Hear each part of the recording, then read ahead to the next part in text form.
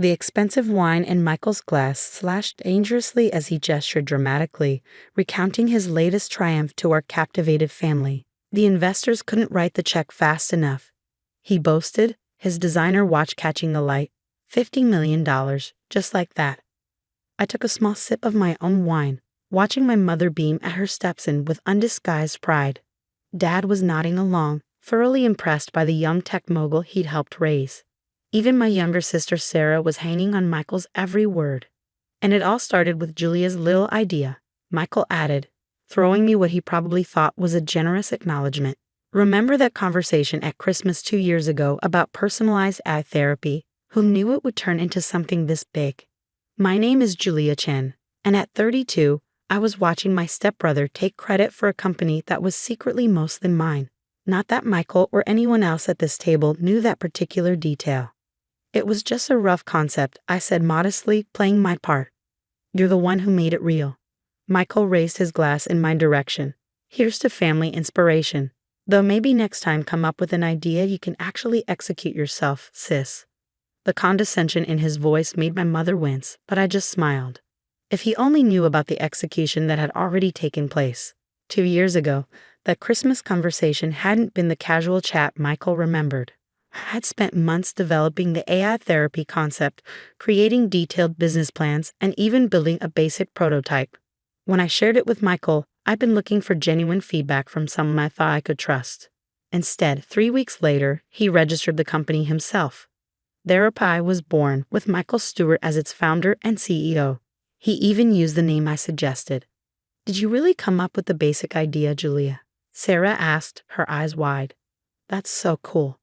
Oh, it was nothing, I assured her, catching Michael's sharp look. Just a vague concept.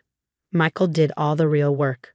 What Michael didn't know was that while he'd been busy playing tech visionary, I'd been methodically acquiring control of his company through a complex network of shell corporations and investment vehicles.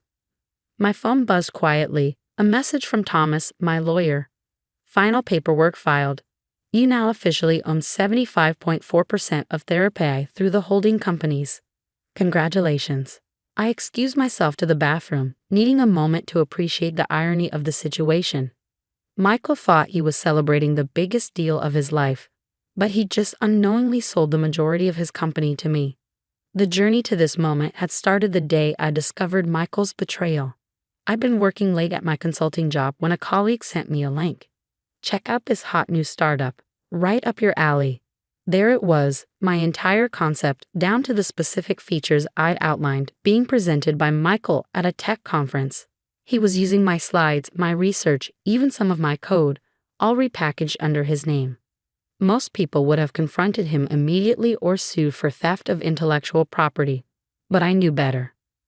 Michael had carefully covered his tracks, and our family dynamics made direct confrontation complicated. Mom had married Michael's father when we were teenagers, and she'd spent years trying to blend our families seamlessly, so I chose a different path. While Michael focused on being the charismatic face of Therapy, I worked quietly behind the scenes. My consulting job gave me connections to private equity firms and venture capitalists. I created a series of investment companies, each seemingly independent but all leading back to me. Every time Therapy needed funding, my shell companies were there, offering attractive terms. Michael, ever confident in his own brilliance, never questioned why investors were so eager to buy in.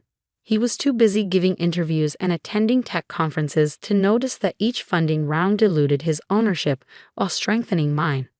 Everything okay in there? Mom called through the bathroom door, snapping me back to the present.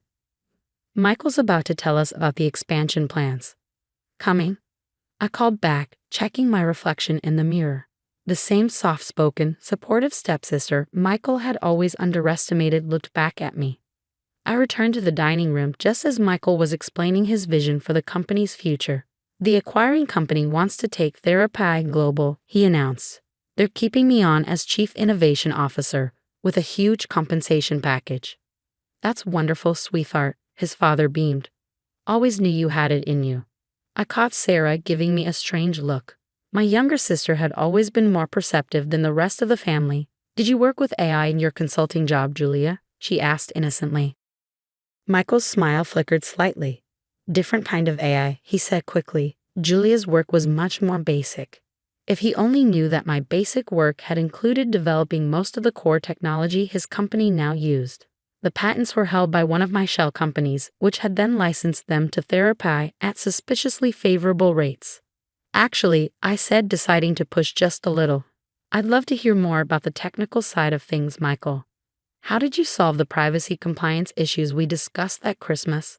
I watched him squirm slightly before launching into a vague explanation that basically outlined the exact solution I detailed in my original business plan, the one he'd stolen. My phone buzzed again. Another message from Thomas.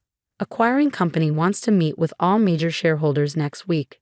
Time to decide how you want to handle this. That was the question, wasn't it? In a few days, Michael would discover that his great exit wasn't quite what he thought. The company he believed he'd sold wasn't really his to sell. More wine, Julia? Mom offered, noticing my distraction. No thanks, I smiled. I need to drive back to the city tonight. Early meeting tomorrow. Michael couldn't resist another dig. Must be tough still working those long consulting hours. You should have been more entrepreneurial like me, taking some risks. I thought about the millions I'd spent quietly buying control of his company, the careful legal maneuvering, the years of patient planning while he took credit for my work. We can't all be visionary founders, I said mildly. Some of us have to do the detail work. Dad raised his glass to Michael, our family's first millionaire. Everyone clinked glasses enthusiastically. I participated in the toast while checking my calendar. The shareholders' meeting was in exactly 6 days. That's when Michael would learn what detail work really meant. As dinner wrapped up, Michael pulled me aside. Listen, sis, he said, his voice softening with what he probably thought was generosity. I feel bad about how things worked out. How about I throw some consulting work your way once the acquisition is complete? Small token of appreciation for the original idea. I looked at my stepbrother, successful, arrogant, completely unaware of what was coming, and felt an almost overwhelming urge to tell him everything. Instead, I just smiled. That's very thoughtful, Michael, but let's see how the acquisition plays out first. He clapped me on the shoulder, already turning away. Your loss, but the offer stands. Family has to look out for each other, right? Right, I agreed softly. Family first. The conference room at Thomas's law firm felt too small for the tension it contained. I sat quietly at the end of the table, watching Michael chat confidently with the acquiring company's executives. He hadn't even questioned my presence when I walked in, probably assumed I was there to take notes or provide administrative support. Before we proceed with final signatures, Thomas began, we need to review the shareholder structure of therapy. He started distributing folders to everyone present. As you'll see, the ownership breakdown is somewhat different from what was initially presented. Michael flipped open his folder casually, then froze. I watched the color drain from his face as he processed the information in front of him. This must be a mistake, he said, his voice tight. These numbers can't be right. The numbers are quite accurate, Thomas replied calmly. Through various investment vehicles, the majority shareholder of therapy is actually Nova Holdings LC, which owns 75.4% of the company. I've never heard of Nova Holdings. Michael snapped, shuffling through the papers. I own this company. I founded it. Actually, I said, speaking for the first time, Nova Holdings is my company. The silence that followed was deafening. Michael's head snapped up, his eyes meeting mine with a mix of confusion and dawning horror. What? He whispered. Perhaps we should take a brief recess, Thomas suggested smoothly. Give everyone a chance to review the documentation thoroughly. The acquiring company's executives nodded, looking somewhat bemused. They'd been briefed on the real ownership structure weeks ago. It was only Michael who was in the dark. As soon as the door closed behind them, Michael exploded. What the hell is this, Julia? Some kind of joke? No joke, I said calmly. Every funding round, every investment, every major stock purchase over the past 2 years, they all trace back to companies I control. You never bothered to look too closely at your investors, did you? But that's impossible. You don't have that kind of money. I smiled. My consulting work paid better than you thought, and it's amazing what you can do with good credit and better lawyers when you have a solid business plan. The original business plan, actually. The one you took from my laptop that Christmas. His face went from pale to red. You can't prove that. I don't need to. I replied, opening my own folder. The ownership structure is legal and documented. You've been running my company all this time, Michael. You just didn't know it. He slumped in his chair, the reality of the situation finally hitting him. Why? He asked finally. Why not just confront me when I started the company? Would you have listened? Would anyone? I leaned forward. You saw an opportunity and took it, never thinking I'd be capable of doing anything about it. That was your mistake. Does the family know? Not yet. Though I imagine dinner conversations will be interesting once they do. Thomas returned then, the other executives filing in behind him. Shall we continue? He asked professionally. The next hour was excruciating for Michael. Every page he had to sign reminded him that he wasn't the brilliant success story he thought he was. His 15% ownership stake was worth a few million, but nothing close to the fortune he'd been bragging about. One more thing, I said as the meeting wound down. About your position as Chief Innovation Officer with the acquiring company. Michael's head snapped up, fear in his eyes.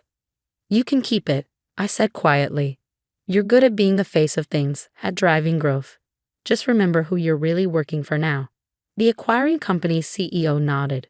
We assumed you'd want him to stay on, given the family connection. Michael stared at me, trying to process this unexpected mercy. Why would you let me stay? Because unlike you, I understand the value of using people's actual talents, I replied. You're a good salesman, Michael, a good frontman. That's worth something, as long as you remember it's not worth everything. The meeting ended with Michael shell-shocked and silent. As everyone filed out, he caught my arm. The family, he said quietly. You'll humiliate me in front of them, in front of my father. I thought about all the dinners I'd sat through, listening to him brag about his stolen success. About Mom's proud smiles, Dad's approving nods, Sarah's hero worship. The truth will come out eventually, I said. But how and when? That depends on you. Over the next few weeks, the story of TheraPai's acquisition made headlines in the tech world. Michael was quoted in the press releases, still playing his role. But there was a new humility in his statements. Every interview had to be approved by the board, by me. The family found out gradually. Sarah figured it out first, reading between the lines of the press coverage and connecting it to things she'd observed over the years. She showed up at my apartment one night, full of questions. You let him take credit all this time, she said, shaking her head. Why? Sometimes winning isn't about getting credit, I told her. It's about having control. Mom and Dad took longer to understand what had happened. The truth came out during another family dinner, this one much quieter than the celebration a few weeks earlier. I don't understand, Mom said, looking between Michael and me. I stole her idea, Michael admitted finally, staring at his plate. I took her work and claimed it as my own. And she outsmarted me completely. The silence that followed was heavy with years of assumptions and misjudgments. Dad looked like he aged a decade in minutes, realizing how wrong he'd been about both his stepchildren. The company is doing well, I said finally, breaking the tension. Michael's staying on in a leadership role. Nothing has to change. Everything's already changed, Dad said quietly. He was right. The family dynamics shifted subtly but significantly after that. Michael's boasting stopped. Instead of dismissing my opinions, he began actively seeking them. Mom started asking about my other projects, finally seeing me clearly instead of through the lens of Michael's success. A year later, TheraPai had expanded globally, helping millions of people access mental health support through AI technology. Michael had grown into his role, actually earning respect instead of just assuming it. We developed a new kind of relationship, not quite friends, but no longer rivals. You could have destroyed me, he said during a rare moment of honesty after a board meeting. Why didn't you? I thought about it carefully before answering. Because this way, you have to live with knowing exactly who you are and who I am. That's worth more than revenge. The lesson hadn't been cheap. It had cost millions to quietly take control of TheraPai. But watching Michael learn humility, seeing him actually grow into the success he'd once only pretended to be, made it worth every penny. Sarah asked me once if I regretted not getting public credit for creating TheraPai. I showed her the company's financial reports instead. Credit is for people who need others to believe in them, I told her. Power is for people who believe in themselves. The family still has dinner together regularly, though the conversations are different now. Michael talks less but says more. Mom asks better questions. Dad watches us both with new understanding. And I sit quietly just as before, but now everyone knows that quiet doesn't mean powerless. Sometimes I catch Michael looking at me during these dinners, still trying to figure out exactly how I did it. He'll never know all the details, the late nights planning, the careful financial maneuvers, the patience it took to let him think he was winning until the perfect moment. But he knows enough to understand that success isn't about who talks the loudest or claims credit the fastest. Sometimes it's about the quiet one at the end of the table, the one everyone underestimated, quietly building an empire while they were busy bragging about building a kingdom. The cardboard box felt heavier than it should have as I carried it down the steps of what used to be my office. Security watched from the lobby, making sure I didn't steal anything on my way out. Funny, considering I'd brought most of the items on my desk from home. My name is Rebecca, and this wasn't how I'd planned to start my 34th year. I'm so sorry, Becca. Kira waited by her car, arms open. I dropped the box and fell into her embrace, finally letting the tears flow. We'll figure this out, I promise. The layoff hadn't been a complete surprise. The company had been struggling for months. What I hadn't expected was how quickly everything else would unravel. 2 weeks later, I sat cross-legged on my apartment floor, staring at an eviction notice. You can stay with me, Kira offered, but I knew her tiny studio barely fit her own things. I scrolled through my contacts, finger hovering over Blake's name. My successful older brother, living in his mansion across town. We hadn't spoken in months, but surely he'd help family. The phone rang 3 times before he answered. Rebecca? This is unexpected. Blake, I need help. My voice cracked. I lost my job, and now my apartment. Let me stop you right there. His tone shifted from surprised to cold. I'm not your personal ATM. Maybe if you'd been more responsible with your money. I was responsible. The company went under and my savings, not my problem. Have you tried asking Mum and Dad? I gripped the phone tighter. They're barely making ends meet with Dad's medical bills, you know that. Then I suggest you figure something out. I have a meeting in 5 minutes. Blake, please, I'm not asking for a handout. Just a loan until... The line went dead. I stared at my phone, remembering the brother who used to sneak into my room during thunderstorms to make sure I wasn't scared. The same brother who'd promised to always look out for me after Dad's first heart attack. He hung up on me, I told Kira, who'd witnessed the whole conversation. My own brother hung up on me. She wrapped an arm around my shoulders. What a jackass. You know what? This calls for wine. 2 hours and 1 bottle later, I scrolled through social media, torturing myself with photos of Blake's perfect life. His engagement announcement to Oakley, their vacation in the Maldives, his new Tesla. Look at this. I thrust my phone at Kira. He donated $50,000 to some charity gala last month. $50,000, but he can't help his sister. Stop looking at that stuff. It'll only make you feel worse. But I couldn't stop. Each photo felt like a fresh betrayal. You know what the worst part is? He knows what it's like to struggle. Remember when he lost everything in that bad investment? Dad and I emptied our savings to help him start over. And now he's conveniently forgotten that part, Kira said, pouring more wine. I stood up suddenly, swaying slightly. I'm going to prove him wrong. I'll rebuild everything without his help. And then, I paused, the weight of my next words heavy on my tongue. And then, when he needs something from me, because everyone eventually needs something, I'll remember this moment. Becca, no, I mean it. He thinks I'm irresponsible. Watch me become everything he claims I'm not. And more. Kira studied me carefully. Just don't let revenge consume you, okay? But it was too late. As I packed my belongings into storage the next day, each box represented another brick in the wall I was building between my old life and my new one. Between the sister who would have done anything for her brother and the woman who would never forget his betrayal. I found a shelter for women in crisis, ironic considering I used to donate to places like this.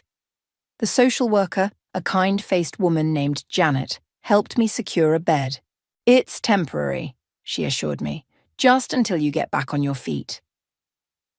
That night, lying on the narrow bed, I made a promise to myself. Someday, I'd create a place like this, but better. A foundation to help women who, like me, had nowhere else to turn. And when that day came, I'd make sure Blake saw exactly what his sister accomplished without him. I pulled out my phone one last time, typing a final message to my brother. I won't forget this, and someday, neither will you. Then I blocked his number, turned off my phone and closed my eyes, letting the sounds of the shelter, women's voices, children's laughter, distant sirens, lull me into an uneasy sleep. Tomorrow would be day one of my new life, and I was ready to rise. 3 years can change everything. I stared at my reflection in the gleaming windows of my new office building, hardly recognizing the woman who stared back. Gone were the desperate eyes and slumped shoulders. In their place stood someone stronger, sharper, ready to take on the world.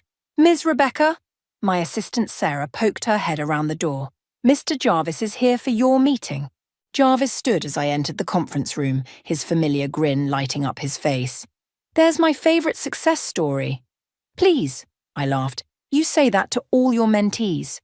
Only the ones who go from shelter resident to business owner in 3 years."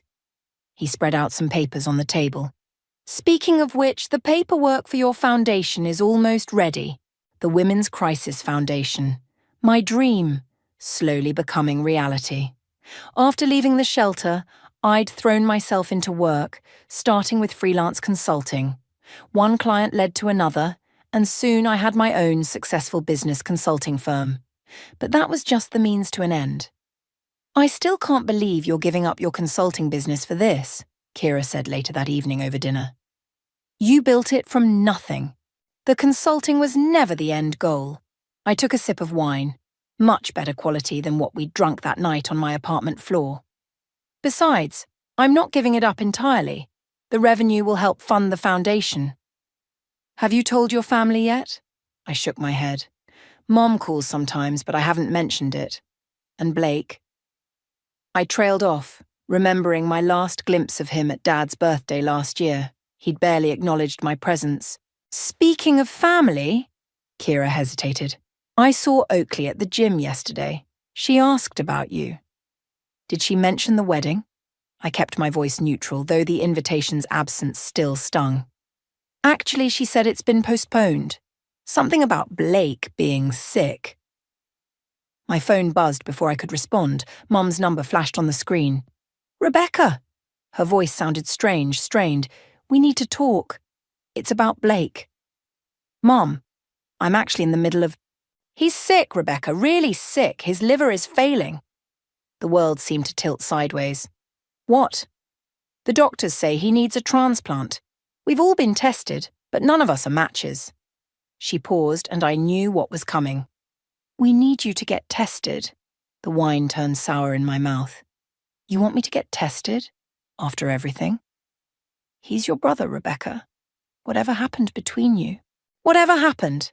I laughed, but there was no humour in it. "He left me homeless, Mom. When I needed him most, he turned his back on me." "I know, sweetheart, but no buts. I have to go." I hung up, hands shaking. Kira reached across the table. "Becca, don't." I stood up abruptly. "I need some air." The night air was cool against my face as I walked, memories flooding back unbidden. Blake teaching me to ride a bike. Blake at my college graduation. Blake turning me away when I needed him most. My phone buzzed again. Jarvis this time. "I just got off the phone with another potential donor," he said when I answered. "They're interested in the foundation, but they want to see more concrete plans." An idea began forming in my mind.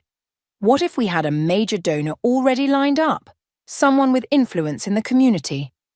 That would certainly help. "You have someone in mind?" I thought of Blake, of his perfectly curated social media presence, his connections, his wealth. "Maybe. I need to make some calls." Back home, I pulled up Blake's contact information, still blocked after all these years. My finger hovered over the unblock button. "You're really going to do this?" Kira had followed me home, concern etched on her face. Why not? He wants something from me, I want something from him. Seems fair. This isn't like you, Becca. The old me died the night Blake hung up on me. I pressed unblock. It's time he learned actions have consequences. I typed out a message. Mom called. I'll get tested on one condition. We need to talk about my foundation. The response came almost immediately. What foundation? I smiled, remembering my promise in the shelter 3 years ago. Meet me tomorrow at the Grove Cafe, 10 a.m. I'll explain everything. After sending the address, I turned to Kira. Whatever happens tomorrow, I'm done being the family doormat. Just remember, she said softly, revenge might feel good, but it won't heal what's broken. Maybe not, but as I prepared for bed that night, I couldn't help thinking that sometimes things need to break completely before they can be rebuilt into something stronger. The Grove Cafe buzzed with morning energy, but I barely noticed the crowd. My attention fixed on Blake the moment he walked in. He looked different, thinner, paler, with a slight yellow tinge to his skin. But his expensive suit was still perfectly pressed, his watch still worth more than my first car. Rebecca. He slid into the seat across from me, Oakley hovering protectively at his side. You look terrible, I said, not bothering to soften the blow. Always direct, aren't you? He attempted a smile that didn't reach his eyes. Mom says you'll get tested. I have conditions. Oakley sat down beside him, her hand on his arm. Conditions? This is your brother's life we're talking about. Exactly. I pulled out a folder and placed it on the table. This is my proposal for the Women's Crisis Foundation. I need funding, public support, and your connections. Blake leafed through the papers, his expression unreadable. You want me to fund your charity in exchange for potentially saving my life? It's not just a charity. It's a comprehensive support system for women in crisis. Housing, job training, childcare, legal aid. Everything I needed when you turned me away. He flinched at that. That was different. How? I leaned forward. How was it different, Blake? You're really going to hold that over me now? When I'm sick? I'm offering you a chance to make it right. I tapped the folder. $5 million in seed funding, plus your public support as a board member. In return, I'll get tested. If I'm a match, I'll donate. Oakley's grip on Blake's arm tightened. This is extortion. This is business. I met her gaze steadily. Something Blake understands very well. I need time to think about this, Blake said, closing the folder. You have 24 hours. After that, I'm moving forward with other investors. He stood up shakily, Oakley supporting him. You've changed, Rebecca. You're right, I have. I watched them leave, my hands trembling under the table despite my calm exterior. My phone rang almost immediately. Mom. Blake just called, she said without preamble. How could you do this to him? Do what? Offer him a chance to help others while helping himself? He's dying, Rebecca. Your own brother is dying and you're trying to blackmail him. That's not, I started, but she cut me off. Your father and I raised you better than this. What happened to the sweet girl who used to bring home injured birds? She grew up, Mom. She learned that family loyalty only goes one way in this family. Please, her voice cracked, please don't do this, just get tested. We can talk about your foundation later. No, I'm done putting everyone else first. This is my condition. Take it or leave it. The line went quiet for so long I thought she'd hung up. Finally, she spoke again, her voice heavy with disappointment. I don't recognize you anymore. Maybe you never really knew me at all. Back at my office, Jarvis was waiting. How did it go? About as well as expected. I sank into my chair. They think I'm heartless. Are you sure about this approach? There are other ways to fund the foundation. It's not just about the money. I pulled up Blake's social media profile, still full of perfectly curated photos, though none recent. It's about making him understand, making them all understand. My phone buzzed with a text from Dad. Can we talk? Just us? I hesitated before responding. Dinner tonight?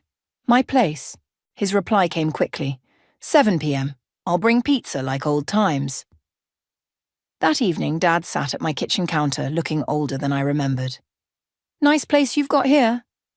"I did it all without help," I said pointedly. "I know." He took a bite of pizza. "That's part of why I'm proud of you." I nearly dropped my slice. "You're what?" "Proud. You pulled yourself up when life knocked you down." "But Rebecca," he set down his pizza, "don't let that strength turn into cruelty. It's not cruelty to want something in return." "No, it's not." He wiped his hands slowly. "But is this really about the foundation, or is it about making Blake suffer?" I stared at the pizza, suddenly not hungry. "Can't it be both?" "Oh, sweetheart." He reached across the counter and took my hand. "The thing about revenge is it has a way of poisoning everything, even the good things we do." My phone lit up with a text from Blake. "Let's meet tomorrow. All of us. We need to discuss your terms." Dad squeezed my hand. "Whatever you decide, remember, you can't heal old wounds by creating new ones."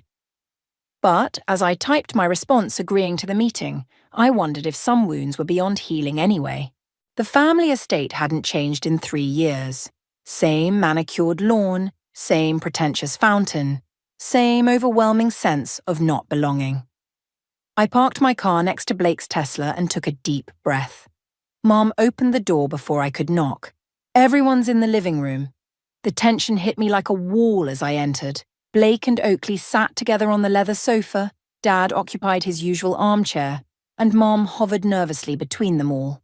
"Well," Blake broke the silence, "you have our attention." I pulled out my presentation folder. "The foundation needs—" "No," Mom interrupted. "Before we discuss any of that, we need to talk about what happened 3 years ago." "Mom, please," Blake started. "No, she's right." I set down the folder. "Let's talk about it. Let's talk about how I called you crying, begging for help. And you hung up on me." "I was protecting my assets," Blake defended. "You weren't exactly making good choices. I lost my job in a company-wide layoff.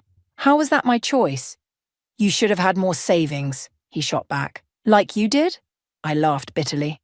"Or did you forget about the time Dad and I bailed you out after your failed investment?" Dad shifted in his chair. "That was different. Blake had a solid plan. And I didn't?" I pulled out my phone, opening photos from 3 years ago.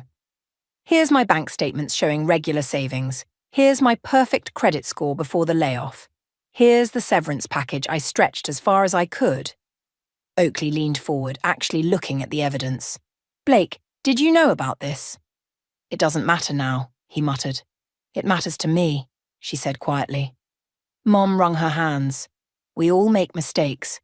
Can't we just move forward?" "That's exactly what I'm trying to do." I opened my folder again. "The foundation will help women who find themselves in similar situations, women who have nowhere else to turn." "And you need $5 million for this?" Blake asked. "I need more than that, but $5 million will get us started. The rest I can raise once we have your name and connections behind it." "This is emotional manipulation," Mom protested. "No," Oakley surprised everyone by speaking up. "This is brilliant business strategy. She's leveraging her position just like you taught her, Blake." Blake's face flushed. "That's not—" "Not what?" "Not fair." I stood up. "Let me tell you about fair. Fair is sleeping in a shelter because your millionaire brother wouldn't loan you 2 months' rent. Fair is watching that same brother post about his charitable donations while you're eating at soup kitchens." "You never told us it was that bad," Dad said softly. "Would it have mattered? You all took his side. Always have." "That's not true," Mom protested. "Really? Remember my 10th birthday?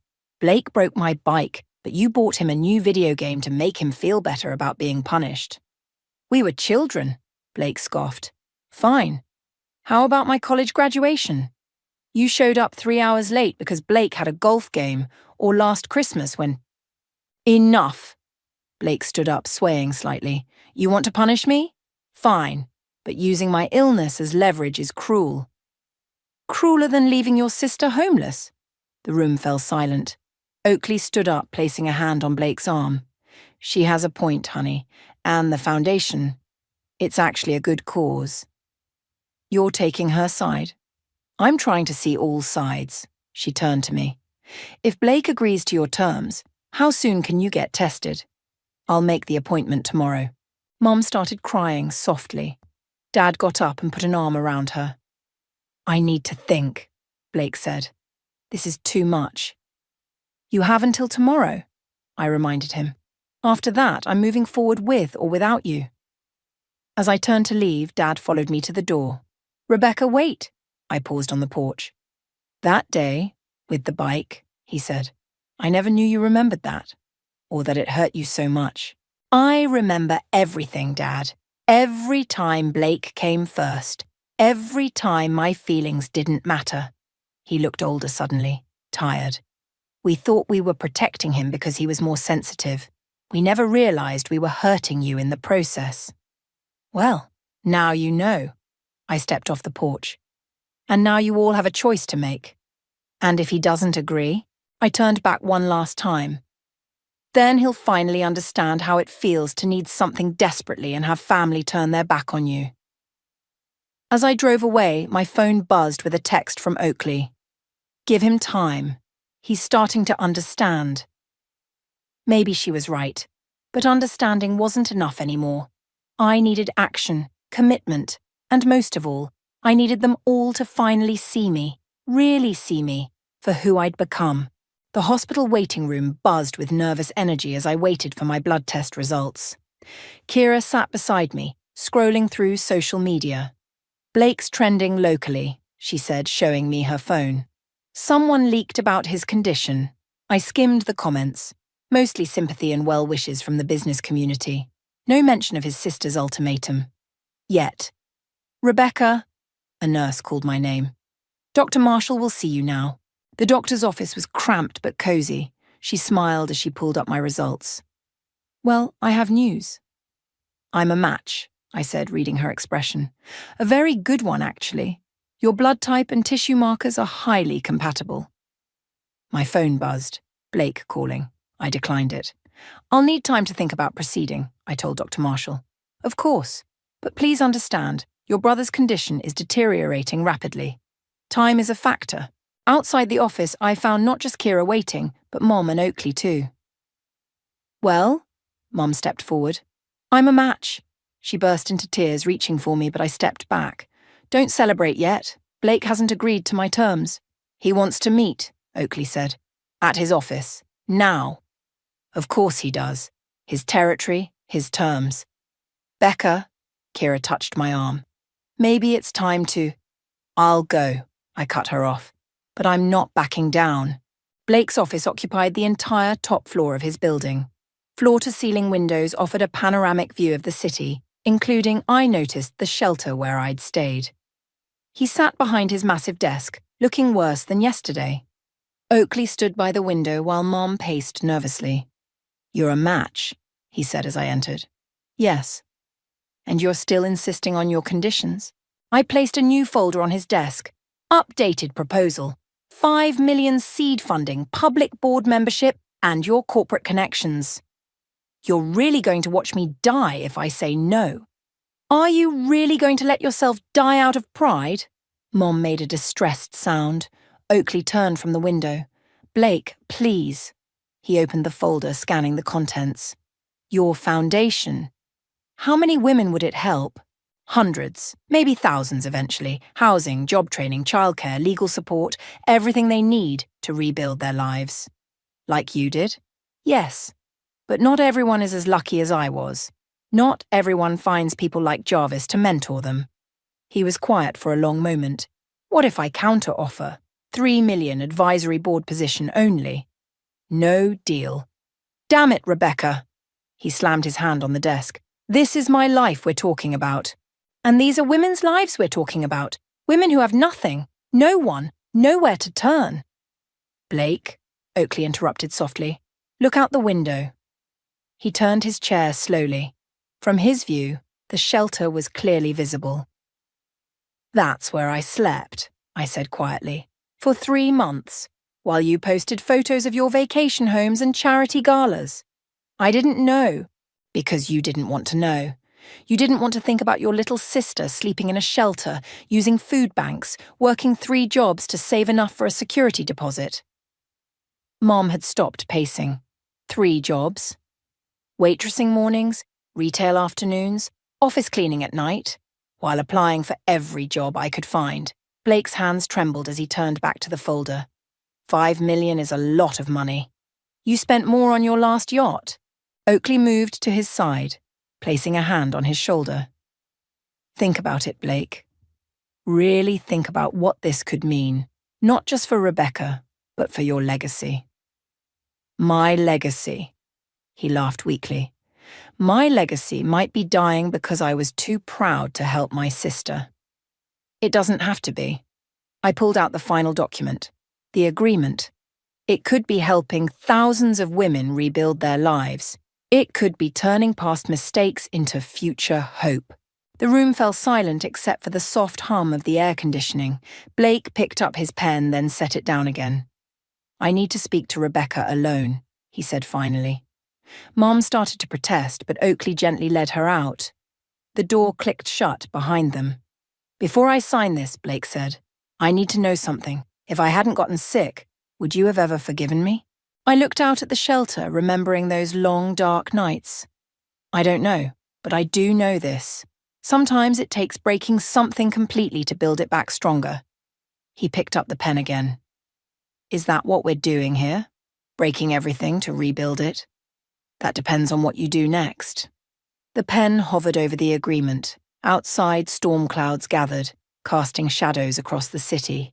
The same view, but everything was about to change. The pen scratched against paper as Blake signed the agreement. Each stroke seemed to echo in the quiet office.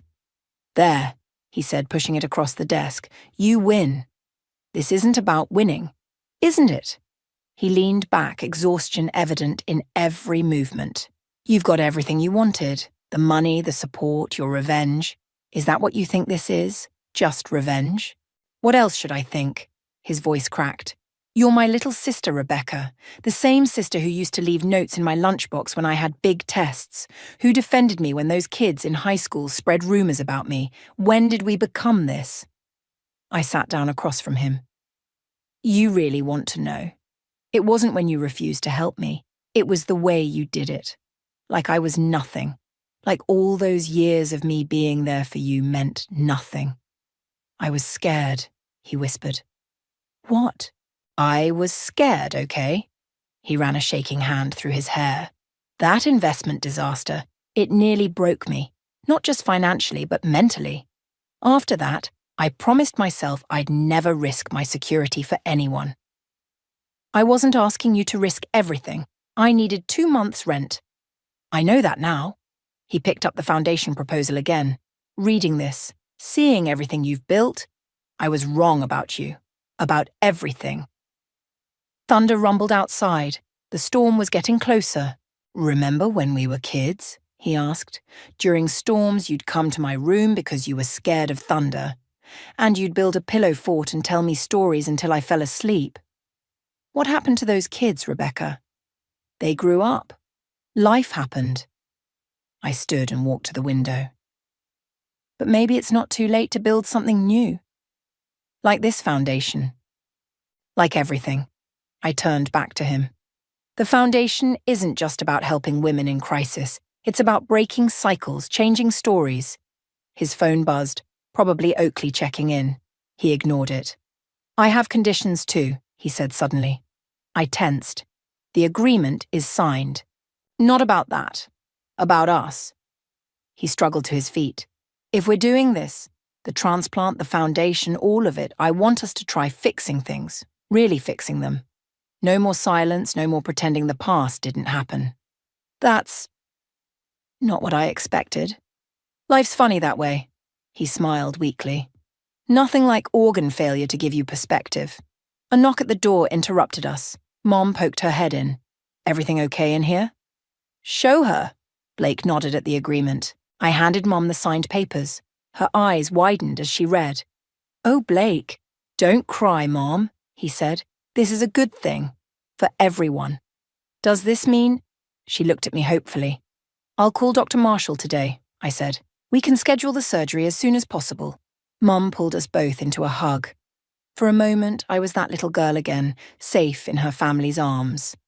Then Blake swayed slightly, reminding us all of the reality of our situation. You should rest, I told him. We've got a lot of work ahead of us. The foundation? That too. But I meant what you said about fixing things. It won't be easy. Nothing worth doing ever is. He picked up the proposal one more time. You know, this is really impressive. The comprehensive support system, the long-term planning. You've thought of everything. I had good teachers.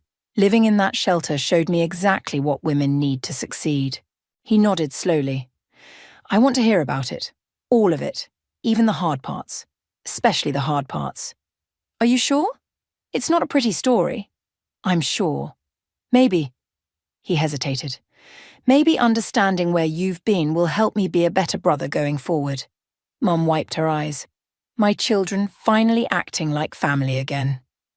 We're not there yet, Mom, I cautioned. This is just the beginning. But it is a beginning, Blake said. That's more than we had yesterday. As if on cue, the storm broke outside.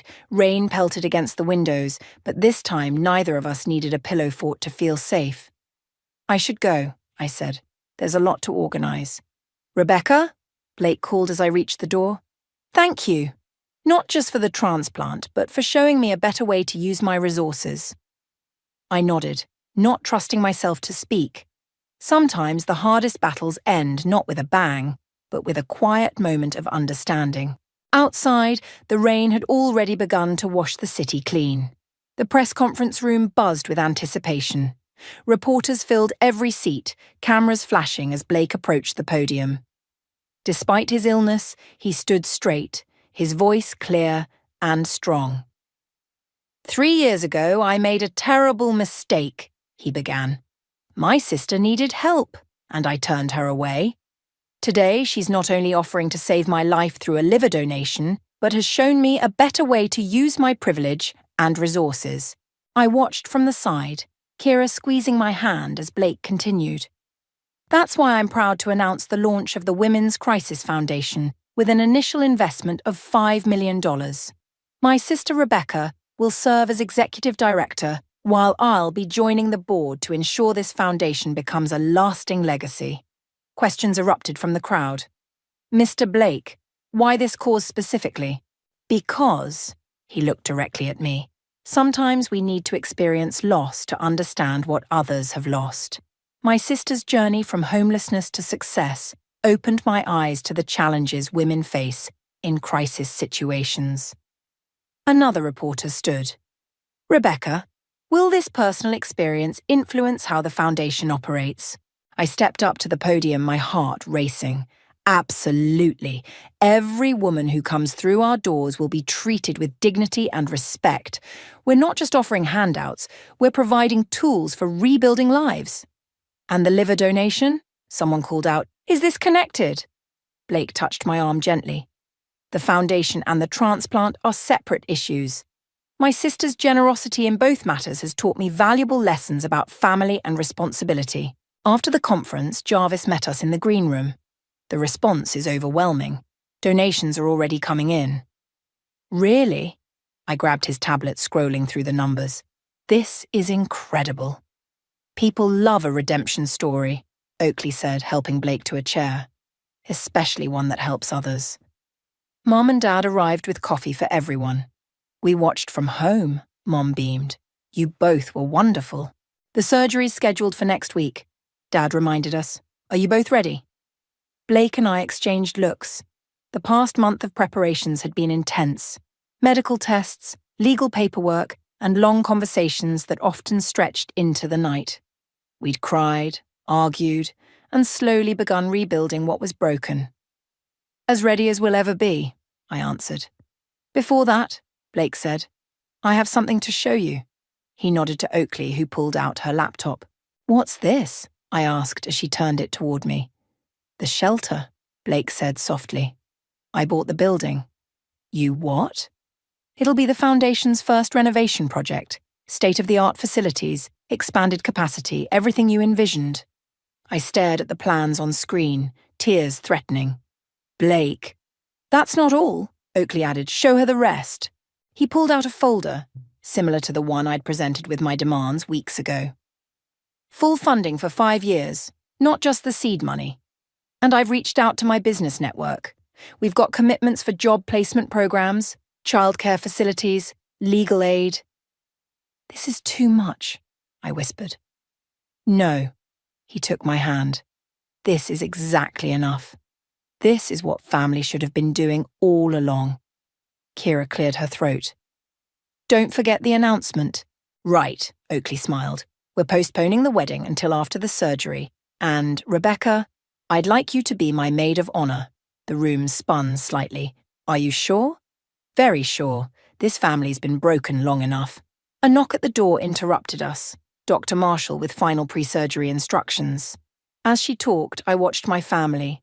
Mom and Dad holding hands, Oakley supporting Blake, Kira and Jarvis taking notes about foundation details. One more thing, Blake said after the doctor left. I've been thinking about what you said about breaking cycles. And? The foundation's nice, but it's not enough. I want to start a mentorship program too, for siblings, teaching them to support each other, break toxic patterns, like we're learning to do. Exactly like that, Dad cleared his throat. I think what you two are doing, it's bigger than just you now. It's going to help a lot of people. That's the point, I said, taking something broken and making it into something beautiful. My phone buzzed, a message from Janet, the social worker from my shelter days. Saw the press conference. So proud of you. Your story will give hope to so many women. Blake read the message over my shoulder. She's right, you know. This isn't just about us anymore. It never was, I replied. It was always about breaking the cycle, about turning pain into purpose. Outside, we could hear reporters still gathered, eager for more details about the foundation, the surgery, our story. But in that moment, surrounded by family, both blood and chosen, I realized something profound. Sometimes the greatest victories come not from defeating our enemies, but from transforming them into allies. The autumn breeze carried the scent of coffee and fresh paint as I unlocked the doors of our first renovated shelter. Behind me, a small crowd gathered, staff members, volunteers, and, most importantly, the women who would call this place their temporary home. Ready? Kira asked, clipboard in hand. Almost? I straightened the plaque beside the door. The Phoenix Center, a women's crisis foundation project. Blake appeared at my side looking healthier than he had in months. The transplant surgery had been successful, and his recovery was progressing well. Nice touch with the name. Well, we all know something about rising from ashes, don't we? The ribbon-cutting ceremony was small but meaningful. As I gave the tour, I couldn't help but remember my first night in the old shelter. The fear, the uncertainty, the shame.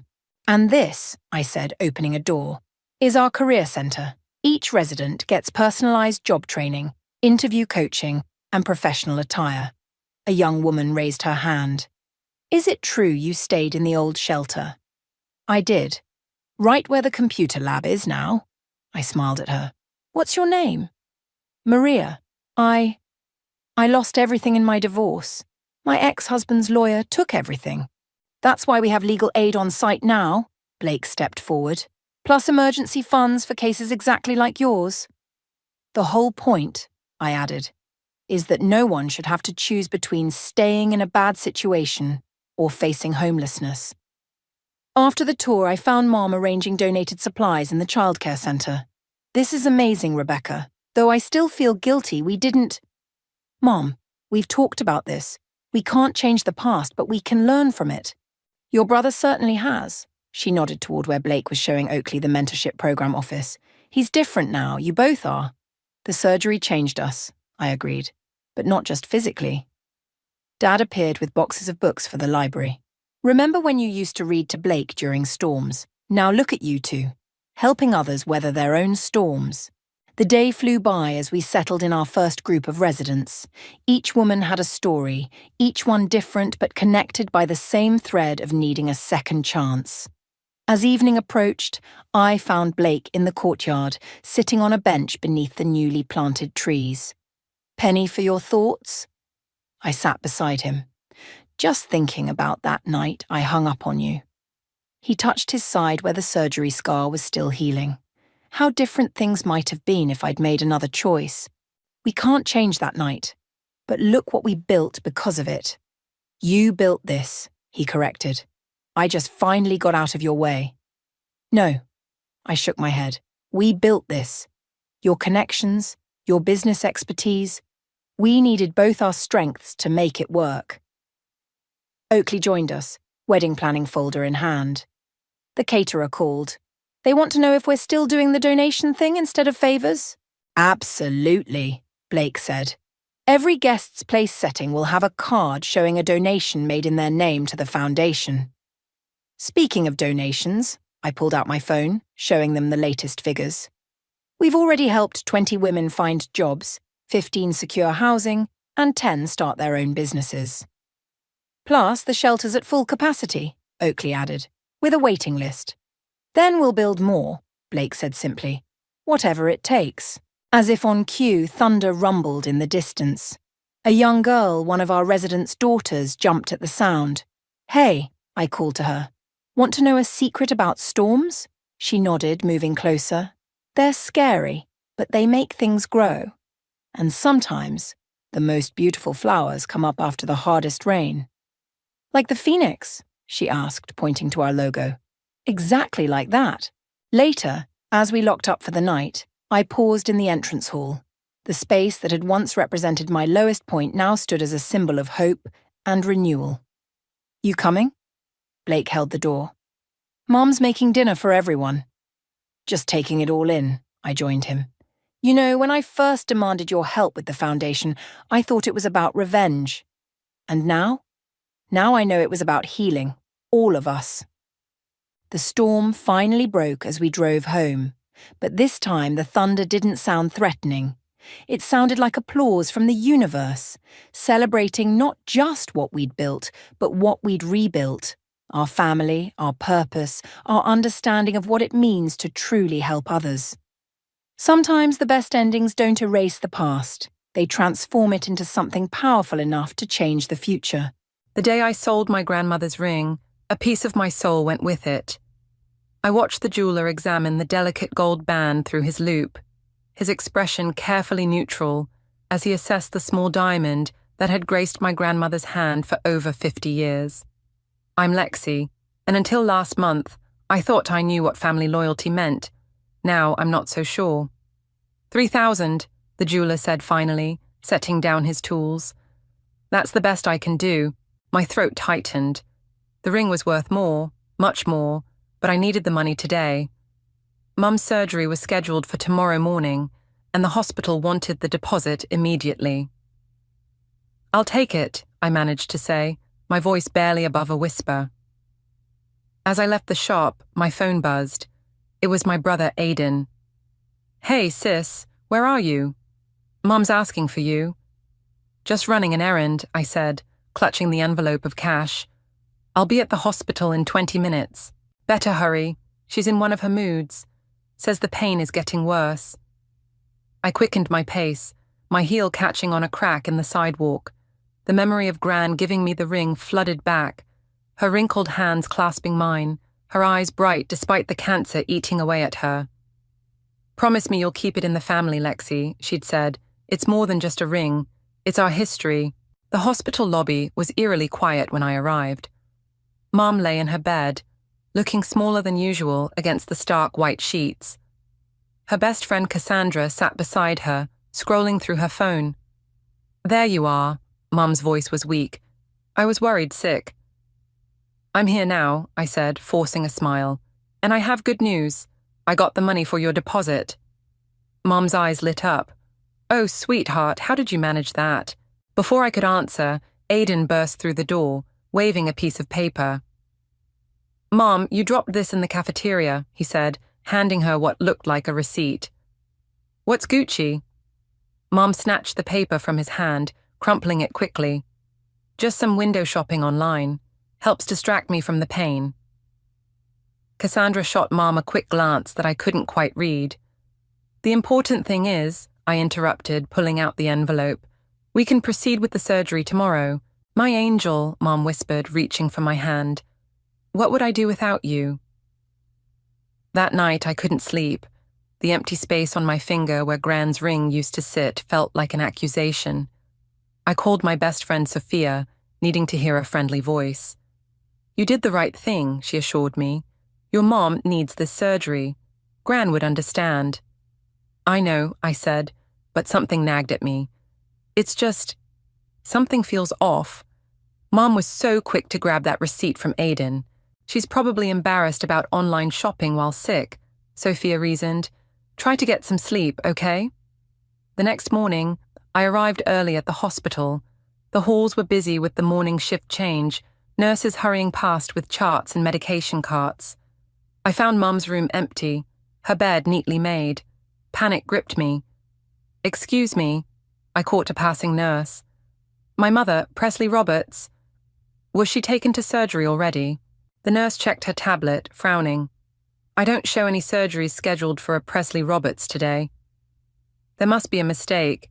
She was supposed to have surgery this morning. We paid the deposit yesterday. Let me check with admitting, she said kindly. My phone buzzed.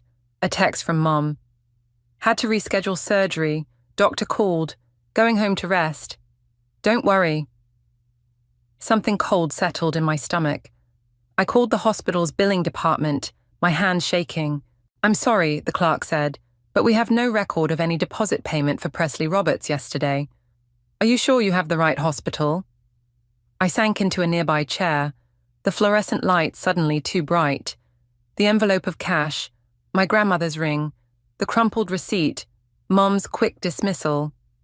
It all swirled in my mind like pieces of a puzzle I wasn't ready to solve. My phone buzzed again. A text from Aiden. Found something weird in Mum's bag. Can you come over?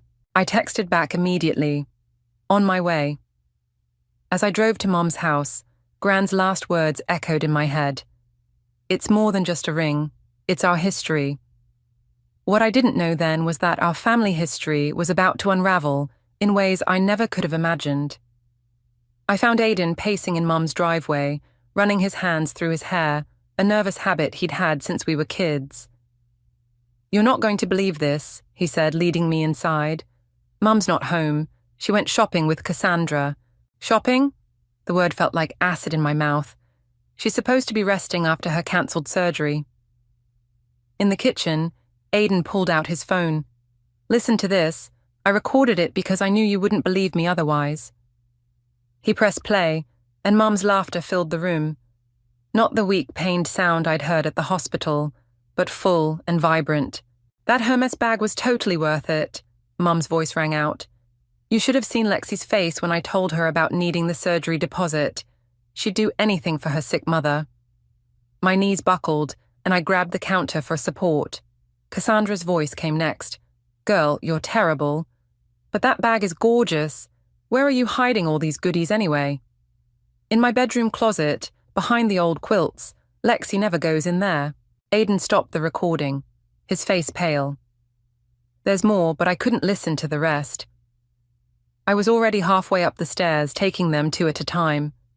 In Mum's room, I yanked open her closet door and pushed aside the stack of quilts. Behind them, shopping bags lined the wall. Gucci, Hermes, Louis Vuitton.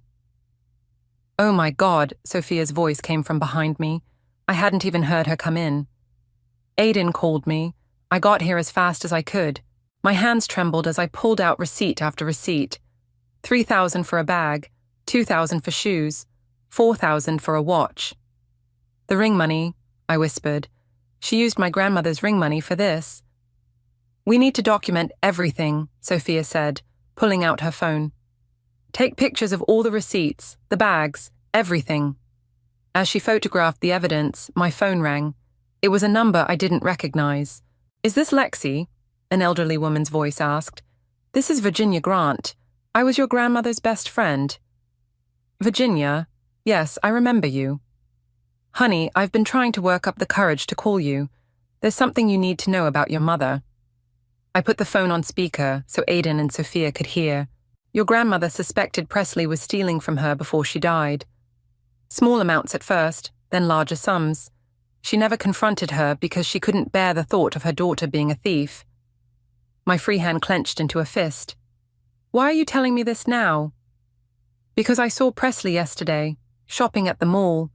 She was wearing designer clothes and laughing about some surgery story.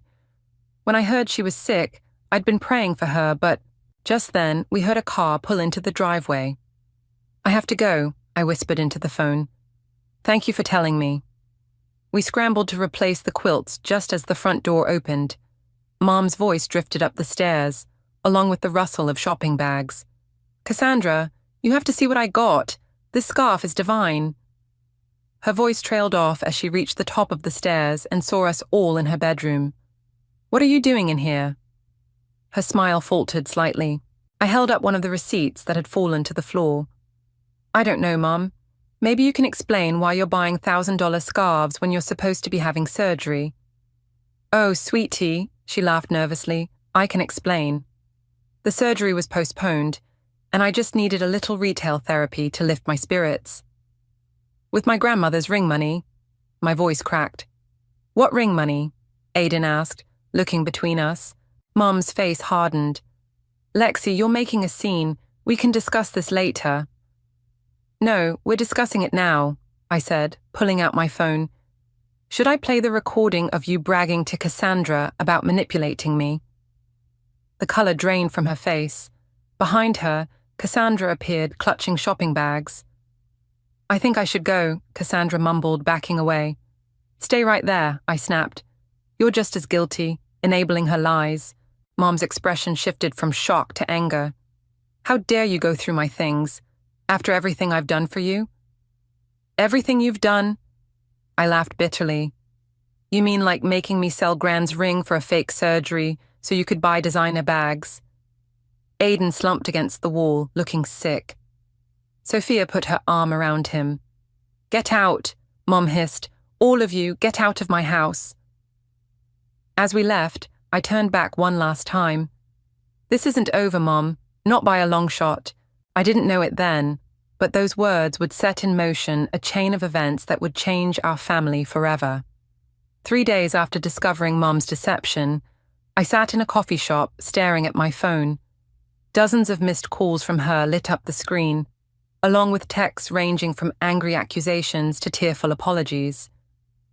Delete them all, Sophia said, sliding into the seat across from me. She's just trying to manipulate you again. I know, but... My phone buzzed with a new message, this time from a different number. Lexi, it's your father. We need to talk. I nearly dropped my phone. I hadn't heard from Dad in 5 years, not since he moved across the country after the divorce. It's Dad, I whispered to Sophia. He wants to meet. Your mum must have called him, she said. Are you going to respond? Before I could answer, Mum's latest text came through. I'm outside your apartment. Please talk to me. I can explain everything. She's stalking me now. I showed Sophia the message. Stay at my place tonight, Sophia offered. But first, text your dad back. Maybe he knows something we don't. I typed quickly. Starbucks on 5th Street, 30 minutes? His response was immediate. I'll be there. The next half hour was a blur of anxiety and coffee. When Dad walked in, he looked older than I remembered, his hair grayer, but his eyes were the same warm brown as mine. You look just like your grandmother, he said, sitting down. Why are you here, Dad? He sighed, pulling out his phone. Your mother called me yesterday, crying about how you're spreading lies about her. But then I got this email from Virginia Grant. He showed me the screen. It was a long email detailing how Mum had stolen from Gran, complete with bank statements and checks. I knew she had problems with money, Dad said, but I had no idea how deep it went. It's why we really divorced. She was taking loans in my name. My hands shook as I read the email. Why didn't you tell me? I was trying to protect you kids. I thought if I just left quietly, took the financial hit, she'd get help. Obviously, I was wrong. The bell above the door chimed, and Mom walked in. Her designer outfit looked garish under the fluorescent lights. Well, isn't this cozy, she said, her voice dripping with sarcasm. turning my own husband against me now. Ex-husband, Dad corrected. Sit down, Presley. We need to talk about what you did to Lexi. What I did? Mom's voice rose. I'm sick. I needed help and my daughter chose to help me. That's what family does. Stop lying. I slammed my hand on the table, making other customers turn and stare. We have proof. The recording, the receipts, Virginia's evidence about Gran's money. Just stop. Mum's face crumpled. You don't understand. After your father left, I had nothing. No one cared about me. The shopping, it makes me feel better.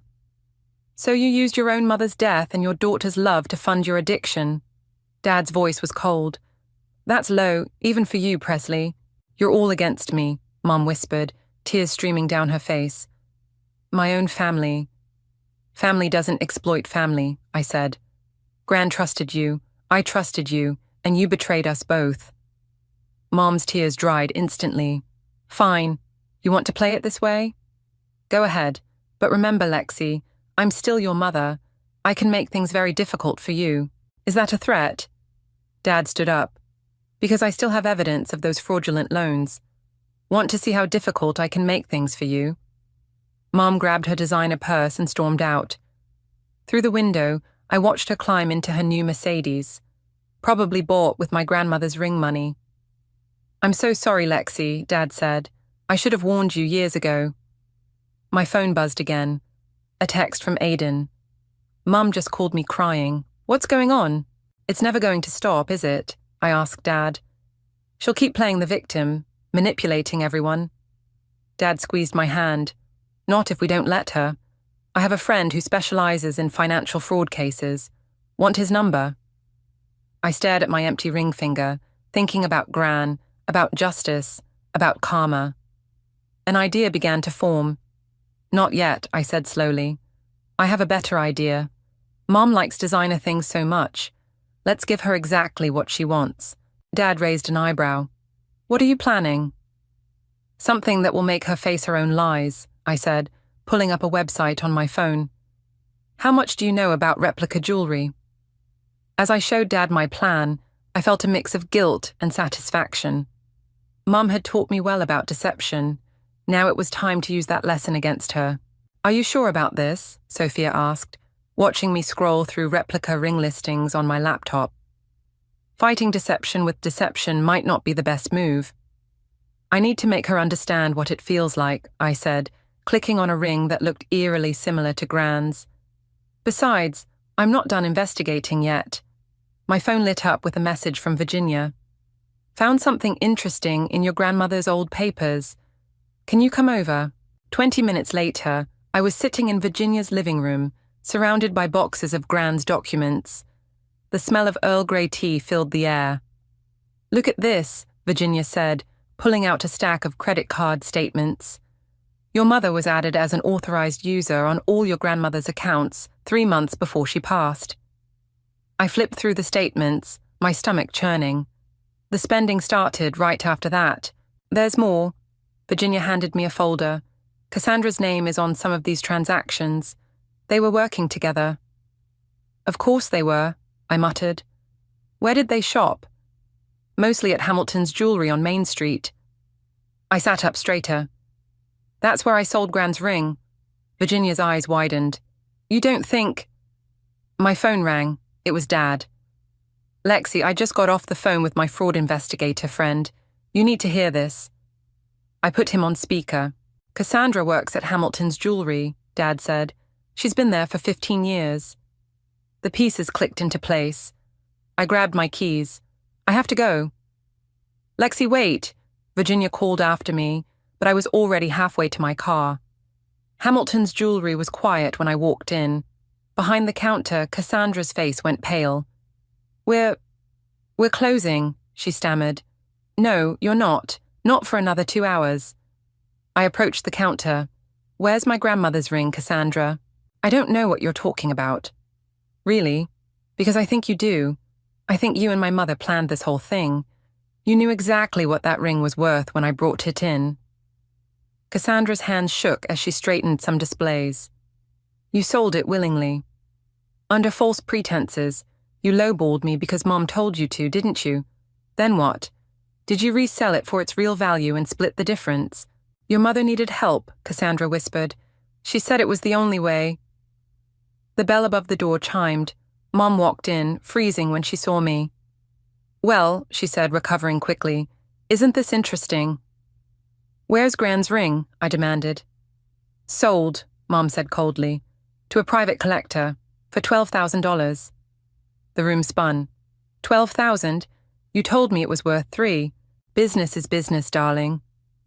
Mom smiled, but it didn't reach her eyes.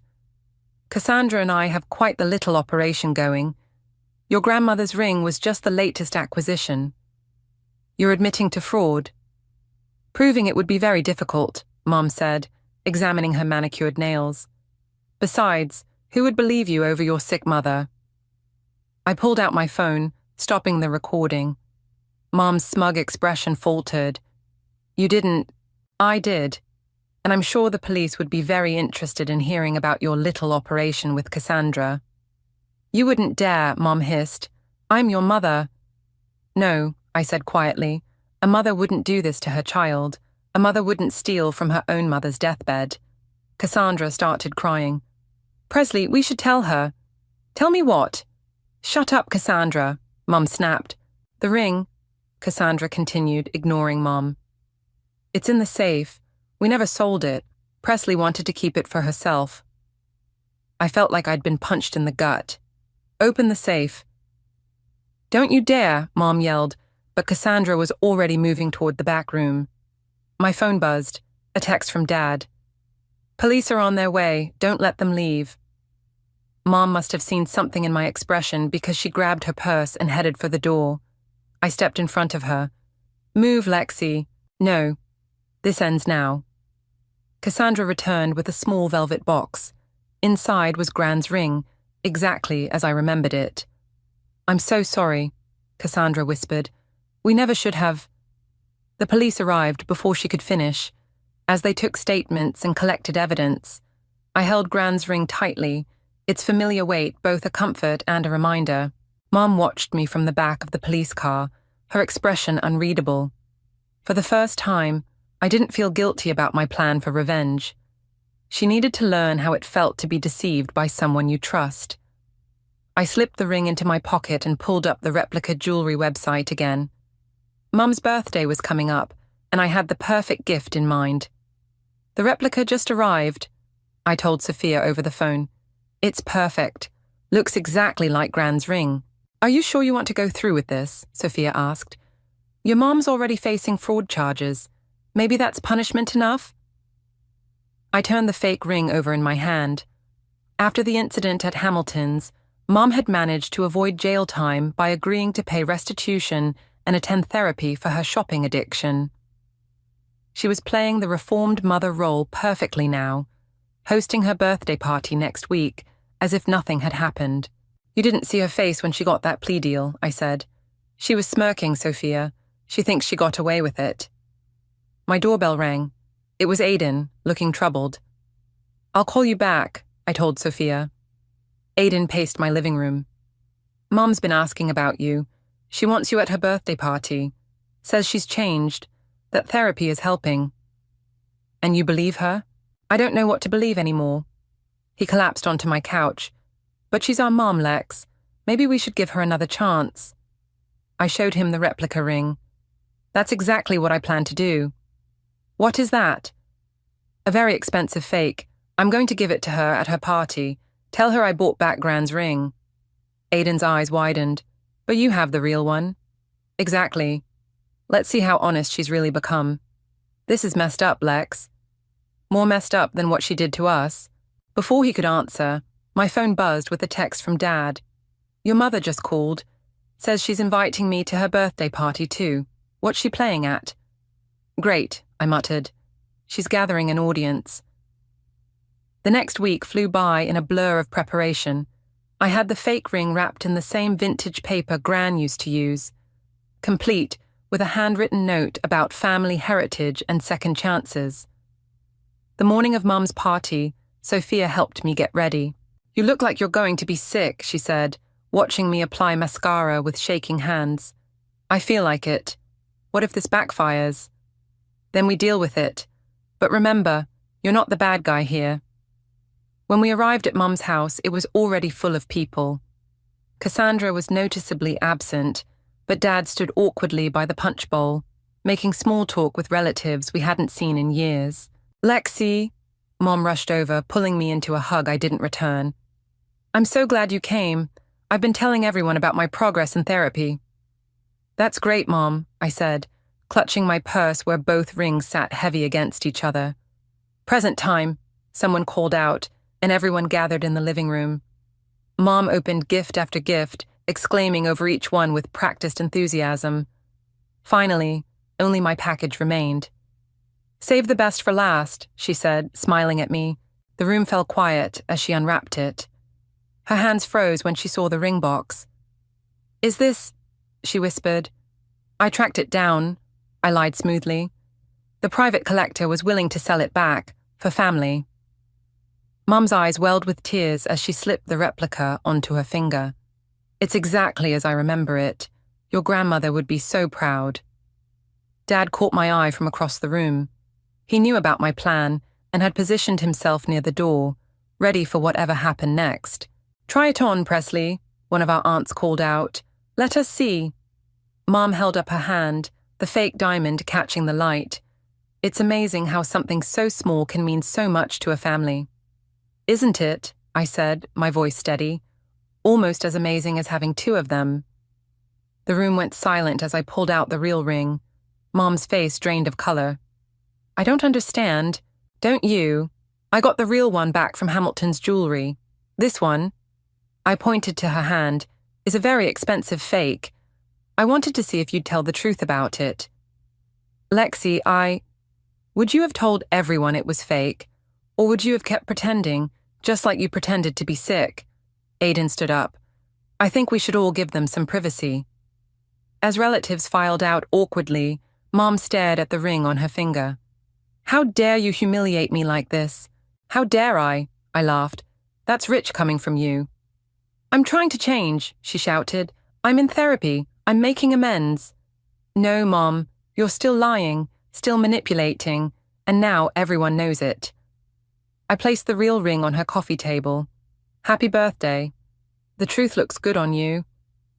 As I walked out, I heard her start to cry. Real tears this time, not the calculated ones I'd grown up with. But for the first time in my life, I didn't turn back. The fallout from Mum's birthday party spread through our family like wildfire. My phone buzzed constantly with messages from relatives taking sides. Some called me cruel. Others praised me for exposing the truth. I ignored them all. A week later, Aiden showed up at my apartment, looking exhausted. Mum's been drinking, he said, dropping onto my couch. She won't take off the fake ring. What? She keeps staring at it, talking about how she deserves to suffer with the fake one. He ran his hands through his hair. I think you broke her, Lex. Before I could respond, my phone rang. It was Dad. Turn on the local news, he said without greeting. Now. I grabbed the remote and my heart stopped. There was Mom, being interviewed outside her house, tears streaming down her face. My own daughter set me up, she sobbed to the reporter. After everything I've been through, the therapy, the restitution payments, she couldn't let me heal. She had to punish me publicly. She's playing the victim again, I muttered. It gets worse, Dad said. Keep watching. The camera panned to show Cassandra standing beside Mom, looking appropriately contrite. I enabled her addiction for years, Cassandra admitted, but Presley's really trying to change. What Lexi did at the birthday party was cruel. She's becoming just like her mother used to be, manipulative, deceptive. I turned off the TV, my hands shaking. She's turning this around on me. That's not all, Aiden said, showing me his phone. She started a social media campaign about toxic family relationships and public humiliation. It's going viral. My doorbell rang. It was Sophia, carrying wine and takeout. I saw the news, she said. Your mum's really outdone herself this time. We sat around my coffee table, picking at the food. My phone kept buzzing with notifications as Mum's story spread. "The comments are brutal," Aiden said, scrolling through his phone. "What kind of daughter humiliates her recovering mother? This is elder abuse. She's worse than her mum ever was." "They don't know the whole story," Sophia insisted. "Maybe I did go too far," I whispered. "Don't you dare." Dad's voice was sharp. "This is exactly what she wants. She's trying to make you doubt yourself." Another notification popped up. Mum was going live on social media. Against my better judgment, I clicked. "I just want my daughter back," Mum was saying, holding up her hand with the fake ring. "I wear this as a reminder of my failures as a mother. Every time I look at it, I think about how I hurt my family." The comments flooded in with hearts and supportive messages. "I can't watch this," I said, but Aiden grabbed my arm. "Wait, look at her hand." I squinted at the screen, the ring on Mum's finger. It wasn't the replica I'd given her. It was a completely different fake, probably even cheaper. "She's replaced the replica," I said. "Where's the one I gave her?" "Check online," Sophia suggested, already pulling up eBay on her laptop. There it was, my expensive replica listed as authentic vintage diamond ring with a starting bid of $5,000. The seller's username made my blood boil. Presley Vintage Treasures.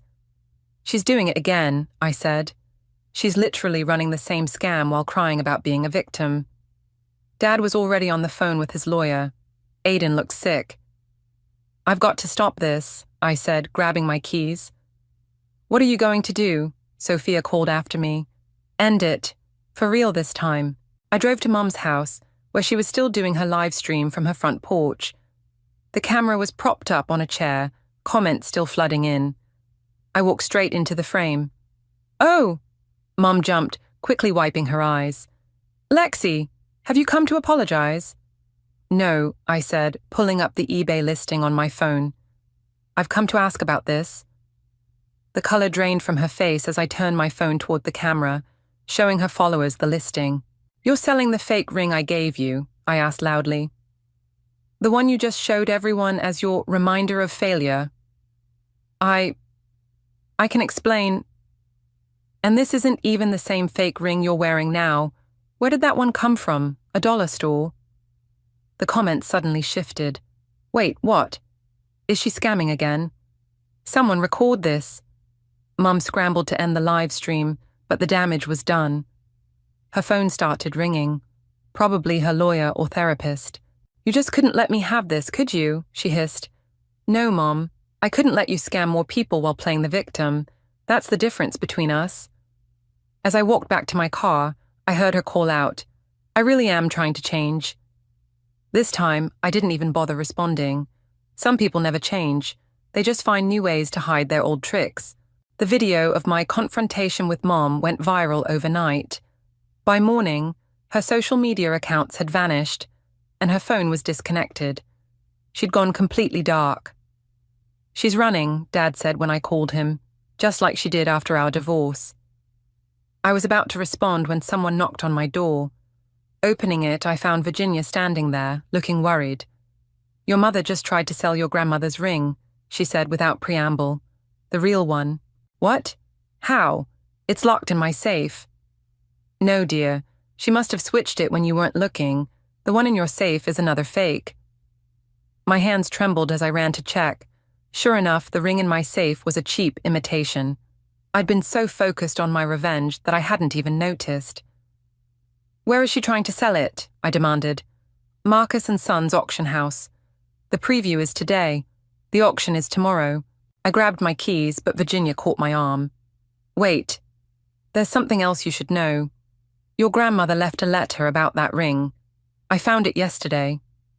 She handed me an envelope, yellowed with age. Inside was a handwritten note. "Dearest Lexi, if you're reading this, I'm gone, and the ring has caused trouble.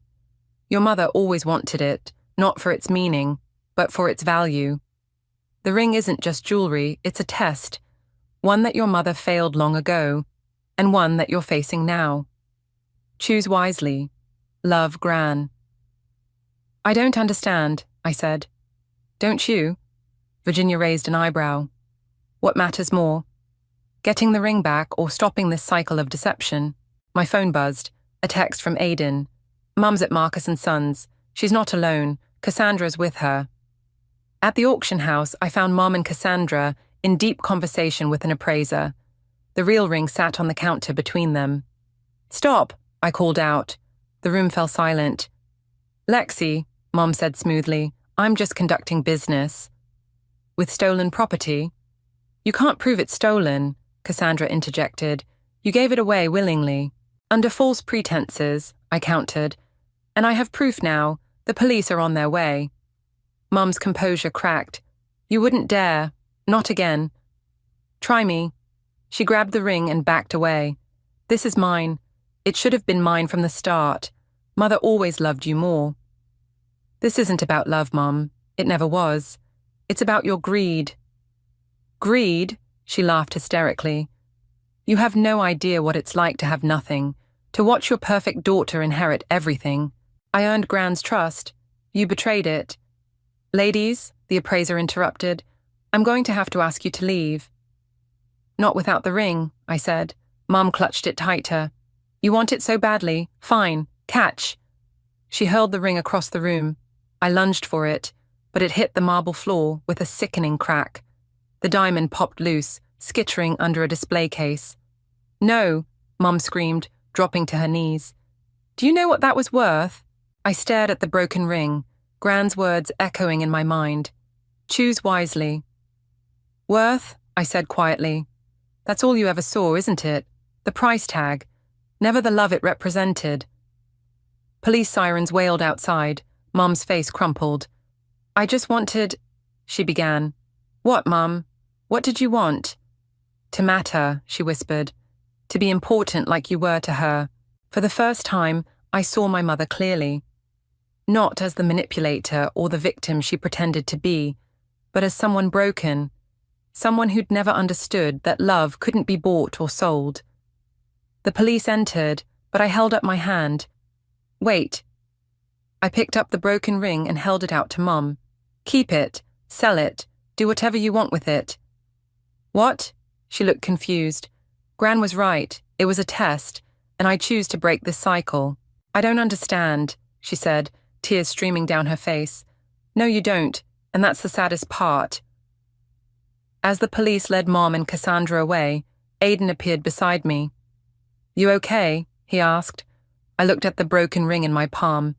"Yeah, I think I finally am." "What are you going to do with it?" I closed my fingers around the pieces. "Something Gran would approve of." Later that night, I placed the broken ring in a small box with Gran's letter. Some things weren't meant to be fixed.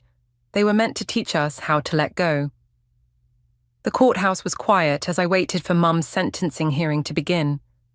Dad sat beside me, while Aiden paced nervously near the window. "You don't have to speak today," Dad reminded me. "The prosecutor has enough evidence without your testimony."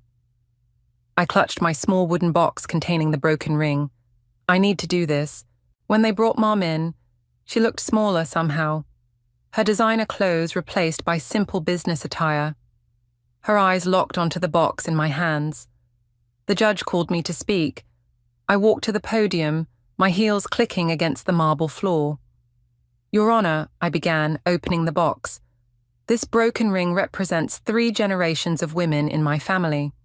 My grandmother, who valued love above all else. My mother, who only saw its monetary worth. And me." Mom shifted in her seat as I continued. "I came here today not to ask for punishment, but to end something. This ring was meant to be a symbol of family legacy, but it became a symbol of greed and deception instead." I turned to face Mom directly. "I'm donating the diamond to a jewelry program that teaches former addicts how to make honest livings. The gold will be melted down and sold to help pay back the people you've scammed." "You can't," Mom burst out, then quickly composed herself. "I mean, it's your grandmother's ring." "Exactly. And this is exactly what she would have wanted, turning something broken into something helpful." The judge nodded approvingly. "Ms. Roberts, do you have anything to say before I pronounce sentence?" Mom stood slowly. I've had a lot of time to think in jail. Every night I dream about that ring hitting the floor, breaking apart, just like our family. She turned to face me. I was wrong, Lexi, about everything. The ring, the scams, the manipulation. I told myself I deserved nice things, that I was owed them. But the only thing I truly deserved was to lose my daughter's trust. The court sentences you to 18 months in prison, the judge announced, followed by 5 years of probation and mandatory therapy. You will also make full restitution to all victims. As they led Mum away, she stopped beside me. What you're doing with the ring, Mother would be proud. I know, I said simply. Outside the courthouse, Sophia was waiting with Virginia. How did it go? Sophia asked, hugging me. Better than expected, I said. Mom actually seemed genuine. People can surprise you, Virginia said, patting my hand. Sometimes it takes losing everything to see what really matters. Dad cleared his throat. Speaking of surprises, I have something for you. He pulled out a small velvet box. Inside was a simple silver locket. It was your grandmother's first piece of jewelry, he explained. Before the ring, before any of this. She gave it to me before she died, said to save it until the right moment. I opened the locket to find a tiny photo of Gran, holding me as a baby, both of us laughing. This, I said, wiping my eyes. This is worth more than any ring. There's something else, Aidan said, pulling out his phone. Remember that jewelry program you mentioned? I called them. They want to hire me as a business manager, help other families avoid what happened to ours. Really? I hugged him tight. That's perfect. Well, Dad said, since we're all sharing news, I'm moving back. Bought a house just outside the city. You're staying? I asked. Family shouldn't be scattered, he said. Even broken ones. Virginia squeezed my hand. Your grandmother used to say that broken things, when mended right, become stronger at the breaks. I touched the locket around my neck, thinking about Mom in prison, about Aidan's new job, about Dad coming home, about broken rings and new beginnings. Let's get lunch, Sophia suggested. I know a great place nearby. As we walked together, I realized something. The weight I'd been carrying, the anger, the need for revenge, the hurt. It was gone. In its place was something lighter, something that felt a lot like hope. You know what? I said, making everyone stop. I think I'm finally ready to visit Mom. Not today, but soon. Dad smiled. That's my girl. Just promise me one thing, Aidan said seriously. No more fake jewelry. We all laughed, the sound echoing off the courthouse steps. Sometimes the best revenge isn't revenge at all. It's learning to let go, to rebuild, to find value in things that can't be bought or sold. I touched the locket again, imagining Gran's smile. Some legacies aren't meant to be worn on your finger, but carried in your heart. The first sign something was wrong came in the form of a receipt, a crumpled piece of paper that fell from Mark's jacket pocket as I was doing laundry one Sunday morning. Tiffany & Co., dated 3 days ago. We'd been married 7 years, and my husband had never once stepped foot in that store, not even for my birthday. I'm Rebecca, and until that moment, I thought I had it all figured out. A thriving business I'd built with Mark from the ground up, a beautiful home in Boston's Back Bay, and what I believed was a rock-solid marriage. Funny how one small piece of paper can shatter everything you thought you knew. Hey, babe, I called out, holding the receipt between trembling fingers. Did you buy something at Tiffany's? Silence stretched through our townhouse. Then came the sound of his footsteps on the hardwood floors, too measured, too careful. Oh, that. Mark appeared in the doorway, running a hand through his dark hair. It's a surprise for the company anniversary next month. Shouldn't have found that. I nodded, but something in his voice felt off. Like hitting a wrong note in a familiar song. Right, the anniversary. I forced a smile. Speaking of which, we need to finalize the guest list for the launch party. About that. Mark checked his phone, a new nervous habit I'd noticed lately. I have to run to the office. Emergency meeting with investors. On a Sunday? Business doesn't wait, Beck. You know that better than anyone. He grabbed his keys, kissed my cheek, a quick perfunctory peck, and was gone before I could say another word. I stood in our bedroom, still holding that damn receipt, when my phone buzzed. A text from Presley, my best friend since college. Lunch tomorrow? Need your advice on something important. Sure, I typed back. The usual place at 12:30? 3 dots appeared, disappeared, appeared again. Perfect, you're the best, Beck. I tried to focus on work that afternoon, reviewing contracts in my home office, but my mind kept drifting to the receipt. Mark's explanation made sense. We were celebrating 5 years since launching our tech company, a milestone worth marking. But something nagged at me, an instinct I couldn't shake.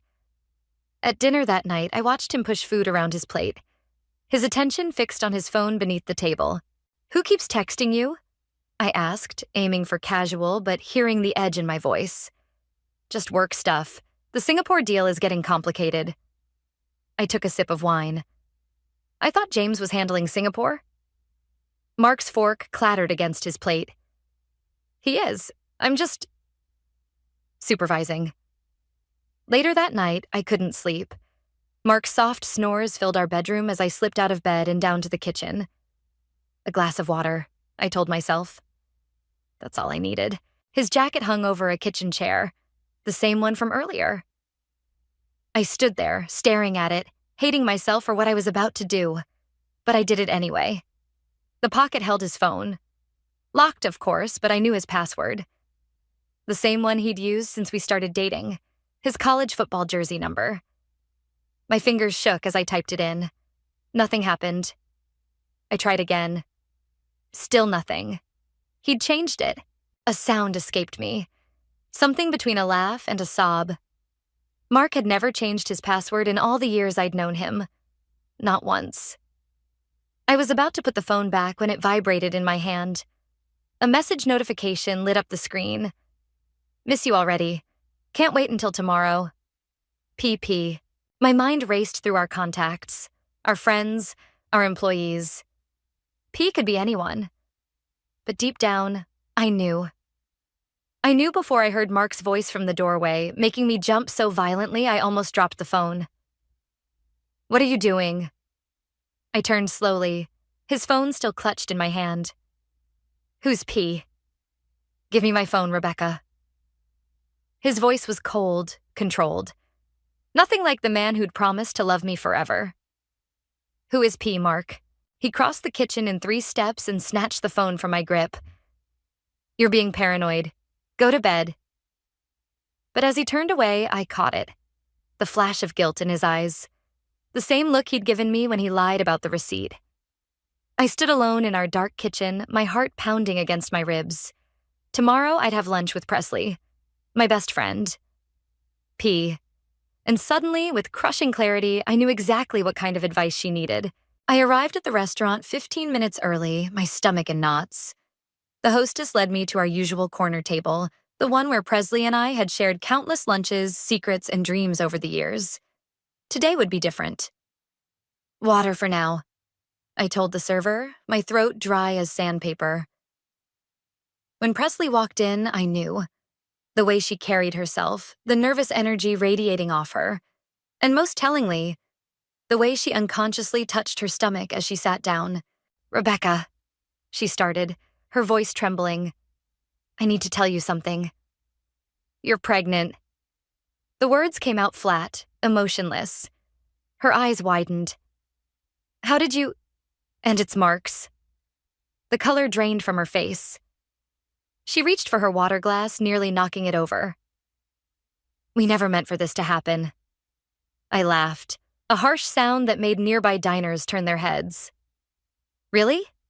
You never meant to sleep with my husband? It just happened. Multiple times, apparently. Please, let me explain. How long? Presley looked down at her hands. 8 months. 8 months. While I was working late nights to launch our new product line, while I was planning our anniversary celebration, while I was trying to figure out why my husband had grown so distant. We fell in love, she whispered. The server approached our table, smile bright. Are you ready to order? They're leaving, I said, not taking my eyes off Presley. Once we were outside, she grabbed my arm. Rebecca, please, you and Mark, you've been growing apart. And you know how much you both wanted children. I jerked away from her touch. Don't you dare. Don't you dare use that against me. He told me about the fertility treatments. How you couldn't...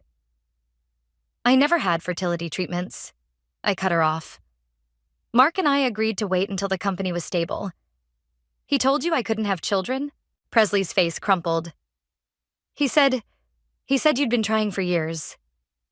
Well, he's a better liar than I gave him credit for.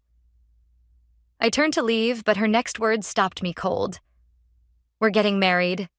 As soon as the divorce is final. My world tilted sideways. I steadied myself against a parking meter, memories flooding back. The Tiffany receipt, the late nights, the changed phone password. Does he know you're telling me this? He's telling you tonight. We thought it would be better coming from me first. I straightened up, smoothed my blazer. Congratulations. I hope you're both very happy. Rebecca, one more thing, I said, turning back. The company, what are your plans for that? Presley shifted uncomfortably. Mark says it's complicated, but he thinks it's best if you step back, for everyone's sake. Step back. From the company I had built with my savings, my sweat, my endless hours. The company whose original contract sat in my home office safe, its terms crystal clear about what happened in case of divorce or betrayal. Mark was waiting when I got home, sitting in our living room like a man at his own funeral. I assume Presley told you, he said, that you're leaving me for my best friend? That you lied about me being infertile to justify your affair? That you want to push me out of my own company? I remained standing, my hand gripping the doorframe. Did I miss anything? The company is as much mine as it is yours. Is that what your lawyer told you? He frowned. What's that supposed to mean? Nothing. I smiled, thinking of the contract in my safe. The one he'd signed without reading carefully, too excited about our future together. Just wondering if you've reviewed our partnership agreement recently? Rebecca, be reasonable. We can handle this like adults. Like adults? I laughed. Is that what adults do? Sleep with their spouse's best friend and lie about fertility issues? I never meant to hurt you. Funny how that works out. I headed for the stairs.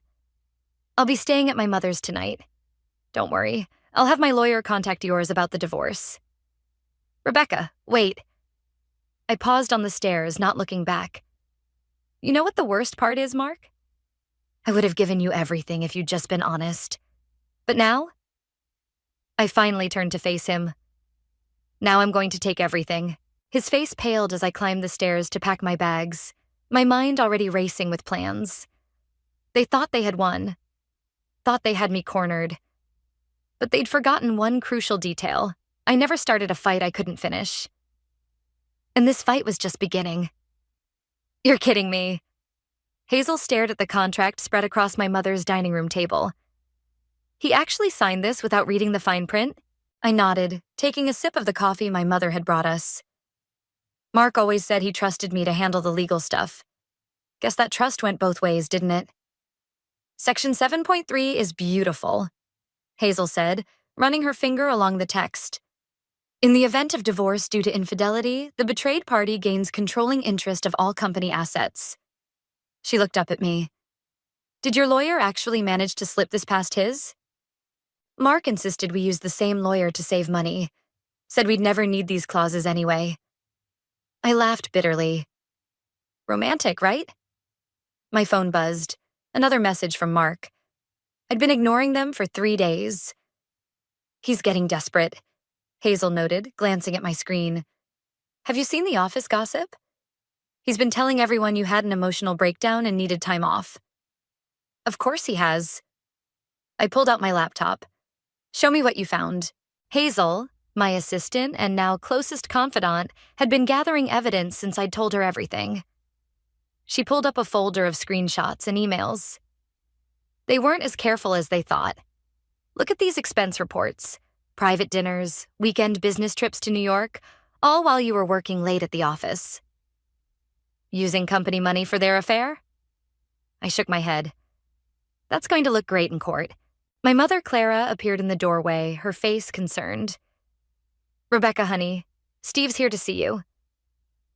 I hadn't seen Steve since college, but I'd reached out to him yesterday. As one of Boston's top PR specialists, I needed his expertise. Beck, he said, walking in.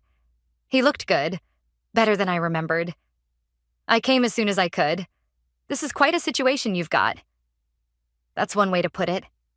I gestured for him to sit. How bad is it out there? Mark's been making calls, trying to control the narrative before it breaks, but... He pulled out his tablet. I've got something that might interest you. The video he showed us made my blood run cold. Security footage from our office building showing Mark and Presley in the elevator 2 months ago. The timestamp read 11:47 p.m. Where did you get this? I whispered. I have friends in the building's security team. There's more, lots more, dating back months. Hazel leaned forward. The company anniversary party is in 2 weeks. They're planning to announce their engagement there. Over my dead body, I muttered. Actually, Steve said, a slight smile playing on his lips. That party might be exactly what we need. But first, we need to secure your position. Have you contacted a lawyer yet? Meeting with Christian Ford tomorrow morning. He specializes in contract disputes. Good. Steve nodded. Because once we start this, there's no going back. Are you sure you want to go through with it? I stood up and walked to the window, looking out at my mother's garden. The roses she'd planted after Dad died were in full bloom, their thorns hidden beneath beautiful petals. They thought I would just roll over, I said quietly. That I'd be so devastated by their betrayal that I'd give up everything we built. But they forgot something important. What's that? Hazel asked. I turned back to face them. I'm not just the woman Mark married. I'm the one who wrote every contract, who secured every investor, who turned our startup into a multi-million-dollar company. And I'll be damned if I let them take that from me. Then let's get to work, Steve said, opening his laptop. We've got 2 weeks to prepare your counterattack. As we planned late into the night, my phone kept buzzing with messages. One caught my eye. Not from Mark, but from Presley. Please talk to me. We need to work this out like adults. I showed it to Hazel, who snorted. The audacity. Should I respond? I asked. Steve looked up from his laptop. Not yet. Let them sweat. They think they know what's coming, but they have no idea. My mother brought in more coffee, squeezing my shoulder as she passed. Remember what your father always said, sweetheart. The best revenge isn't served cold. It's served when they least expect it. I smiled, thinking of the contract safely stored in my mother's safe, of the evidence mounting on Steve's laptop, of the plan taking shape in my mind. 2 weeks, I said, picking up my coffee. In 2 weeks, they'll learn exactly what happens when you underestimate the woman you betrayed. Hazel raised her cup in a mock toast. To karma. No, I corrected her, a steel edge in my voice. To justice. The company anniversary party transformed our office's entire floor into a showcase of success. Crystal glasses clinked, investors mingled, and my heart thundered against my ribs as I watched Mark work the room. He'd been trying to reach me all week, leaving increasingly desperate voicemails about talking things through. Ready? Steve appeared at my elbow, looking sharp in his dark suit. Born ready. I smoothed down my red dress, the one Mark had always said was too bold for business events. Is everything in place? Christian has the paperwork. Hazel's got the presentation queued up. Just waiting for your signal. I nodded, taking a champagne flute from a passing waiter. Right on cue, Mark clinked his glass, drawing everyone's attention. Presley stood beside him, practically glowing in a cream-colored dress that did nothing to hide her growing bump. Thank you all for coming tonight, Mark began, his charm turned up to full wattage. 5 years ago, we had a dream. I tuned out his speech, the same one he'd given at countless investor meetings. Instead, I watched faces in the crowd, noting who looked uncomfortable, who couldn't meet my eyes. And now, Mark continued, reaching for Presley's hand, I have another announcement to make. One that marks not just a new chapter for our company, but for my personal life as well. The room grew quiet. Too quiet. As some of you may have heard, Rebecca and I are going through some changes. That's one way to put it. My voice cut through the silence. All heads turned toward me. Mark's smile faltered. Rebecca, maybe we should discuss this privately. Why? I moved to the center of the room. Isn't this the perfect time to discuss changes? After all, this company was built on transparency. Wasn't it, Mark? Presley stepped forward. Rebecca, please don't make a scene. A scene? I laughed, the sound echoing off the windows. Like the scene you two made in the office elevator 2 months ago? The security footage was quite illuminating. Gasps rippled through the crowd. Mark's face went white. While my husband and best friend were having their affair, I continued, my voice steady. I was here, working, building, making sure we delivered on every promise to every person in this room. That's enough, Mark snapped. Oh, I'm just getting started. I nodded to Hazel, who dimmed the lights. The presentation screen lowered behind me. Let's talk about company expenses, shall we? Images flashed across the screen. Hotel receipts, dinner bills, weekend getaways, all charged to the company account. Rebecca, Mark warned, you're making a huge mistake. No, your huge mistake was assuming I'd just disappear quietly. I turned to address the crowd. What you're seeing is evidence of systematic misuse of company funds for personal expenses, but that's not even the best part. Christian stepped forward, holding a folder. Mr. Ellis, as your wife's legal counsel, I'm serving you with these documents. Mark snatched the folder, his hands shaking as he read. This is ridiculous. You can't— Section 7.3, I interrupted. Read it carefully this time. The color drained from his face as understanding dawned. Behind him, Presley grabbed his arm, whispering urgently in his ear. As of this moment, I announced to the stunned room, I am exercising my contractual right to assume controlling interest of this company. Mr. Ellis's position as CEO is terminated, effective immediately.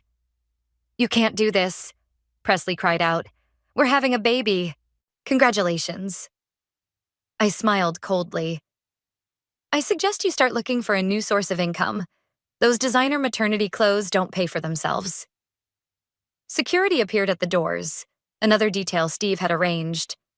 Mark looked around wildly, realizing he was cornered. This isn't over, he growled. Actually, it is. I raised my glass. To new beginnings, and to karma, the room erupted in chaos as security escorted Mark and Presley out. Investors huddled in corners, whispering frantically, but I remained standing in the center, my head high. Steve appeared beside me. You okay? Never better. I watched as Hazel distributed prepared statements to key stakeholders. Though something tells me tomorrow's board meeting will be interesting. You've got the contract on your side, he reminded me. And after that presentation, no one's going to back Mark. My phone buzzed. A text from my mother. Your father would be so proud. I blinked back tears, grateful for the dim lighting. Ms. Rebecca?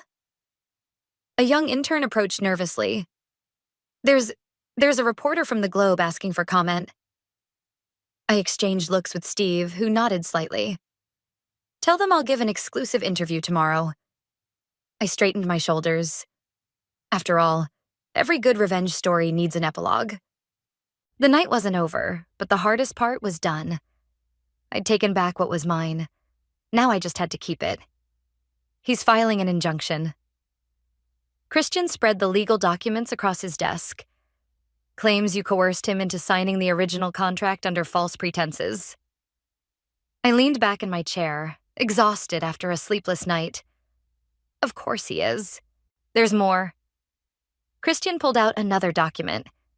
Presley's lawyer contacted me. They're claiming emotional distress and workplace harassment.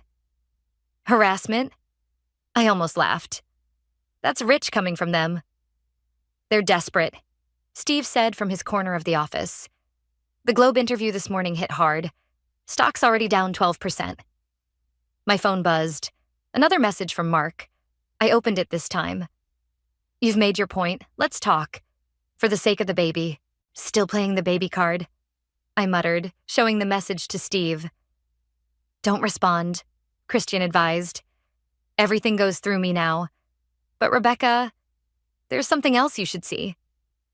He slid a manila envelope across his desk. Inside were photos, dozens of them. Mark and Presley at restaurants, hotels, even walking on the beach. The timestamps went back almost a year. Where did these come from? Anonymous delivery this morning, but look at this one. The photo showed Mark handing something to a man I didn't recognize, both looking furtive outside a coffee shop. That's Daniel Ross, Christian said. He's a known corporate spy. My stomach dropped. Are you saying? We need to audit everything. Steve cut in.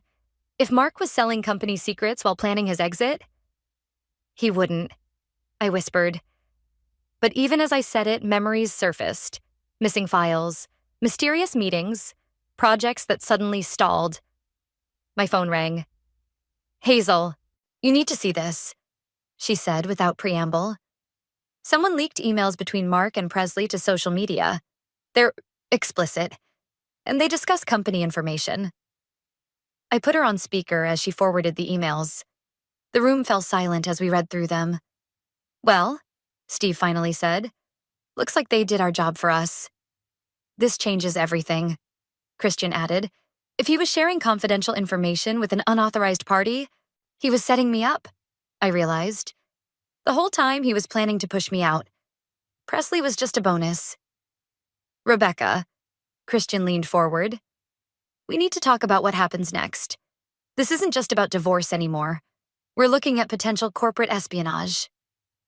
My phone buzzed again, this time from an unknown number.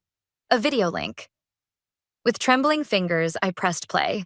It was Presley, sitting in what looked like a hotel room. Rebecca, please, you have to stop this. Mark, he's not who you think he is. He told me things, promised me things, but now...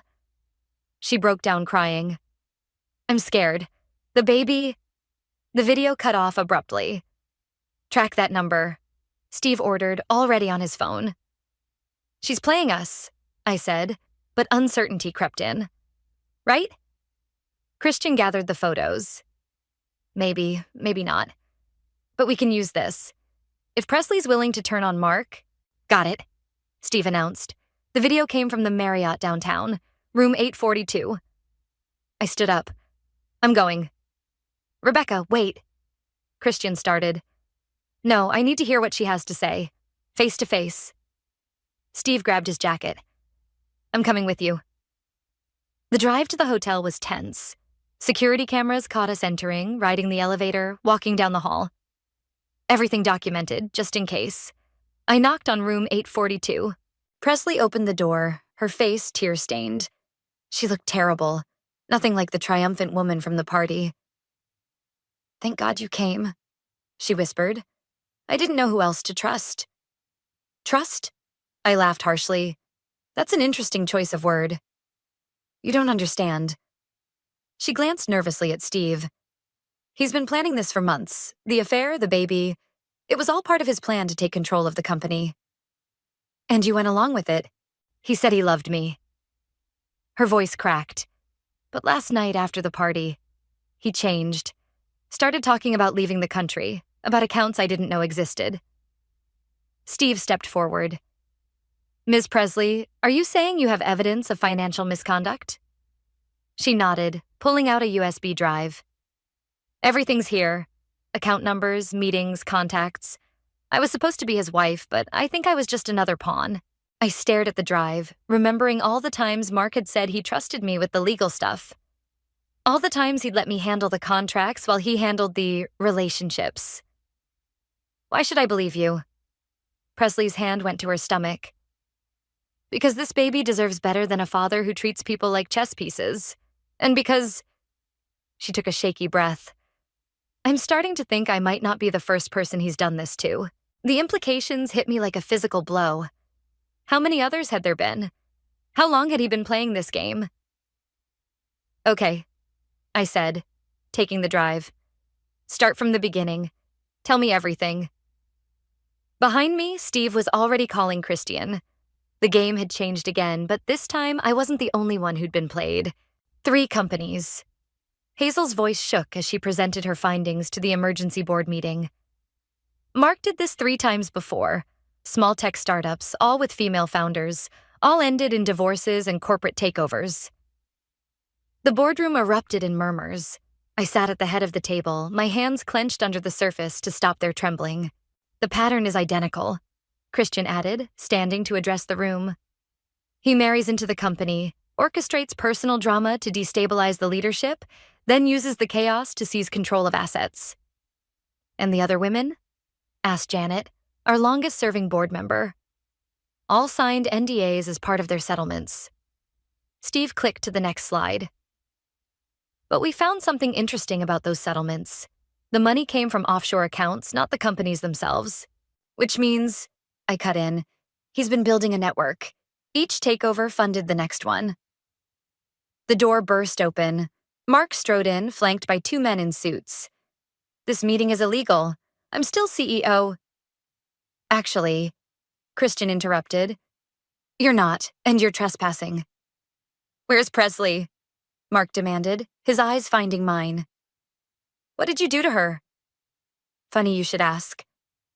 I nodded to Steve, who opened the side door. Presley walked in, followed by 3 women I'd never met in person. But I knew their faces from the files on the USB drive. Hello, Mark, said the first woman. Remember me? Sarah from Meditech?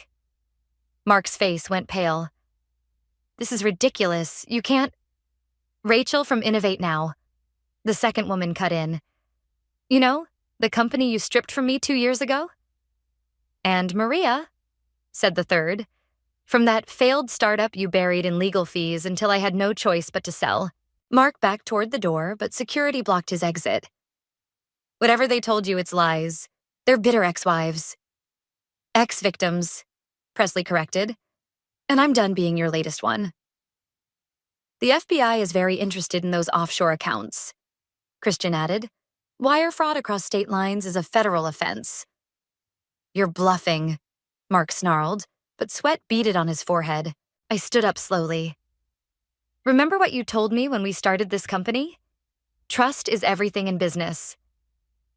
Funny how right you were. Rebecca, please. His voice cracked. We can work this out, for old time's sake. Old times? Sarah stepped forward. Like when you told me I was imagining things? That I was paranoid? Or when you convinced everyone I was having a mental breakdown? Rachel added. Or when you used my own best friend against me? I finished. The boardroom doors opened again. 2 FBI agents entered, badges displayed. Mr. Ellis, one said, we need you to come with us. What followed was chaos. Mark tried to run but didn't make it 2 steps. His lawyers started spouting legal terms. The board members watched in shocked silence as federal agents led their former CEO away in handcuffs. The press is already gathering downstairs, Steve murmured in my ear. I turned to the 3 women, my unexpected allies. Thank you for coming forward. Thank you for being smarter than we were, Maria replied, and for stopping him before he could do this again. Presley stood awkwardly to the side, one hand protectively over her stomach. Rebecca, Save it. I held up a hand. You still betrayed me, but helping stop him, it's a start. The company's stock will take a hit, Janet warned, gathering her papers. Let it, I said. We'll rebuild. Honestly this time. As the room cleared out, Steve touched my arm. You okay? I looked around the boardroom, where just months ago Mark and I had celebrated landing our biggest contract, where we'd shared dreams and plans and what I thought was love. You know what the worst part is? I said quietly. A part of me still loves who I thought he was. The man who believed in this company, in me. But that man never existed, did he? No, Steve agreed. But you exist. The company exists. And now you can run it your way. My phone buzzed. A text from my mother. Coming over with wine and pizza. No arguments. I smiled despite everything. The press is waiting for a statement. So let's give them one. Steve straightened my jacket collar. Show them what real leadership looks like. We walked to the elevator together, and I caught my reflection in the metal doors. I looked different somehow. Stronger, maybe, or just wiser. Ready? Steve asked as the elevator descended. Actually, I said, surprising myself, I am. Because sometimes the best revenge isn't about getting even. Sometimes it's about getting free. And as those elevator doors opened to face the waiting cameras, I knew that's exactly what I'd done. The courthouse buzzed with tension as I took the witness stand. 3 months had passed since Mark's arrest, but this moment, testifying at his fraud trial, felt surreal. Please state your name for the record. The prosecutor began. Rebecca Freeman. And your relationship to the defendant? Soon-to-be ex-wife and CEO of the company he tried to steal.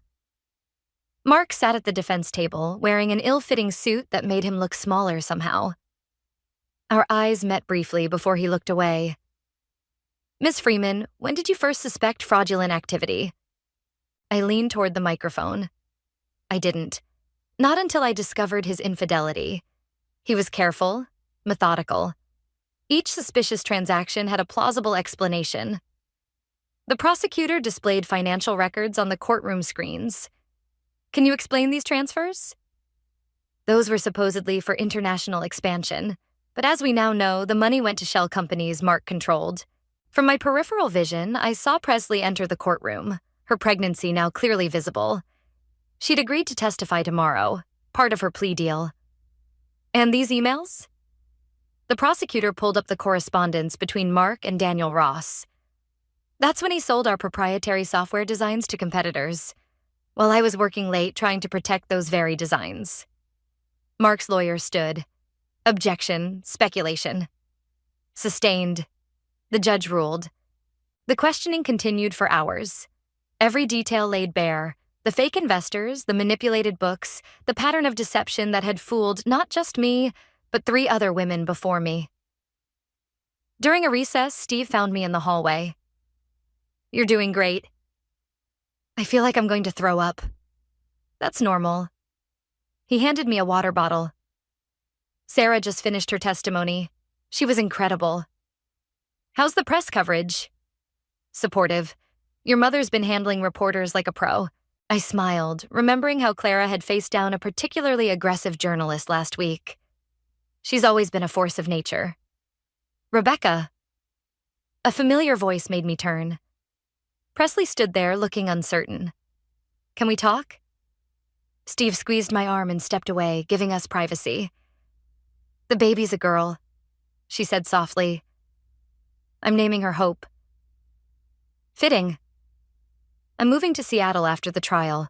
My sister lives there. I want her to have a fresh start. I nodded, unsure what she wanted from me. I'm sorry, she blurted out. Not just for the affair, but for not seeing him for what he was. For not being a better friend. You know what hurts the most? I met her eyes. I would have supported you both if you'd just been honest. I would have given him a divorce. But you chose to help him destroy me instead. I know. Tears spilled down her cheeks. I'll spend the rest of my life trying to make up for that. The bailiff called us back in. As we returned to the courtroom, Mark's lawyer was conferring urgently with his client. Your Honor, the lawyer announced as we settled, my client wishes to change his plea. The room erupted in whispers. Mark stood, his voice barely audible. Guilty. I plead guilty. The judge called for order. To all charges? Yes, Your Honor. Everything after that happened in a blur. The judge's instructions, the prosecutor's statements, the scheduling of sentencing. I sat there, numb, as years of lies finally came to an end. Outside the courthouse, reporters swarmed. Ms. Freeman, how do you feel about the guilty plea? Will the company survive this scandal? Steve started to shield me, but I stepped forward. Today isn't about the company. It's about justice. Not just for me, but for every person Mark deceived. We trusted him, and he betrayed that trust. But we're stronger for having survived it. Later that night, I sat in my mother's garden, a glass of wine in hand. Sarah, Rachel, and Maria had joined us, along with Hazel and Steve. To new beginnings, Sarah proposed. And to unlikely friendships, Rachel added. You know, Maria said, we should start a support group. Help other women spot the signs. Already working on it, Hazel chimed in. We've had 3 calls this week from women in similar situations. Steve sat beside me. You changed lives today. We all did. I looked around at these people who'd become my unexpected support system. Though I have to admit, I never thought my revenge would end up helping others. The best revenge stories usually do, my mother said, bringing out more wine. Because they're not really about revenge at all. They're about reclaiming your power. As the stars came out and conversation flowed, I felt something I hadn't experienced in months. Peace. Tomorrow would bring new challenges, rebuilding the company, finalizing the divorce, moving forward. But tonight, surrounded by strength and solidarity, I was exactly where I needed to be. And that concludes our first Women in Tech Leadership Summit, I announced to the packed auditorium. Thank you all for coming. Applause thundered through the room as Sarah, Rachel, and Maria joined me on stage. What had started as our small support group had blossomed into a movement, drawing hundreds of female entrepreneurs seeking to protect themselves and their companies. Your story saved my company, a young CEO told me during the reception. I recognized the same patterns with my COO. Thanks to your workshop, I knew exactly what documents to check. Steve appeared at my elbow with champagne. The networking session's about to start. Ready? Almost. I checked my phone. A message from Hazel about tomorrow's board meeting. Our stock had finally recovered, and we were launching a new security software division, ironically inspired by everything we'd learned from Mark's schemes. Rebecca. A familiar voice made me turn. Presley stood there, holding a sleeping baby. I hope it's okay that we came. Little Hope had her mother's eyes, but thankfully none of Mark's features. How's Seattle? I asked, surprising myself by actually wanting to know. Good. I'm starting my own consulting firm. Small but honest. She shifted Hope to her other arm. I heard about Mark's sentencing. 15 years. I took a sip of champagne. Plus full restitution to all his victims. He deserves more. Probably, but I'm not thinking about him anymore. And it was true. The man who'd once occupied every corner of my life had become a cautionary tale, nothing more. Ladies, Maria called out, we need you for the panel discussion. The conference room had been transformed into an intimate setting where experienced entrepreneurs could mentor newcomers. As I took my seat, I spotted my mother in the audience, beaming with pride. Our first question, the moderator began, is for Rebecca. How do you balance protecting your company with maintaining trust in your partnerships? By remembering that trust isn't blind faith, I answered. It's earned through transparency, verified through diligence, and maintained through accountability. Sarah leaned into her microphone. And by building a network of women who have your back. Speaking of networks, Rachel added, we're announcing the launch of our investment fund, focused on women-led startups with strong governance structures. The room buzzed with excitement. This was why we'd organized the summit, not just to share war stories, but to create real change. During the break, Steve pulled me aside. Remember our conversation about timing?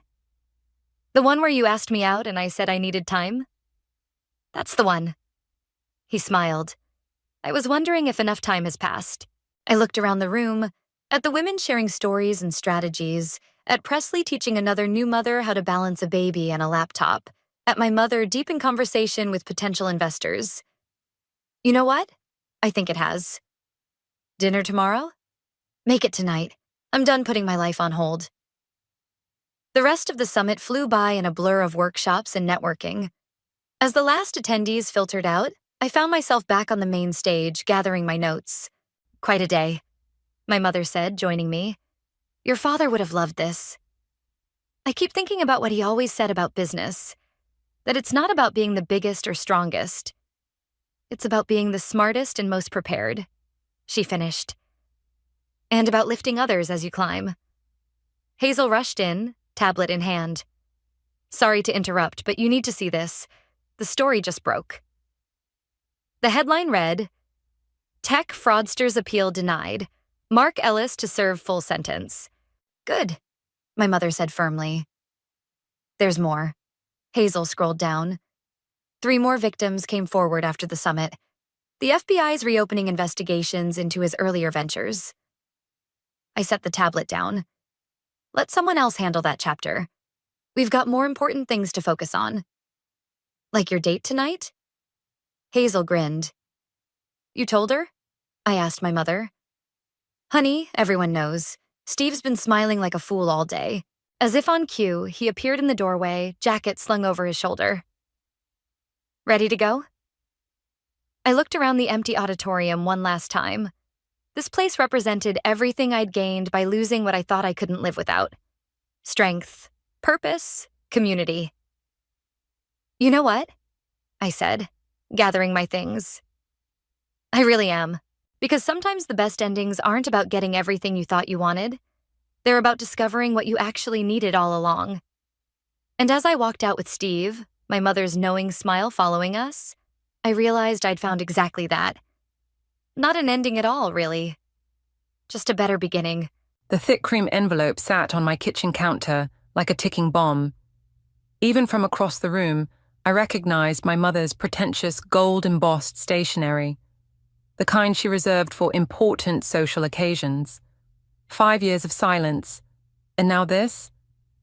I'm Marley, and the last time I saw my family was the day I told them I was marrying Frankie. The memory still burns fresh, like it happened yesterday instead of half a decade ago. A mechanic. My mother had spat the word like poison. Have you completely lost your mind? She paced our marble-floored living room, her Louboutins clicking with each step. He owns the garage, Mom, and he's brilliant with... I don't care if he owns the whole damn city's worth of garages. She whirled to face me. We are Wallace women. We do not marry beneath our station. My sister Shiloh, ever the perfect daughter, perched on the edge of the white leather sofa. Think about what you're throwing away, Marley. Think about Dad's legacy. Dad's legacy, the family name, status. These were the cornerstones of our world, weren't they? The sacred tenets I was supposedly betraying. I love him, I said simply. That's worth more than any legacy. Love?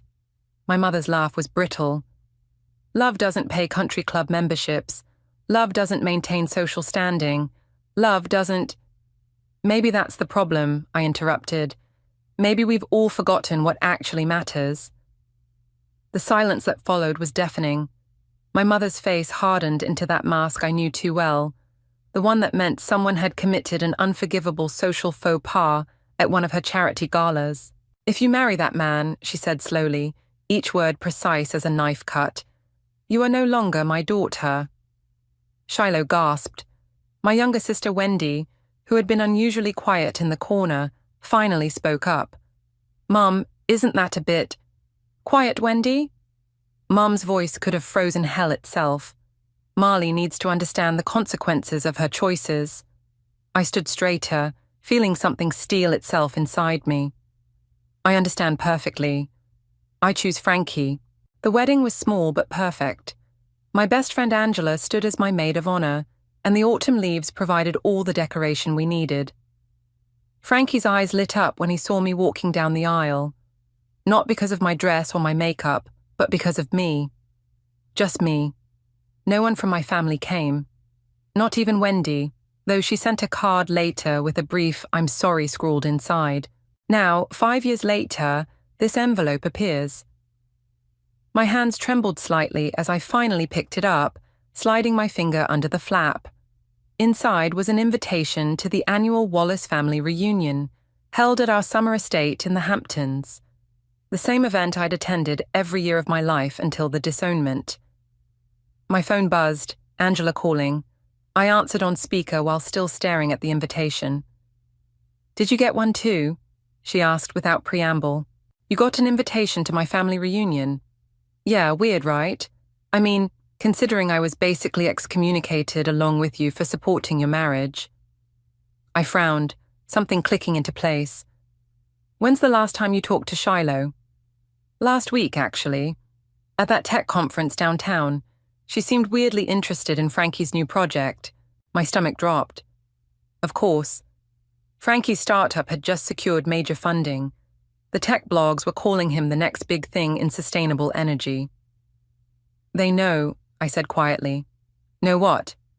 About Frankie's success, the money, the connections he's making. I laughed, but it wasn't a happy sound. Suddenly, I'm worth acknowledging again. What are you going to do? I traced my finger over the embossed lettering, feeling the familiar weight of family expectations pressing down on me. But I wasn't that same girl anymore, desperate for approval. I think, I said slowly, it's time to show them exactly who I've become. Marley, Angela's voice held a note of warning. Don't do anything rash. Oh, I won't. I smiled, thinking of all the lessons my mother had taught me about social warfare. I'm going to be perfectly, exquisitely civil, just like Mum always wanted. As I hung up, my phone buzzed with a text from Frankie. Home soon. Big news about the company. Love you. I looked at the invitation one more time before making my decision.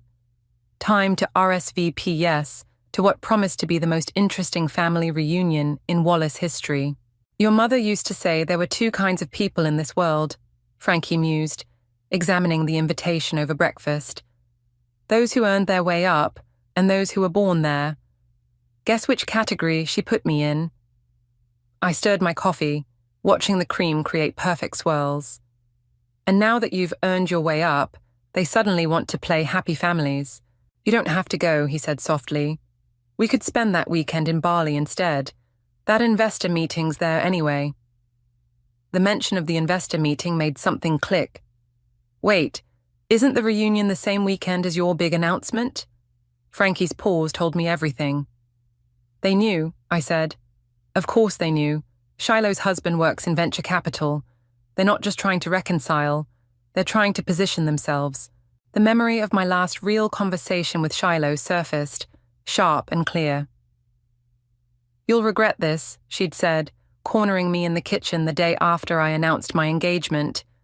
Love doesn't last, but poverty does. Frankie's not poor, I defended. He's building something amazing. He's a dreamer with a garage and some half-baked ideas about sustainable energy. She'd laughed. Wake up, Marley. While you're playing house with your mechanic, I'll be securing our family's future with James. James, her venture capitalist husband, who'd probably fed her every detail about Frankie's rising success. My phone buzzed. Speaking of the devil, Shiloh's name flashed on the screen. Should I? I asked Frankie. He shrugged. Might be enlightening, I answered. Hello? Marley. Shiloh's voice dripped honey. I was so hoping you'd pick up. Did you get the invitation? I did. Quite a surprise after 5 years of radio silence. Oh, darling, water under the bridge. Mum's been beside herself about healing this rift. We all have. I caught Frankie's eye across the table. He raised an eyebrow. Really? I kept my voice neutral. What changed? Nothing changed. We just miss you and... She paused dramatically. I hear congratulations are in order. Frankie's done quite well for himself, hasn't he? There it was. He has, I said, though I remember you having some strong opinions about his half-baked ideas. The silence lasted a beat too long. Ancient history. Listen, I'm having lunch with some investors today. Why don't you join us? We can catch up properly. Investors? I repeated innocently. Anyone I know? Oh, just some people interested in sustainable energy. Your field now, isn't it? I smiled despite myself. Same old Shiloh, always angling for an advantage. Actually, I have plans with Angela today. Angela? Shiloh's voice cooled noticeably. You still associate with her? She stood by me when it mattered. Unlike some people. Another pause. Marley, don't be difficult. We're trying to make amends here. Are you? Or are you trying to make connections? I don't appreciate what you're implying. And I don't appreciate being ignored for 5 years until my husband becomes financially valuable to you. Frankie reached across the table, squeezing my hand. That's not fair, Shiloh protested. We're family. Funny, that's not what Mom said when she disowned me. People change, Marley. Can't you just... I'll see you at the reunion, Shiloh. I hung up before she could respond. Frankie pulled me into a hug as soon as I put the phone down. You okay?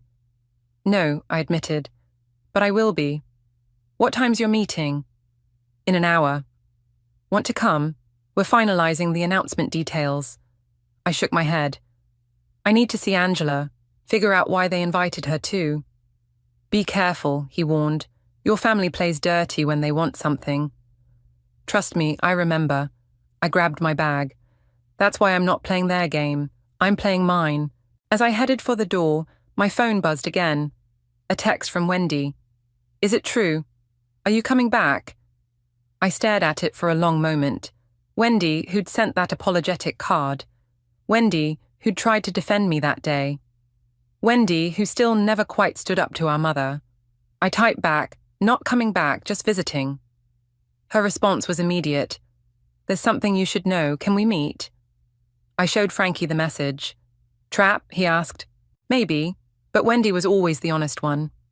I texted back. Tomorrow, coffee shop on 5th, noon. Whatever they're planning, Frankie said, kissing my forehead. Remember, you're stronger than they think. I nodded, but as I left our apartment, I couldn't shake the feeling that this was just the beginning. The Wallace family didn't do anything without a strategy, and I had a sinking feeling I was about to find out exactly what game they were playing. The Wallace summer estate loomed before me, its pristine white columns and manicured lawns exactly as I remembered. Frankie squeezed my hand as we walked up the circular driveway. Ready? He asked. Before I could answer, the massive oak door swung open. My mother stood there, perfect as ever in her cream Chanel suit, not a silver hair out of place. Darling, she air-kissed both my cheeks, her perfume overwhelming. And Frankie, my dear boy, how wonderful to see you both. The same woman who'd called him that mechanic now beamed at him like he was her favorite son-in-law. I felt sick. The house was packed with the usual suspects, distant relatives, family friends, and business associates, all pretending the last 5 years hadn't happened. Shiloh materialized immediately, champagne flutes in hand. You made it. She pressed a glass into my hand. James is dying to catch up with Frankie. Shop talk, you know how men are. Before I could object, she'd whisked Frankie away toward a group of suits in the corner. I watched him go, noting how they immediately closed ranks around him. He cleans up nicely, my mother murmured beside me. Who would have thought? I would have, I said sharply. That's why I married him. She waved her hand dismissively. Ancient history. We're just happy to have you both back where you belong. Are we? Because last time I checked, I didn't belong here at all. Marley. Her voice dropped to that dangerous whisper I remembered from childhood. Can't we move forward? For the family. The family, I laughed, or the family investments. A flash of something, anger, worry, crossed her face before she smoothed it away. I don't know what you mean. Mom! Wendy's voice cut through the tension. She appeared looking flustered, her dark hair escaping its usual sleek style. Could you help with the caterers? There's an issue with the seafood. Our mother's face tightened. Excuse me, dear, duty calls. She clicked away on her designer heels. As soon as she was gone, Wendy grabbed my arm. We need to talk, now. She dragged me into Dad's old study, the one room that hadn't changed since his death. The leather chairs still smelled like his cigars. They're planning something, Wendy blurted. I overheard Mum and Shiloh last night. They're trying to get Frankie to merge his company with James's firm. I sank into one of the chairs. Of course they are. There's more. Wendy glanced at the door. They've already been talking to his board members, behind his back. My blood ran cold. How long? Months. She broke off as voices approached. The door opened and Shiloh swept in with James in tow. There you are. Having a sister moment? Something like that, I said, studying her perfectly composed face. How long had she been plotting this? Frankie's quite the star out there, James said smoothly.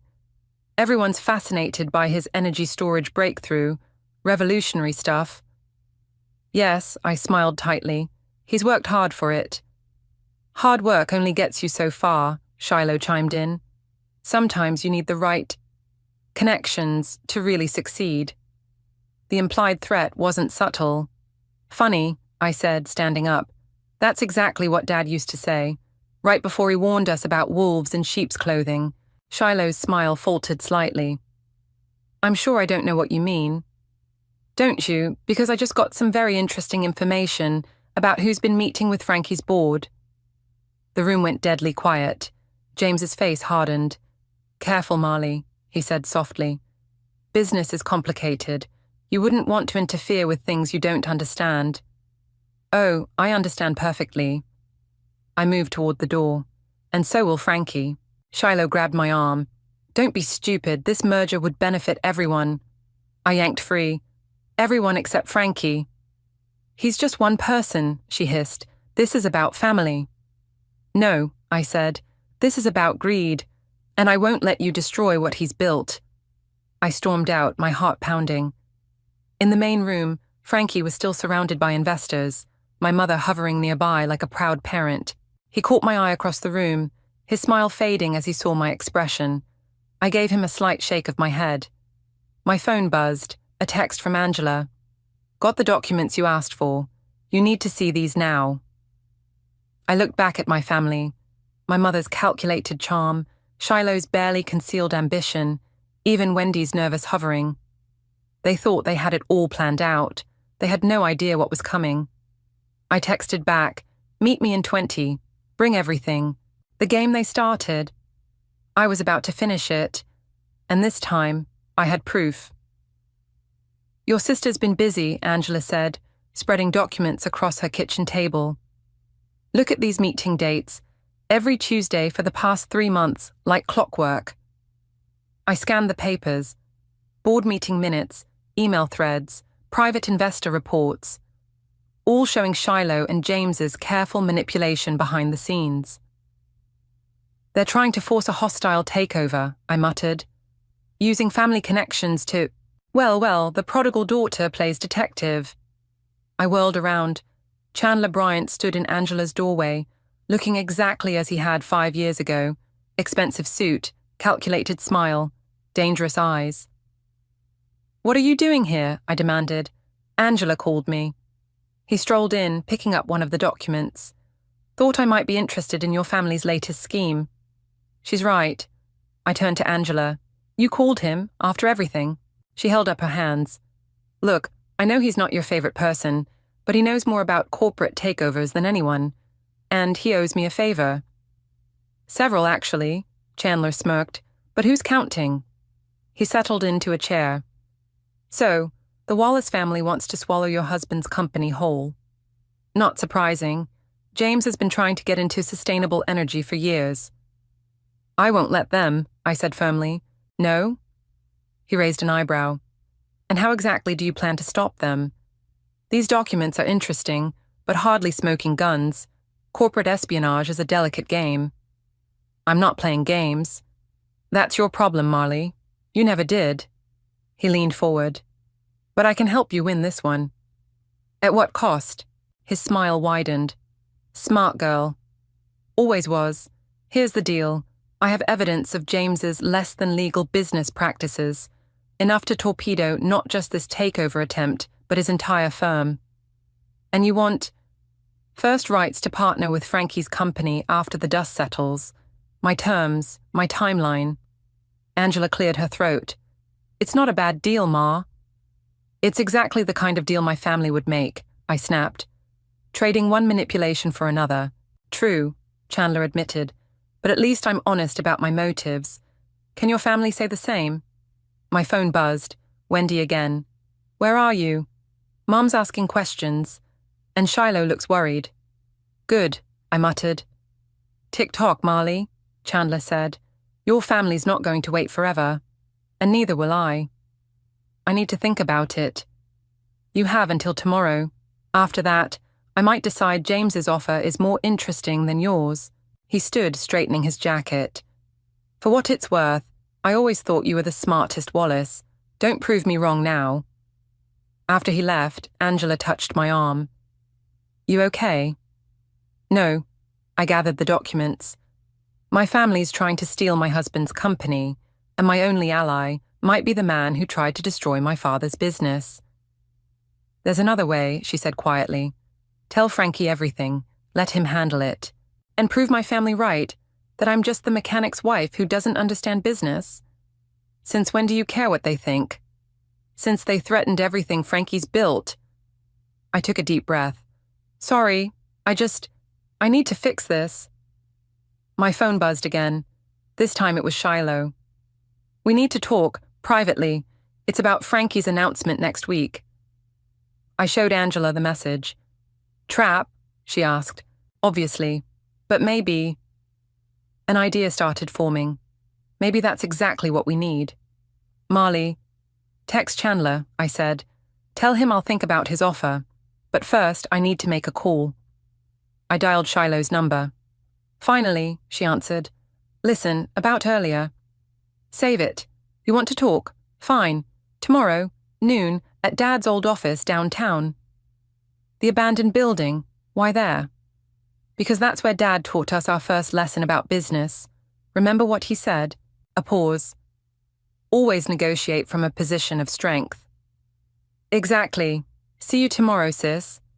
I hung up and looked at Angela. I'm going to need those documents, and your help. What are you planning?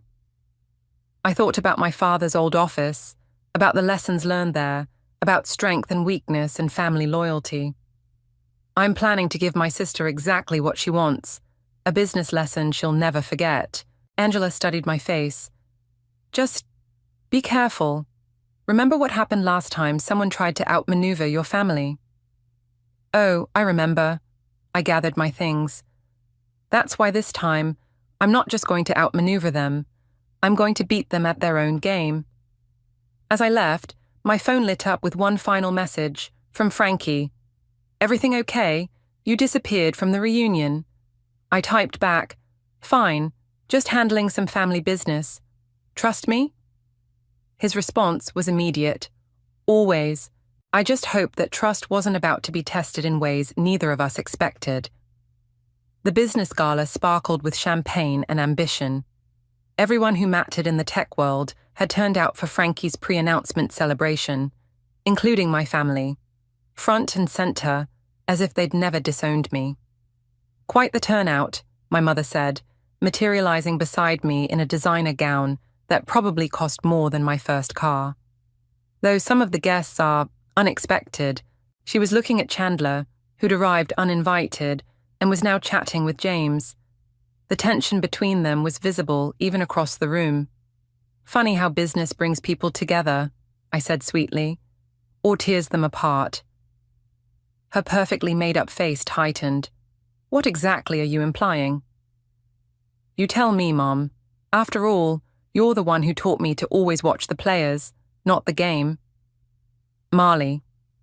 Her voice dropped to that familiar warning tone. Whatever you think you know, I know everything. I turned to face her fully. Every meeting, every call, every backdoor deal with Frankie's board. Did you really think I wouldn't find out? The color drained from her face. We were trying to help. Help who? Your bank account or your social standing?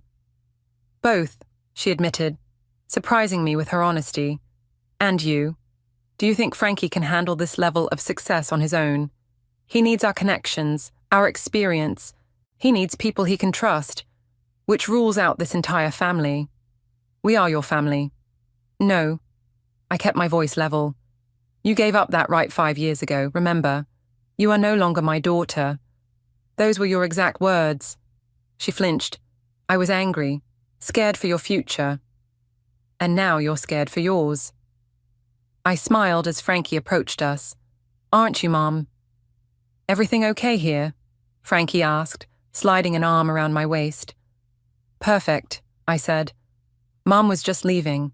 She opened her mouth to protest but was interrupted by the event coordinator announcing dinner. As she walked away, Frankie squeezed my hand. "You sure you want to do this?" he whispered. I nodded. We'd spent hours discussing it after I showed him the documents. His anger had been explosive, but his solution had been brilliant.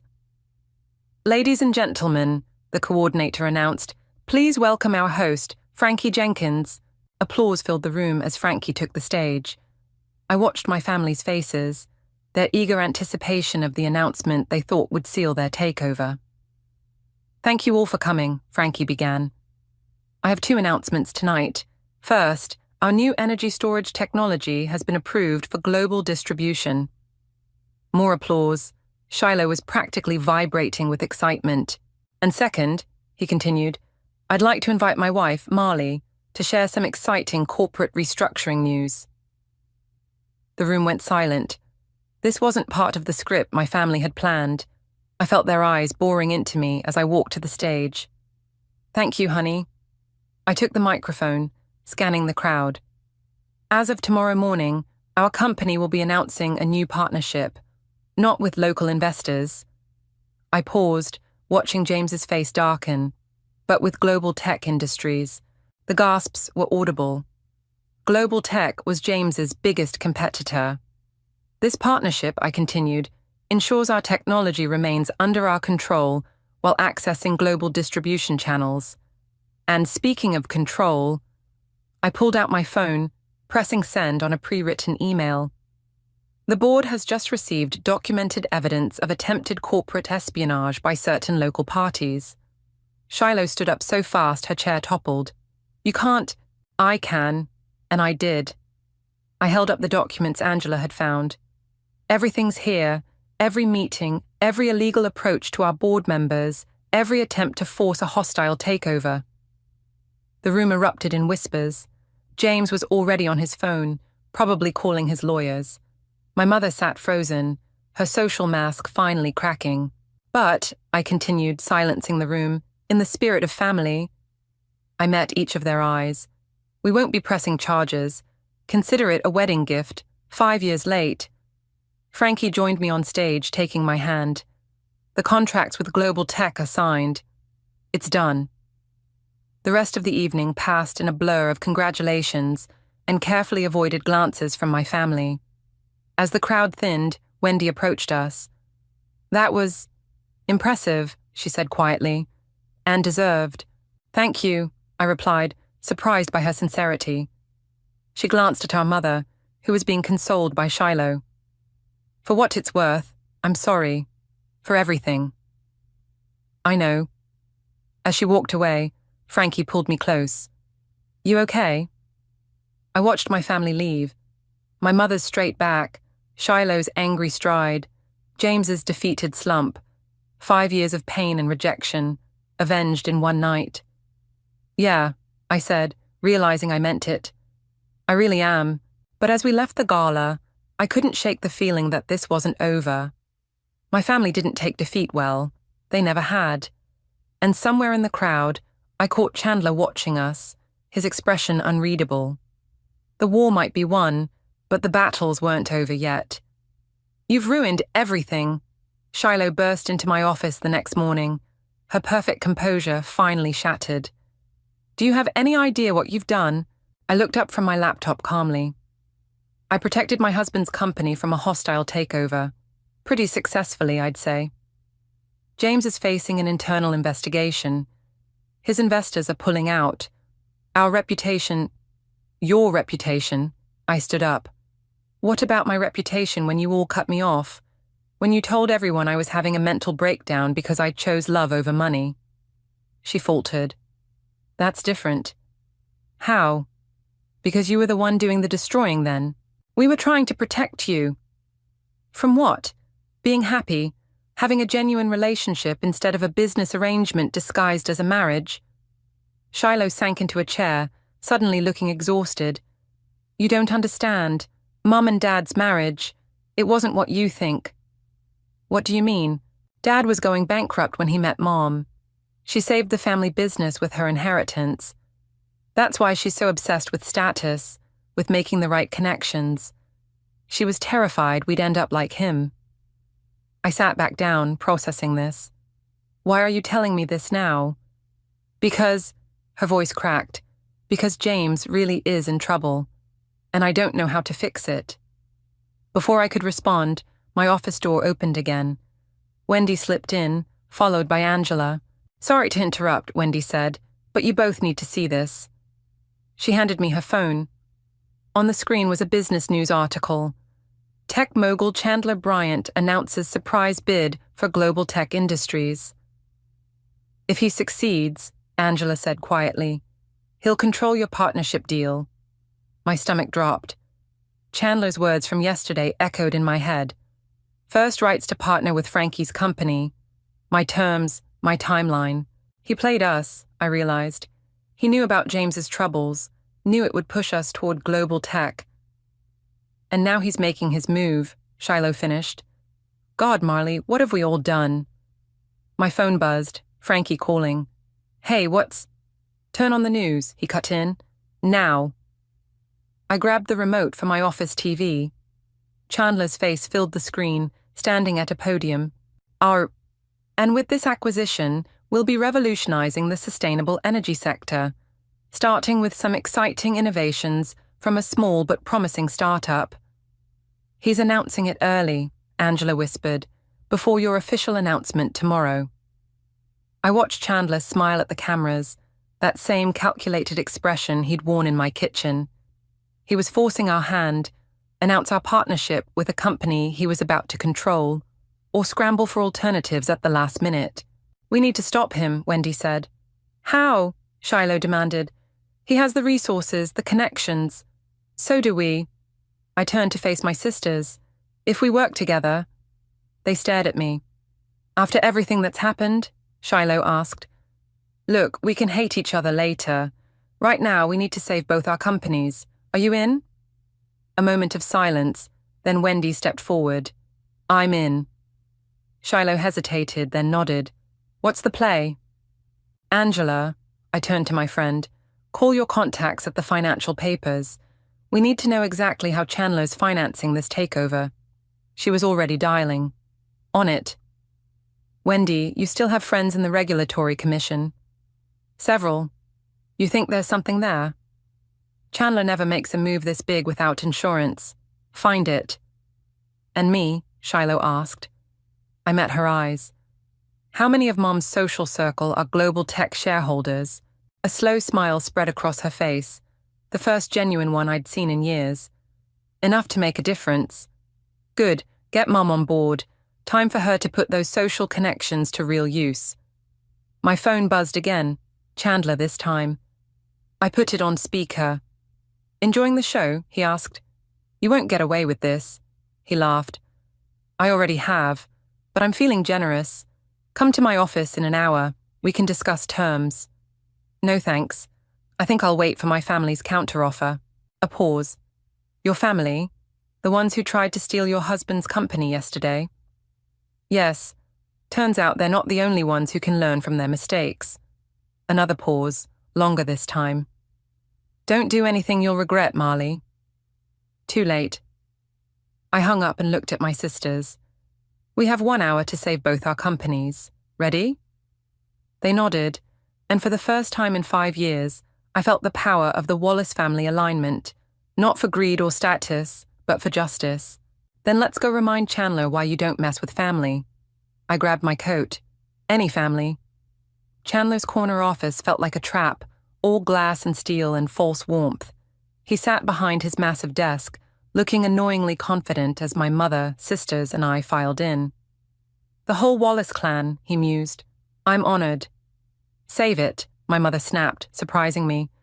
You tried to manipulate my daughters, like you tried to manipulate your son-in-law's company. He smiled. We're all players here, Kennedy. Let's not pretend otherwise. Show him, I nodded to Wendy. She dropped a thick folder on his desk. Your financing for the global tech takeover. It's built on sand. He didn't even glance at it. Is it?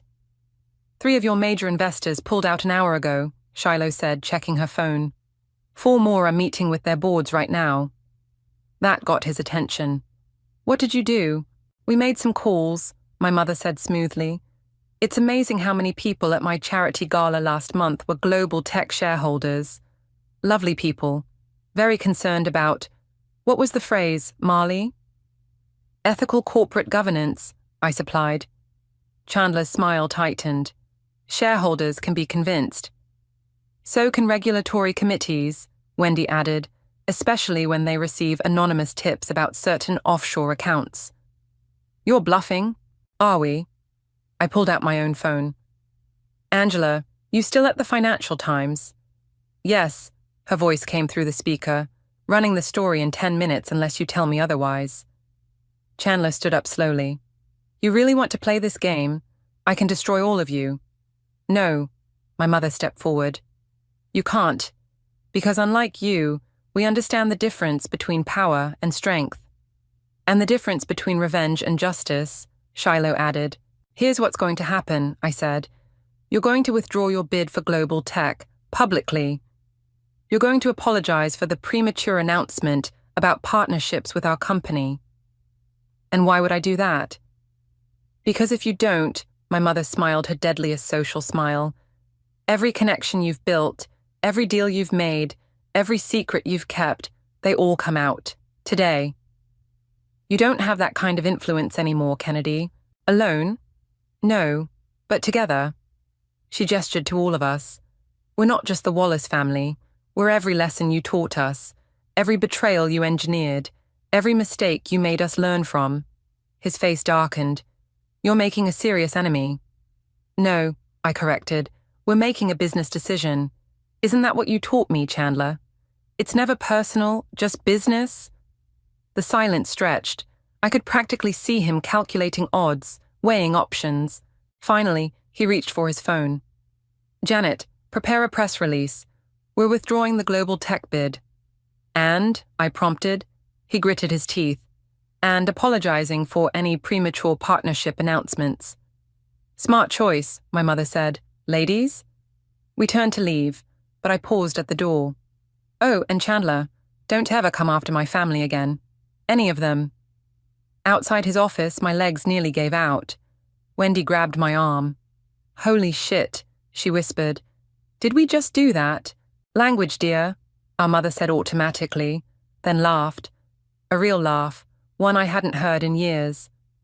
"Mom," I said slowly, "what you did in there?" "Oh, darling," she touched my cheek. "Did you think I spent 30 years hosting charity galas just for fun? Information is power, and no one gossips quite like the wealthy." My phone buzzed, Frankie again. "Is it done?" "It's done," I confirmed. "Chandler's backing off. The partnership with Global Tech is safe. And James?" Shiloh asked quietly. I looked at her. My sister, who'd tried to steal my husband's company, but had also just helped save it. "The investigation stays," I said. "But maybe we can help with the rebuilding. The right way this time." She nodded, understanding the olive branch for what it was. "Well," my mother straightened her jacket, "I believe we all have a press conference to prepare for, shall we?" As we headed for the elevator, I watched them, my family, in all their complicated, difficult glory. Not perfect, not entirely trustworthy, but mine. "Marley," Wendy touched my arm, Are we okay now?" "No," I said honestly, "but maybe we can be, eventually." "That's fair," Shiloh agreed. "One crisis at a time." "One crisis at a time," I echoed, stepping into the elevator. As the doors closed, I caught our reflection in the mirrored walls. 4 Wallace women, standing together instead of apart. Not quite healed, but no longer broken. My phone buzzed one last time. Angela. "Story killed. Press conference in 30. Ready to tell your version?" I looked at my family and smiled. Ready. It was time to write our own story, on our own terms, together. And that's why I'm standing here today, I said into the microphone, facing the packed auditorium. Not just to announce our global partnership, but to redefine what family business really means. The crowd, investors, press, and yes, my entire family, watched as I gestured to Frankie to join me on stage. Success isn't just about profits or power, he added, taking my hand. It's about building something that lasts, something real. From the front row, my mother dabbed at her eyes with a monogrammed handkerchief. Next to her, Shiloh and James sat close together, their hands linked. The investigation had cost them, but they were rebuilding, the right way this time. And now, I continued, I'd like to introduce our new board of directors. One by one they stood. Angela, our new communications director. Wendy, heading up legal affairs. Even my mother, bringing decades of social networking expertise to our public relations team. Together, I said, meeting each of their eyes, we're launching the Wallace Jenkins Foundation for Sustainable Innovation. Because true sustainability isn't just about energy, it's about relationships, trust, and second chances. The applause was thunderous. As we moved to the reception afterward, Chandler's absence was notably conspicuous. Last I'd heard, he'd taken a sabbatical to the Cayman Islands. Quite the speech, my mother said, approaching with 2 champagne flutes. Your father would have been proud. Would he? I accepted the glass. Or would he have thought I was naive? Oh, darling. She smiled sadly. He always said you were the only one who really understood what he was trying to build. Not just wealth, legacy. Before I could respond, Shiloh joined us, looking uncharacteristically nervous. So, she fidgeted with her glass, James and I were thinking about starting a family. Really? I tried to keep the surprise from my voice.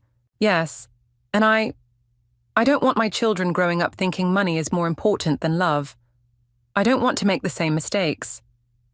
Speaking of mistakes, my mother interjected, I believe I owe you both an apology, a real one. She set down her glass, squaring her shoulders like she was facing a firing squad. I was wrong, she said simply, about everything, about Frankie, about what makes a family strong, about what really matters, and I'm sorry. Mom, Shiloh started. No, let me finish. She took a deep breath. I was so scared of losing what we had, I nearly destroyed it myself. But watching you all these past few weeks, working together, fighting together, I finally understood what your father always said. The strongest foundations aren't built on fear. Wendy appeared, wrapping an arm around me. They're built on trust. And love, Angela added, joining our circle. And forgiveness, my mother asked softly. I looked at Frankie across the room, watching us with a knowing smile. He'd told me once that family was like his sustainable energy project. It took work, patience, and faith in something bigger than yourself. Forgiveness, I agreed, pulling my mother into a hug. But with conditions. She laughed through tears. Of course, you are my daughter, after all. Speaking of conditions, Shiloh said, James and I were thinking, maybe we could do Sunday dinners at your place. She looked at me hopefully. If you want. I'd like that, I surprised myself by meaning it. But I'm not cooking. God, no, Wendy shuddered. Remember the Thanksgiving turkey incident? That was one time. The fire department remembers it too, Angela teased. We were all laughing when Frankie finally joined us, sliding an arm around my waist. Everything okay here? He asked. I looked at my family, really looked at them. My mother, finally letting her guard down. Shiloh, learning to value love over status. Wendy, finding her voice. Angela, who'd been family all along. Yeah, I said, everything's perfect. Perfect? He raised an eyebrow. The Wallace women admitting to perfect? Well, my mother smiled slyly. Perhaps not perfect, but perfectly imperfect. I'll drink to that, Shiloh raised her glass. To perfectly imperfect families. And new beginnings, Wendy added. And sustainable relationships, Angela chimed in.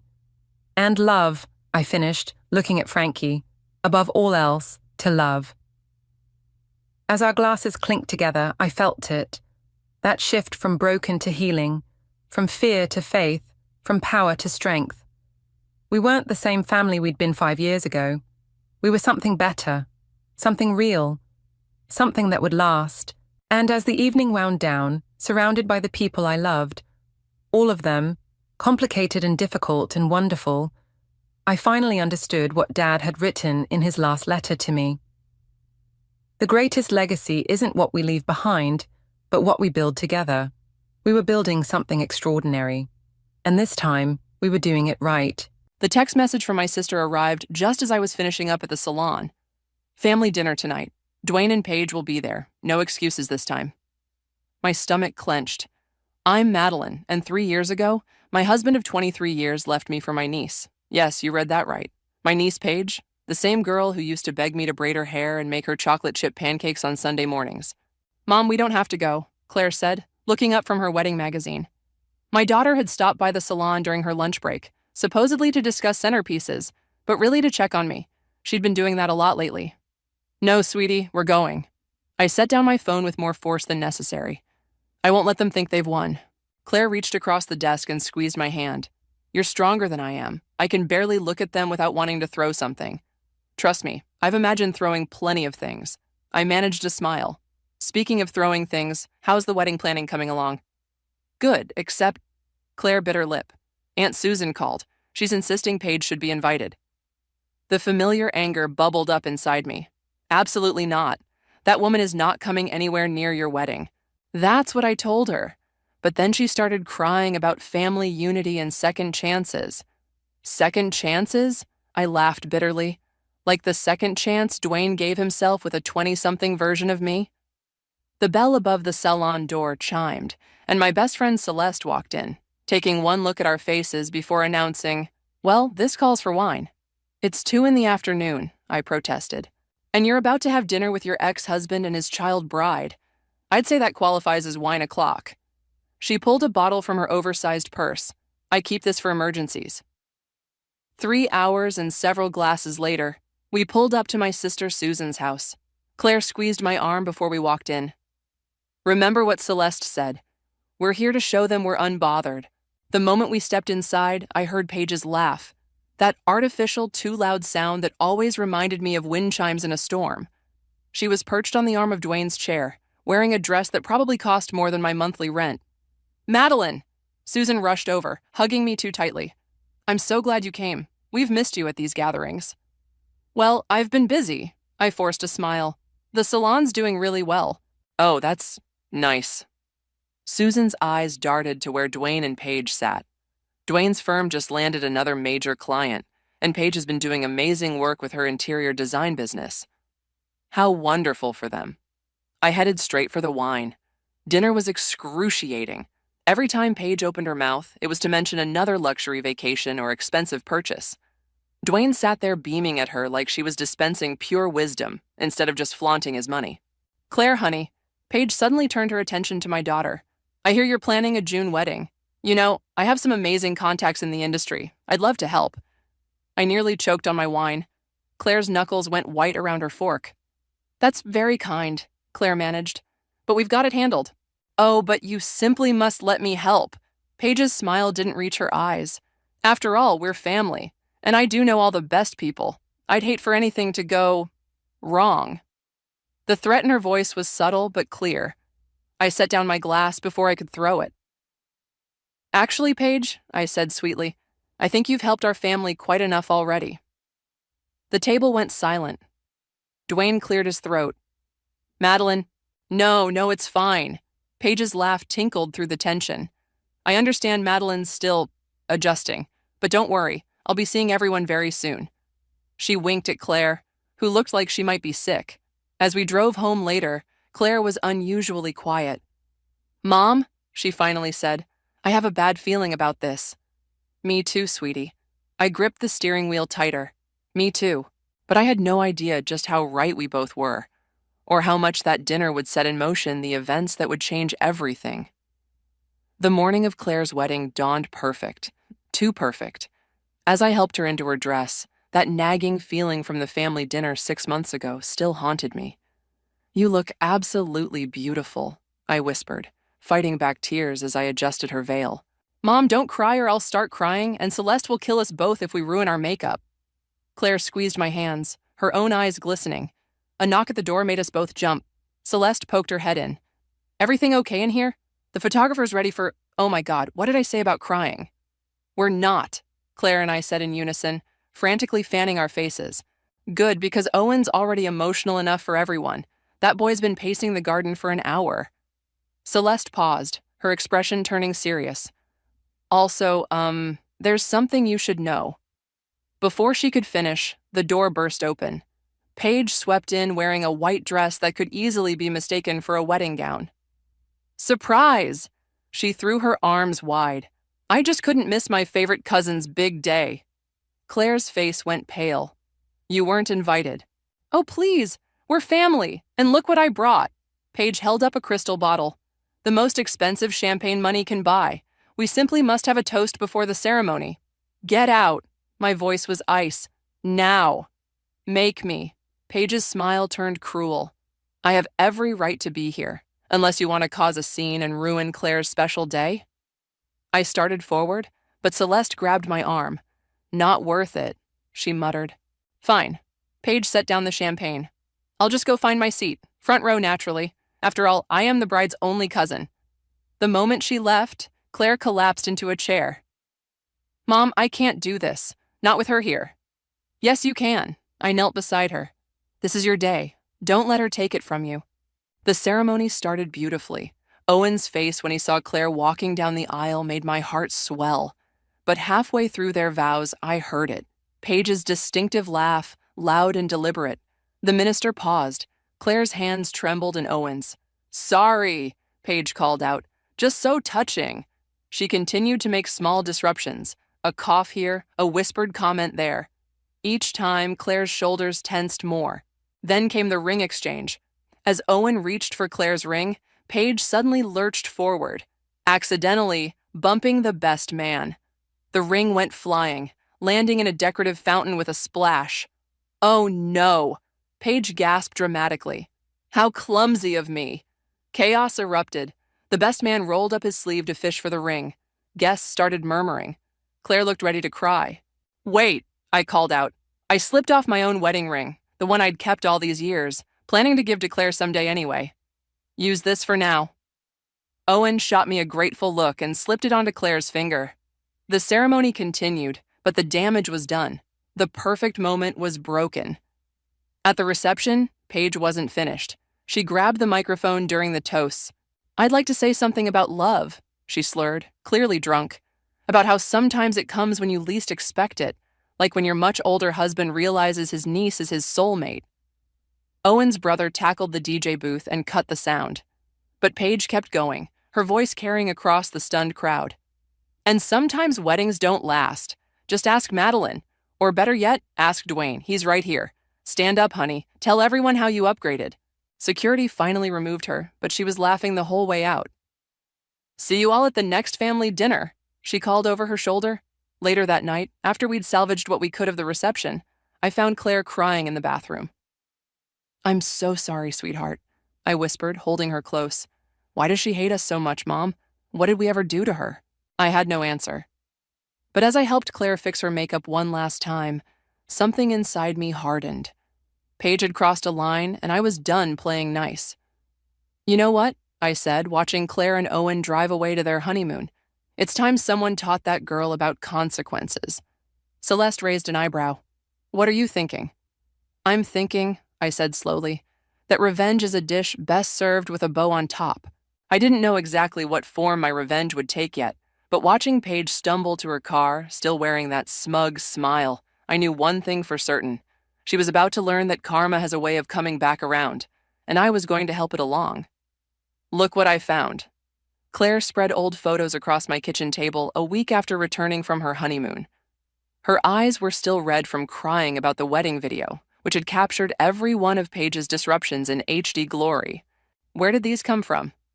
I picked up a photo of Paige at 16, posing in my garden. "Owen and I were cleaning out Grandma's attic. There's a whole box." Claire pulled out another picture.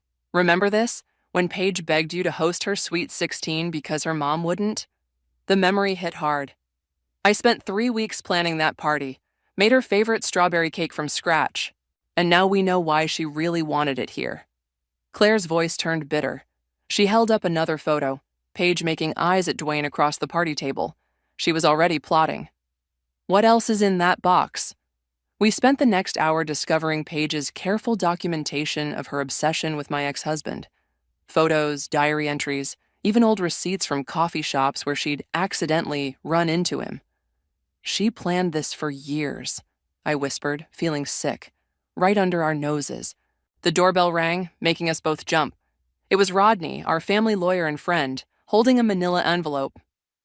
"You're not going to believe what crossed my desk today," he said, settling into a chair. "Dwayne's trying to buy the old Harrison property." "The one by the lake?" I sat up straighter.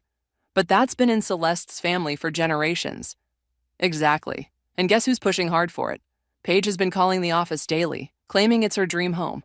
Claire snorted. "More like she's desperate to get into the country club next door. They rejected her membership application twice." Rodney spread out some documents. "Here's the interesting part. The property has some unique deed restrictions. The original owner was big on community service, made it a condition of ownership." Something clicked in my mind. "Tell me more about these conditions." "Monthly volunteer work, regular community engagement, annual charitable contributions." He smiled. "Not exactly Paige's style." "No," I said slowly, an idea forming. "But it could be." Claire leaned forward. "Mom, what are you thinking?" "I'm thinking about how much Paige wants that house, and how interesting it would be if someone else bought it first." Rodney raised an eyebrow. "You don't have that kind of money, Madeline." "No, but I have something better." I pulled out my phone, dialing Celeste. "Hey, remember how you said you owed me for covering your salon shifts last month? I need a favor." Over the next hour, a plan took shape. Celeste agreed to sell me the property at a fraction of its value. Consider it payback for 20 years of friendship, with one condition: I had to keep it in the family. "Perfect," I said, "because I'm planning to give it away." "To Paige?" Claire looked horrified. "Eventually. But first, we're going to make her earn it." I turned to Rodney. "How creative can we get with deed restrictions?" His grin was answer enough. Later that evening, after Claire and Rodney left, I sat alone looking through more photos. One caught my eye, Paige at 12, helping me plant roses. She was smiling, genuinely smiling, not that fake laugh she used now. My phone buzzed with a text from my sister. "Paige is devastated about the house. Someone outbid them. She's been crying all day." I should have felt satisfied. Instead, I felt something unexpected, hope. Maybe, just maybe, this wasn't just about revenge anymore. Celeste called next. "The papers are ready. Are you sure about this? It's a lot of money to tie up in a lesson." "It's not just about the money," I replied. "It's about showing her actions have consequences. But also what? Also about giving her a chance to be the person she used to be, before all this." "You're a better person than me," Celeste sighed. "I just want revenge." "Oh, don't worry," I said, picking up the photo of teenage Paige making eyes at my husband. "There will be plenty of that, too." I started making a list of conditions for the deed, each one designed to challenge Paige's entitled worldview, each one a step toward either redemption or humiliation. Her choice. "Time to learn," I whispered to the photo, "that some things can't be bought. Some things have to be earned." And I was going to make her earn every single inch of that property, one humbling condition at a time. "These conditions are genius," Rodney said, reviewing the document I'd drafted. We were sitting in his office, surrounded by legal papers and coffee cups. "But are you sure you want to make them this intense?" "Read them again," I insisted, out loud. He adjusted his glasses. "Condition 1.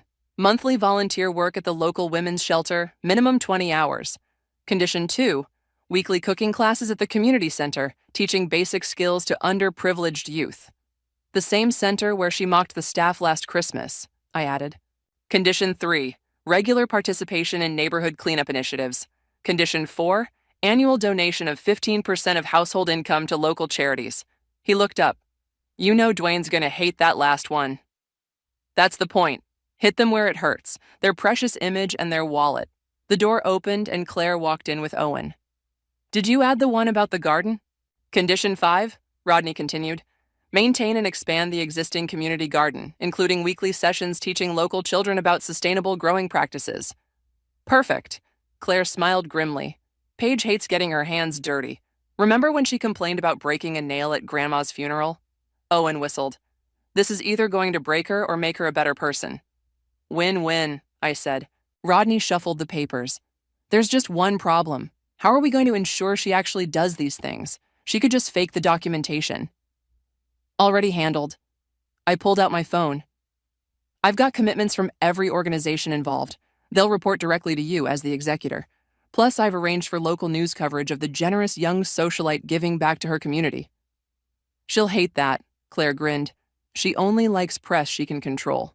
Exactly. And here's the kicker. If she fails to meet any condition, even once, the property reverts to a community trust. No refunds, no appeals. Rodney let out a low whistle. You've thought of everything. Almost. I reached into my bag and pulled out an ornate box. This is how we'll present the deed. It belonged to my grandmother. Paige always coveted it. Along with everything else that wasn't hers, Claire muttered. I opened the box, revealing the velvet interior. The deed goes here, along with photos documenting her, let's call them, greatest hits. The time she crashed cousin Sarah's baby shower. The Christmas she announced her engagement to Dwayne during my mother's cancer recovery celebration, the wedding video. Brutal, Owen said admiringly. She needs to understand why this is happening. I closed the box carefully. Each photo comes with a corresponding condition. Want to avoid the women's shelter? Here's you mocking domestic violence survivors at the fundraiser last year. Don't like teaching kids? Here's you making fun of the community center's after-school program. Mom, Claire said softly, this is brilliant, but are you sure you're ready for the fallout? The fallout's already happened, sweetheart. She made sure of that. This is about consequences. Rodney started preparing the final paperwork. When do you want to do this? Their anniversary party is next weekend. Susan's hosting again. Perfect timing, Claire said. She's been bragging about it for months. All her society friends will be there. Speaking of society, Owen added, I talked to my sister at the country club. They're planning to reject Paige's membership application again next week. She'll be desperate for a win. I placed the deed in the box, along with the carefully selected photos. Then let's give her one, with strings attached. You know, Rodney said, watching me arrange everything, this could backfire. She might rise to the challenge, become a better person, and end up with a beautiful lakefront property. That's not backfiring, I replied. That's the best possible outcome. Either way, she learned something about karma. Claire helped me tie a perfect bow around the box. What if she refuses? Then she proves to everyone exactly who she is, and that property she's been dreaming of becomes a community center named after her grandmother, the woman whose funeral she skipped for a spa day. As we finished the preparations, my phone buzzed with a text from Susan. Paige is inconsolable about losing the house, says her life is ruined. Please come to the anniversary party. She needs all her family around her. I showed the message to Claire, who rolled her eyes. Classic Paige, making everything about her. Don't worry, I said, closing the ornate box with a satisfying click. She's about to get exactly what she deserves, one way or another. Looking at that box, I felt a strange mix of emotions. Satisfaction, anticipation, and something else. Maybe hope. Because sometimes the best revenge isn't about destroying someone. Sometimes it's about forcing them to become better than they are. I found something you need to see. Celeste burst into my salon after closing, waving her phone. Remember Tommy from the country club? He just sent me these. I peered at the screen. Photos of Paige, much younger, working at what looked like a soup kitchen. Another showed her reading to elderly patients in a hospital. That's not possible, I said. Paige would never. It was before Dwayne, Celeste explained. Tommy says she used to volunteer there every weekend. Look at the dates. She stopped right around the time she started pursuing my husband. The realization hit hard. So she wasn't always like this. There's more. Celeste scrolled through her phone. According to Tommy, she was studying to be a social worker before she dropped out to become an interior designer. She made air quotes with her fingers. What happened to her? I whispered. The bell above the door chimed. Claire walked in with a stack of papers. Mom, I've been doing some digging. You won't believe. Let me guess, I interrupted. Paige used to be a decent person? How did you know? I pointed to Celeste's phone. We're just finding out ourselves. Keep going.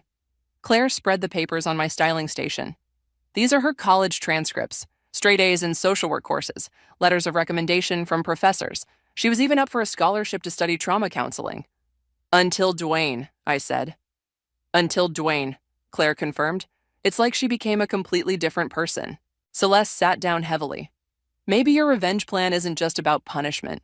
Maybe it's about reminding her who she used to be. The door chimed again. This time it was Owen, looking troubled. I just ran into Dwayne at the coffee shop. You need to hear this. We gathered around as Owen recounted the conversation he'd overheard between Dwayne and his business partner. He's losing money, Owen explained. Bad investments, market downturns. That's why they wanted the lake house so badly. It's one of the few properties in the area still guaranteed to appreciate. And now they can't have it, I said. There's more. I heard Paige crying in the bathroom. She was on the phone with someone, saying she feels trapped. Said she's tired of pretending to be something she's not. The salon fell silent as we absorbed this information.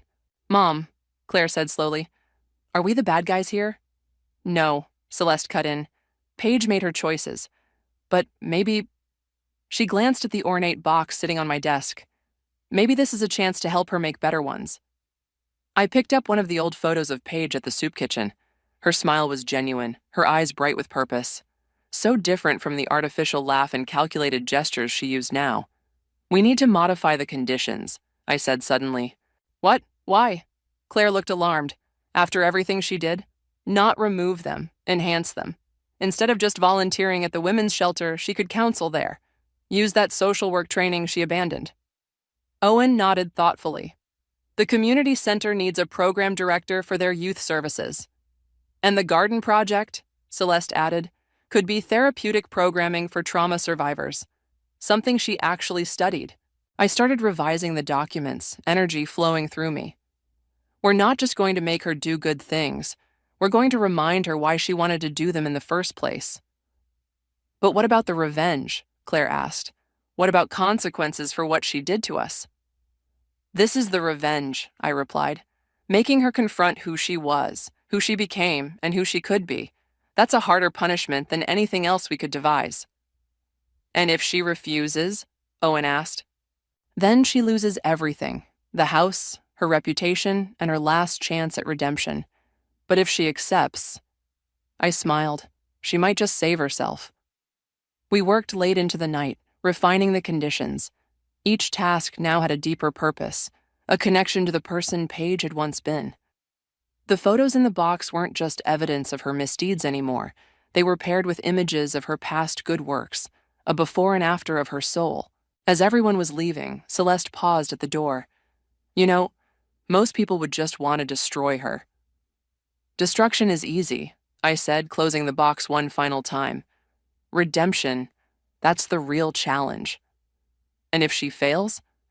I thought about the wedding, about all the pain she'd caused. Then at least we gave her a choice. What happens next is up to her. The anniversary party was 2 days away. The trap was set, but now it felt less like a trap and more like a lifeline. Whether Paige would grab it remained to be seen. Susan's house buzzed with activity as caterers rushed around setting up for Dwayne and Paige's anniversary party. I stood in the corner, clutching the ornate box, watching Paige hold court among her society friends. Can you believe someone outbid us on that gorgeous lakefront property? She was saying. Probably some developer who'll ruin the whole neighborhood. Such a shame, one of her friends simpered. You would have been perfect for the country club set. Claire appeared at my elbow. Ready for this? As I'll ever be. I adjusted my grip on the box. Where's Owen? Recording everything from the security camera angle. Rodney's got the paperwork ready. Paige's voice carried across the room. At least we still have the summer house in the Hamptons, though it's so tedious having only one vacation property. Now, Claire whispered, while she's performing for her audience. I stepped forward, box extended. Happy anniversary, Paige. The room quieted. Paige's eyes locked onto the box, recognition flickering across her face. Grandmother's jewelry box. I always loved this. She reached for it greedily. Open it, I said softly. I think you'll find it contains exactly what you deserve. Her fingers trembled slightly as she untied the bow. The lid creaked open, and her expression froze. What is this? She pulled out the deed, then the photos. Color drained from her face as she flipped through them. A gift, I said. The lake house you wanted so badly. It's yours. Her eyes narrowed. What's the catch? Read the conditions. As she scanned the document, her artificial smile slipped. This is ridiculous. Community service? Counseling programs? Teaching? She laughed that tinkling laugh, but it sounded strained. You can't be serious. Very serious. I pointed to the photos. Each condition corresponds to one of your memorable moments. Think of it as karmic balance. Dwayne, she called out, come look at what your ex-wife is trying to pull. He appeared beside her, scanning the papers. His face darkened. 15% of our income to charity, mandatory community involvement, this is extortion. No, I corrected. This is opportunity. The property you wanted at well below market value. All you have to do is give back to the community you've taken so much from. Paige's hands shook as she came to the last photo, herself at the soup kitchen years ago. Where did you get this? Remember who you were, Paige, before the designer clothes and society parties? That girl wanted to help people. That girl was naive, she snapped, but her voice wavered. That girl was real. I stepped closer, and she's still in there, underneath all this. I gestured to her carefully curated exterior. You can't make me do this. But she hadn't let go of the deed. You're right. I can't make you do anything. But if you refuse, the property goes to a community trust. They'll build a center there, named after your grandmother. You know, the one whose funeral you skipped for a spa day? The room had gone completely silent. Paige's friends watched with undisguised interest as her perfect facade cracked. Why are you doing this? She whispered. Because someone needs to show you that actions have consequences. And because I touched the old photo of her at the soup kitchen. Because I remember this girl, and I think she deserves another chance. This is absurd, Dwayne blustered. We don't need your charity. Actually, Paige cut him off, still staring at the photo. Actually, I want to think about it. Paige. Dwayne looked scandalized. I said, I want to think about it. Her voice was different, harder, more like her old self. I nodded. You have 24 hours. After that, the offer goes to the trust. As I turned to leave, Paige called out, that girl in the photo, she wasn't pretending. I know, I said. That's why I'm giving her one last chance. Claire and I walked out together, leaving behind a murmuring crowd and a very quiet Paige still holding the open box. Did you see her face when she saw the old photos? Claire asked as we got in the car. Yes, for just a moment her mask slipped. Do you think she'll do it? I started the engine, remembering the look in Paige's eyes when she saw her younger self. I think for the first time in years, she's going to have to make a real choice. Not about what she wants to have, but about who she wants to be. And if she chooses wrong, then at least we'll all know exactly who she is. I pulled away from Susan's house. But something tells me that girl from the soup kitchen isn't quite done fighting yet. The call came from Rodney exactly 23 hours later. She's here, with Dwayne, and she's asking for you. I found them in Rodney's office, Paige still clutching the ornate box. She'd stripped off her usual perfect makeup, and her designer clothes had been replaced with jeans and a simple sweater. She looked younger, more vulnerable. I have conditions of my own, she said as I sat down. Dwayne shifted uncomfortably. Paige, we discussed this. No, she cut him off. You discussed. Now I'm talking. She turned to me. First, I want to run the women's shelter counseling program my way. No interference. Agreed, I said, as long as you maintain the required hours.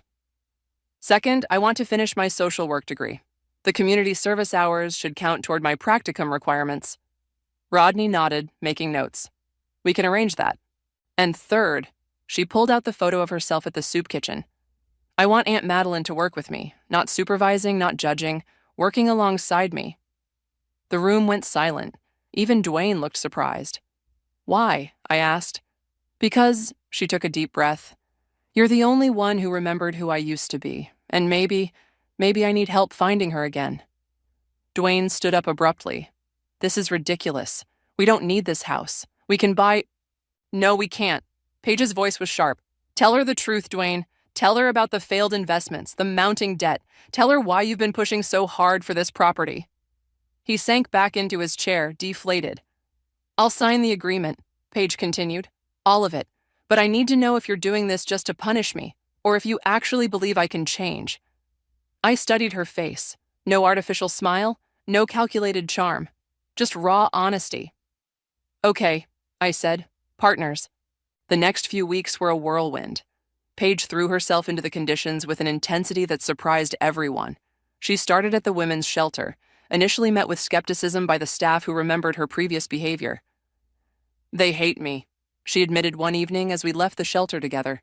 I deserve it. Give them time, I said. Actions speak louder than words. She proved it the following week, staying late to counsel a teenage girl who reminded me of the old Paige, bright, ambitious, but lost. I watched through the window as Paige shared her own story, tears streaming down both their faces. The community garden proved challenging in unexpected ways. I can't believe I used to mock this, she said, dirt streaked across her face as we planted tomatoes with local kids. It's actually therapeutic. Remember when you used to help me with my roses? I asked. Before I decided designer clothes and social status were more important? Yeah. She sat back on her heels. I was so stupid. Not stupid, lost. Dwayne showed up less and less as Paige immersed herself in her new roles. Then one day, she arrived at the shelter alone, engagement ring missing. He couldn't handle the new me, she explained simply. Or maybe I couldn't handle the old him. The real breakthrough came during Claire's visit to the community center. Paige was teaching a cooking class to at-risk teens when Claire walked in. I'm sorry, Paige said immediately, putting down her mixing bowl. For the wedding, for everything. Claire hesitated, then picked up an apron. Show me what you're making. By the end of the class, they were laughing together, flour in their hair, just like when they were kids. You know what's weird? Paige said to me later. Following your conditions, doing all this community work, it was supposed to be my punishment, but it feels more like coming home. That was the point, I admitted. The girl in that soup kitchen photo, she didn't need revenge. She needed a way back. Paige wiped her eyes. I have one more condition to fulfill. She pulled out a check, 15% of her savings, made out to the women's shelter. It's not much since I'm starting over, but it's a start. Starting over is what this was always about. As we walked to our cars, Paige stopped suddenly. Thank you, she said, for not giving up on me, even when I gave up on myself. I thought about the ornate box, now sitting on her desk at the shelter, filled with new photos. Paige with her cooking class, working in the garden, counseling at the shelter. Sometimes, I said, the best revenge is helping someone become who they were always meant to be. She smiled, a real smile, not the artificial one she'd worn for so long. Even if that someone broke your heart? Especially then. The autumn air was crisp as I pulled into the driveway of the lake house. Music and laughter drifted from the backyard, where Paige was hosting her first community fundraiser. Perfect timing, Claire called from the garden. She was arranging flowers grown by the youth program. Mom, you won't believe what Paige just did. Before she could explain, Paige emerged from the house carrying a tray of appetizers made by her cooking class. Her hair was tied back simply, and she wore a volunteer coordinator badge from the shelter. Aunt Madeline, she set down the tray. I need to show you something. She led me through the crowd to a newly constructed gazebo overlooking the lake. Inside, a plaque caught my eye. The Second Chance Garden, where growth begins again. That's not all, Claire said, joining us. Tell her about the scholarship. Paige blushed. I'm using my divorce settlement to create a scholarship fund for survivors at the shelter who want to pursue social work degrees. Like you're doing, I asked. Actually, she pulled out an envelope. I got my acceptance letter today. Full program, starting next semester. Before I could respond, Susan rushed over. Paige, honey, Dwayne's here. He's demanding to speak with you. We turned to see him striding across the lawn in an expensive suit, looking out of place among the casual fundraiser crowd. I got this, Paige said quietly. We watched as she met him halfway. Their conversation was intense but controlled. You're throwing away everything we built, he said, loud enough for nearby guests to hear. No, Paige replied calmly. I'm building something real for the first time. Did you need something specific, or did you just come to remind me what I left behind? The country club board? Approved my membership last week, she interrupted. Not as your wife, but as the director of community outreach. Turns out they value social contribution over social climbing. He deflated slightly. Your mother says you're selling your designer clothes. Consignment sale next week. Proceeds go to the shelter's legal fund. She smiled. You should come. Might find something nice for your next wife. The crowd that had gathered tried to hide their smiles. Dwayne looked around, finally seeming to notice the meaningful work happening everywhere. Teenagers teaching gardening skills, shelter residents serving food they'd learned to cook, social workers networking with local leaders. You really have changed, he said quietly. Yes, Paige agreed. I grew up. It's not too late for you either, you know. He shook his head and walked away. This time, Paige didn't watch him go. Later, as the fundraiser wound down, we sat in the gazebo watching the sunset over the lake. Claire joined us, bringing hot chocolate. Owen's talking about volunteering at the center, she said. The kids love him. Everyone's welcome, Paige replied. That's kind of the point. She pulled out the ornate box, now weathered from frequent handling. Inside, alongside the old photos, were new ones. Paige receiving her counseling certification, Claire and Paige gardening together, the three of us at shelter events. I keep this to remind me, she said. Not of who I was, but of who I chose to become. About that, I reached into my bag. I brought something for you. It was a framed photo of her at 16, helping me with my roses. On the back, I'd written, "Some flowers bloom twice." Tears welled in her eyes. I don't deserve all these second chances. That's exactly why you deserve them, I said, because you finally understand that. Claire raised her hot chocolate. To second chances. And third and fourth ones, Paige added, as many as it takes. As the last guest left, carrying fresh vegetables and information packets about local services, Paige turned to me. You know, when you gave me this house with all those conditions, I thought it was the cruelest revenge possible. She laughed softly, making me face myself, my choices, my potential. It was harder than any punishment. And now I understand that real revenge would have been letting me stay lost. She hugged me tightly. Thank you for finding me instead. The lake reflected the last rays of sunlight as we cleaned up together. Aunt, daughter, and niece. Our shadows long, but our hearts lighter than they'd been in years. Ready to go? Claire asked eventually. Actually, Paige said, I was hoping you both might stay. I'm making grandmother's lasagna recipe for my cooking class tomorrow. Could use some expert advice. I looked at my daughter, who nodded with a smile. We'd love to, I said, following them into the warm light of the house that had become not just Paige's home, but a home for second chances. Sometimes the best endings aren't about getting even. They're about getting better together. From the sterile chill of the hospital room, my life's purpose crystallized. I'm Alina, and this is where my story truly begins. Not with the fairy tale romance I'd imagined, but with words that would forever change me. You're useless to me now. Gabriel's voice was flat, emotionless. He stood at the foot of my hospital bed, designer suit pristine, as if he hadn't spent the last 6 hours in the waiting room while I lost our baby. What? My throat was raw from crying. The monitors still beeped steadily beside me, a cruel reminder that while my heart was still beating, something precious had stopped. I married you to have children, Alina. That was the deal. He checked his Rolex, not even looking at me. The doctors said there might be complications with future pregnancies. I can't waste time waiting around to see if you'll ever be able to carry to term. The nurse who had been adjusting my IV froze, her hand hovering over the tubing. I saw fury flash across her face before she schooled her features into professional neutrality. Gabriel, please. My voice cracked. We can try again. We can adopt. There are options. I've already called my lawyer. He finally met my eyes, and I saw nothing there. No love, no grief, just cold calculation. The papers will be ready tomorrow. I suggest you sign them quickly. It'll be easier for both of us. The nurse stepped between us. Sir, I'm going to have to ask you to leave. My patient needs rest. Gabriel straightened his tie. Of course. Goodbye, Alina. The door clicked shut behind him with terrible finality. What a piece of work. the nurse muttered, checking my vitals. Honey, do you want me to call someone? I nodded numbly, and she handed me my phone. My fingers trembled as I dialed. Mom? The word came out as a sob. Alina? What's wrong, sweetheart?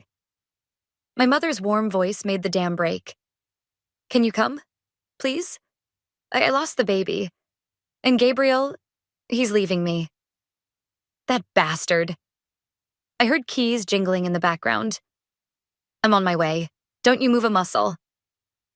The nurse, her nameplate read Sarah, squeezed my hand. Your mom's coming? Good. I'll bring you some tea.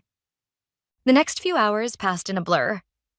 My mother arrived like an avenging angel, all 5'2" of her bristling with protective fury. She held me while I cried, stroked my hair like she did when I was small. I knew that man was wrong for you from the start, she said, pulling back to look at me. But listen to me, Alina. This is not the end of your story. This is just the beginning. How can you say that? I gestured at the hospital room, the monitors, my own broken body. I've lost everything. Everything? She raised an eyebrow. You've lost a husband who never deserved you and a baby who is too precious for this world. But you haven't lost yourself. You haven't lost your mind, your strength, your determination. I don't feel very strong right now. Then borrow mine until yours comes back. She gripped my hands. You remember what I always told you about karma? That it's a patient accountant, I whispered, managing a weak smile. Exactly. And someday when you're ready, you'll balance those books. She reached into her bag and pulled out a notebook and pen. For now, we plan. We rebuild. We rise. Looking at that simple notebook, something shifted inside me. The raw wound of loss was still there, but alongside it, a seed of purpose took root. First, I said, taking the pen, I need a good divorce lawyer. Mom smiled. That's my girl. And then, I paused, the pen hovering over the blank page. I think I want to become one. A lawyer? She nodded slowly. You always did love arguing your case. For the first time since the nightmare began, I felt a flicker of something like hope. I want to help people who've been wronged. I want to make sure justice is served. Justice? Mom's eyes twinkled. Or revenge? Maybe both. I started writing, my handwriting growing stronger with each word. But first, I need to get out of this hospital. One step at a time, sweetheart. She settled into the chair beside my bed. One step at a time. As night fell over the city, I kept writing. Plans, dreams, goals, each word a brick in the foundation of my new life. Gabriel thought he'd destroyed me, but he'd only cleared the ground for something stronger to grow. I am Alina, and this is where my story begins. Not with an ending, but with a promise to myself. Someday, the books would balance, and Gabriel would learn exactly what he'd thrown away. In his eyes, I saw echoes of who I once was, and who I could still become. Jonathan sat across from me in the law school library, his textbooks spread across the table like a paper fortress. You're going about this all wrong, he said, tapping my case brief. The precedent isn't in Thompson v. State. Look at the Marshall case from '98. 3 years had passed since the hospital room, and I was halfway through law school, running on caffeine and determination. I'd met Jonathan in constitutional law, where his brilliant arguments caught my attention, and my relentless questioning caught his. The Marshall case? I flipped through my notes. But that was about corporate fraud, not personal liability. Exactly. He leaned forward, eyes bright with enthusiasm. Think bigger, Alina. Sometimes the best path isn't the obvious one. A group of first years shuffled past our table, looking shell-shocked from their latest exam. I remembered that feeling, but now it was replaced by something else. Purpose. Speaking of thinking bigger, Jonathan said, closing his book, there's an internship opening at my father's firm. Corporate law, mostly real estate deals. I shook my head. I'm focusing on family law, remember? Are you? He gave me that penetrating look that always made me feel transparent. Or are you focusing on one particular family law case? My pen stilled. What do you mean? I've seen you researching Gabriel's company. Don't deny it. You're not as subtle as you think. Heat crept up my neck. I'm just keeping informed. Alina. Jonathan reached across the table, his hand covering mine. You're brilliant, driven, and capable of so much more than spending your career fixing other people's broken marriages. Take the internship. Learn how money really works. Then, if you still want to pursue family law, you'll have a broader arsenal at your disposal. Before I could respond, my phone buzzed. A text from Sienna. Turn on the business news. Now. I pulled out my laptop. Jonathan moving to my side of the table as I found a live stream. There was Gabriel, standing at a podium, announcing his company's expansion into international markets. Our future has never been brighter, he was saying, that familiar, confident smile in place. With these new partnerships, we're positioned to double our market share within 5 years. Interesting timing, Jonathan murmured, right after that merger with Pacific Holdings fell through. I turned to him sharply. How do you know about that?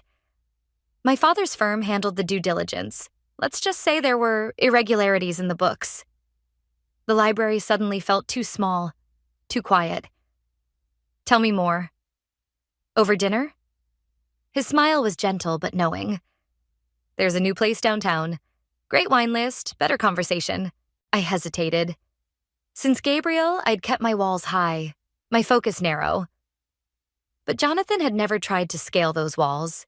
He just kept showing up, offering friendship, insight, and now possibly the key to understanding Gabriel's world. Okay, I said. But I'm not drinking wine on an empty stomach. And this isn't a date. Of course not. He gathered his books, amusement dancing in his eyes. Just 2 future lawyers discussing corporate finance over pasta.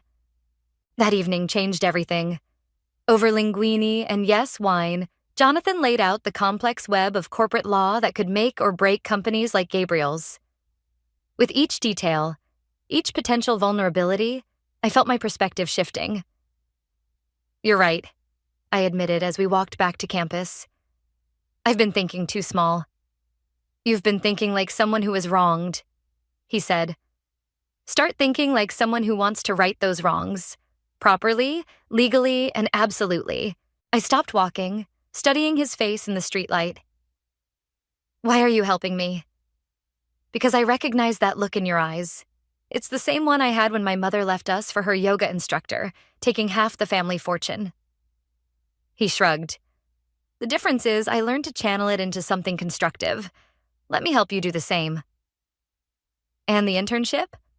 Is legitimate. You'd be amazing at it. The fact that it might help you understand how to legally dismantle someone's empire is just a bonus. I laughed. Really laughed. For the first time in what felt like years. You're dangerous, you know that? I prefer to think of myself as strategic. He offered his arm. Shall we head back? We have that ethics exam tomorrow, which is ironic given our conversation. Taking his arm, I felt something shift inside me, like pieces of a puzzle finally clicking into place. Jonathan? Thank you. For seeing me as I am, not as what happened to me. He squeezed my hand. Always. Now about that ethics exam. We walked back to campus, discussing legal precedents and moral obligations, while in my mind, new possibilities began to take shape. Gabriel had taught me about loss. Jonathan was teaching me about power. And somewhere between the two, I was learning about justice. Every secret buried beneath layers of deception was a step closer to reckoning. I stood in my corner office, watching the city lights flicker to life as dusk settled over downtown. 7 years had transformed me from a broken woman into one of the city's most formidable corporate attorneys. Alina? Elisa knocked on my open door, manila folder in hand. You need to see this. I turned from the window. The audit reports? She closed the door behind her, voice dropping. Better. Remember that tip about Gabriel's offshore accounts? I found something interesting in his company's subsidiary filings. My heart quickened, but I kept my voice steady. Show me. Elisa spread the documents across my desk. See these transactions? They're routing money through shell companies in the Cayman Islands. But look at the dates. They align perfectly with the failed Pacific Holdings merger. I murmured, scanning the numbers. Jonathan was right. There's more. Elisa pulled out another document. I spoke to Jonah's assistant. You know, Gabriel's business partner? She's been keeping records of some questionable meetings. My phone buzzed. Jonathan. Hey, love, still at the office? Just wrapping up. Found something interesting. Good interesting or bad interesting? I smiled. Come over tonight? I'll tell you everything. Already on my way, bringing takeout from that Thai place you love. After hanging up, I turned back to Elisa. How solid is this evidence? She straightened her glasses. Solid enough to trigger an SEC investigation. But Alina? She hesitated. Are you sure you want to do this? Once we start, there's no going back. I've been waiting 7 years for this, Elisa. I'm ready. Then you should know, Gabriel's getting married. The words hit like a physical blow. What? It's all over the society pages. To Andrea Steele, the real estate heiress. The wedding's in 3 months. I sank into my chair, memories flooding back. My own wedding to Gabriel, the promises he'd made, the future he'd stolen. Alina? Elisa's voice was gentle. Maybe this is a sign to let it go. You've built an amazing life. You have Jonathan, the firm, respect. And Gabriel has faced no consequences. I cut in. He destroyed me and walked away without a scratch. Now he's about to do it again to someone else. You don't know that. I know Gabriel. I stood up, gathering the documents. Get me everything you can on Andrea Steele. And Elisa? Thank you. She paused at the door. Just be careful. Revenge has a way of burning both ends. Later that night, I laid out everything for Jonathan over pad thai and wine. He listened intently, asking occasional questions, his real estate developer's mind catching details I'd missed. The timing's perfect, he said finally. With the wedding coming up, he'll be distracted. Vulnerable. You don't think it's too much? He set down his wine glass. Honey, he left you in a hospital bed after losing your baby. He deserves whatever's coming. Elisa thinks I should let it go. And what do you think? I stood, walking to our apartment's floor-to-ceiling windows. Below, the city pulsed with life, each light representing someone's story, someone's truth. I think about that nurse, I said quietly. The one who was there when Gabriel left. How angry she was on my behalf. I think about other women like Andrea, walking into marriages built on lies. Someone needs to expose the truth. Jonathan came up behind me, wrapping his arms around my waist. Then do it. But do it smart. Do it legally. Make it stick. I will. I leaned back against him. I've learned from the best, after all. Flatterer. He kissed my neck. Want to run through the plan? We spent the next hour mapping it out. The evidence would go to the SEC, but not yet. First, we'd need to position everything perfectly. The wedding would provide the perfect stage, all of Gabriel's business associates, investors, and society friends in one place. You know what this means? I said, looking at our notes. I'll have to see him again, face to face. Are you ready for that?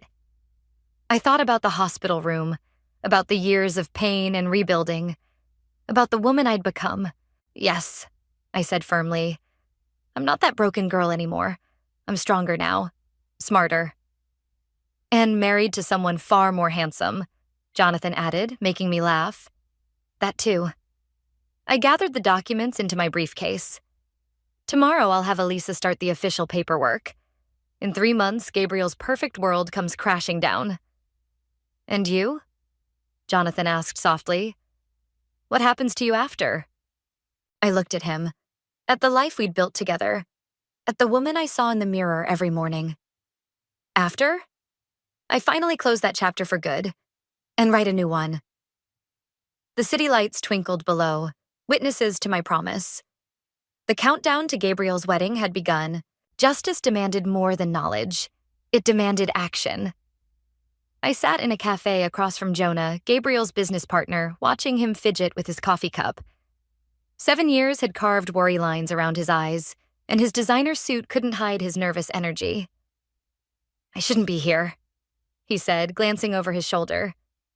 "If Gabriel finds out—" "He won't," I assured him. "Unless you tell him."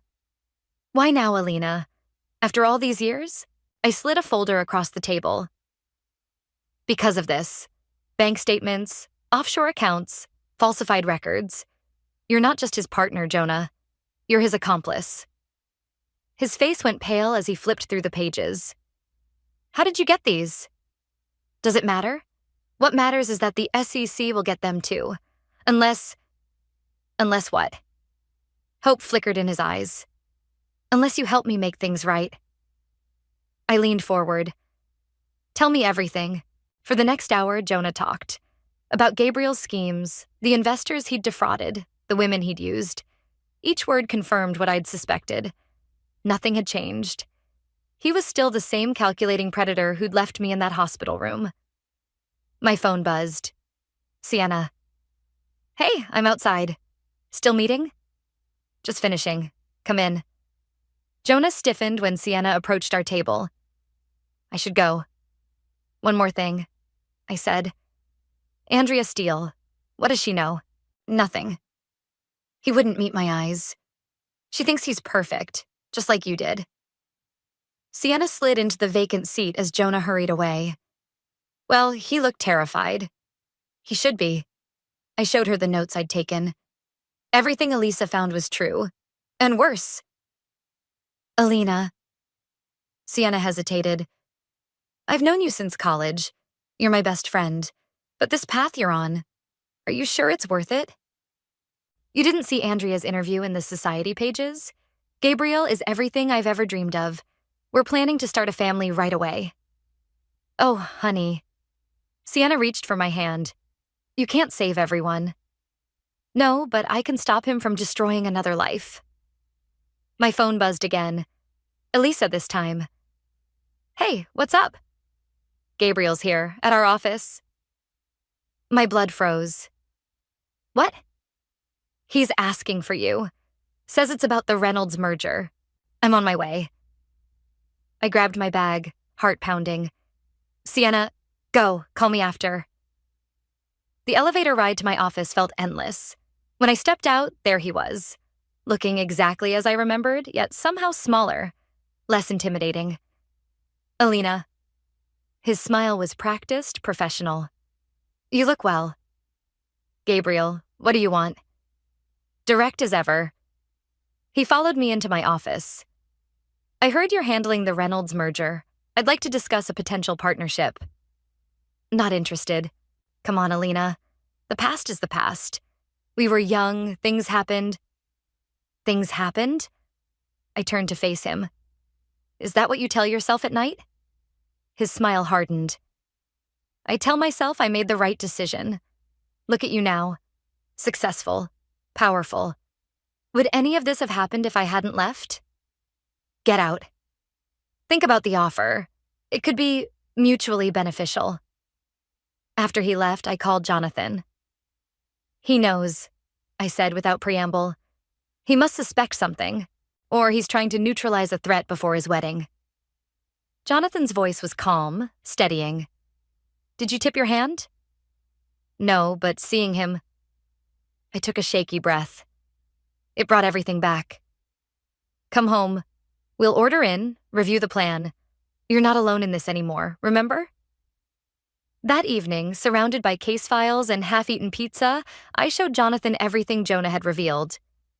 "The evidence is solid," he said, "but the timing has to be perfect. At the wedding." "I know."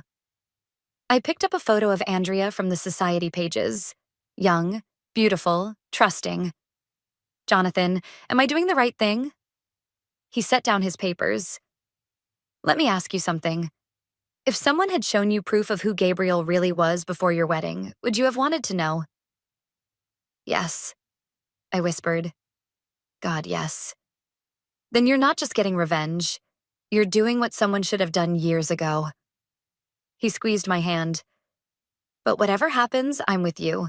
Looking at our intertwined fingers, at the life we'd built, I felt certainty settle over me. Gabriel had walked into my office thinking he could manipulate me again, seeing only the broken woman he'd left behind. His mistake. 2 months until the wedding, I said. Time to set everything in motion. And after? I thought about Andrea, about justice, about closure. After we take that vacation to Italy you've been promising, I think I'll finally be ready. Jonathan smiled. I'll book the tickets tomorrow. The city hummed outside our windows, counting down the days until Gabriel's perfect world shattered. This time, I'd be the one walking away. Silence would no longer protect the guilty. The wedding invitation lay on my mother's kitchen table, its gold lettering catching the afternoon light. Mom set down her teacup, her expression troubled. It arrived this morning, I explained. Addressed to Ms. Alina Collins and guest. He's actually invited me to his wedding. The audacity of that man. Mom's hands trembled slightly as she picked up the invitation. Alina, sweetheart, are you absolutely certain about this? Before I could answer, the doorbell rang. Sienna walked in, carrying a stack of folders. Sorry I'm late. Traffic was horrible. She stopped short when she saw our faces. Oh, the invitation came. Perfect timing, I said, pulling out Elisa's latest reports. We need to go over the final details. Mom stood up. Before you do, I need to say something. She took my hands in hers. I've watched you rebuild your life. You're stronger than I ever imagined possible. But this plan of yours, it could backfire spectacularly. Mom, let me finish. 7 years ago, I told you karma was a patient accountant. But sometimes the cost of balancing those books is higher than we expect. Sienna sat down, spreading the files across the table. She's right, Alina. I've been doing some digging on Andrea. She's not just some society princess. She runs 3 charitable foundations, mentors underprivileged kids. She's good. And that makes it worse, I said firmly. Gabriel will destroy her, just like he tried to destroy me. The only difference is I can stop it this time. My phone rang. Elisa. I put her on speaker. You need to see this, she said without preamble. Gabriel just moved $20 million through those shell companies. The pattern matches exactly what he did before the Pacific Holdings disaster. Mom's eyes widened. What does that mean? It means he's getting sloppy, I explained. Confident. The wedding's making him rush things. Or, Sienna interjected, he's setting up a trap. Think about it. The invitation, the sudden business proposal, now this? I pulled out my laptop, bringing up the evidence we'd gathered. That's why we need to move faster. Elisa, is everything ready with the SEC? Files are prepared. 1 word from you and it all goes live. Mom touched the screen where Gabriel's company financials glowed. All this just to stop a wedding? No, I said quietly. To stop a predator. To protect someone else from living through what I did. To finally make him face consequences. The kitchen fell silent except for the gentle hum of the laptop. Outside, a lawnmower droned, children played, life went on. Normal, peaceful, untouched by the storm brewing in my mother's sunny kitchen. Sienna broke the silence. I spoke to Jonah again yesterday. He's terrified, Alina. Says Gabriel's been acting strange, making calls at odd hours. Because he knows something's coming, I said. He just doesn't know what. Or who. Mom added softly. My phone buzzed with a text from Jonathan. Andrea just called the office. Wants to discuss real estate for their new home. Meeting tomorrow? I showed the message to Sienna and Mom. Don't do it, Sienna said immediately. It's too risky. But Mom was studying my face. You're going to meet her, aren't you? I have to. I started gathering the files. I need to look in her eyes to be absolutely certain this is the right thing to do. And if it isn't? Mom's voice was gentle. Then I'll find another way. But I won't let him hurt anyone else. Sienna stood up, straightening her jacket. Then I'm coming with you. I'll sit in the lobby, just in case. I'll have Elisa on standby too, I said, hugging Mom goodbye. Everything's going to be fine. Wait. Mom disappeared into her bedroom, returning with a small box. Inside was the necklace she'd worn at my wedding to Gabriel. You left this here years ago. I think it's time you had it back. Mom, I can't. Take it. Wear it tomorrow. Remember who you were, who you are, and most importantly, who you want to become. She clasped it around my neck. Just promise me something? Anything. When this is all over, let it be over. Really over. Don't let him take any more of your life than he already has. I touched the necklace, feeling its familiar weight. I promise. Driving home that evening, the wedding invitation burning a hole in my bag, I thought about promises. The ones Gabriel broke. The ones I made to myself. And now this new one to my mother. Tomorrow, I would look into Andrea's eyes and make my final decision. The necklace caught the setting sun, throwing light across my dashboard like a warning or perhaps a blessing. One way or another, everything would change soon. Tomorrow, the past meets the present, and the future will never be the same. I adjusted my mother's necklace in the mirror of my office bathroom, steeling myself for what was coming. Andrea would be here any minute. My phone buzzed. Sienna. In position in the lobby. You sure about this? Before I could reply, Elisa appeared in the doorway. She's here. Conference room B. I took one last look in the mirror. Showtime. Andrea stood as I entered, exactly as beautiful as her photos suggested, but with a warmth they hadn't captured. Mrs. Collins, thank you so much for meeting with me. Please call me Alina. I gestured for her to sit. I understand you're interested in the Riverside development? Yes, Gabriel and I. She stopped, laughing softly. I'm sorry. I must sound like such a bride, bringing up my fiancé in every conversation. The word bride hit like a punch to the gut.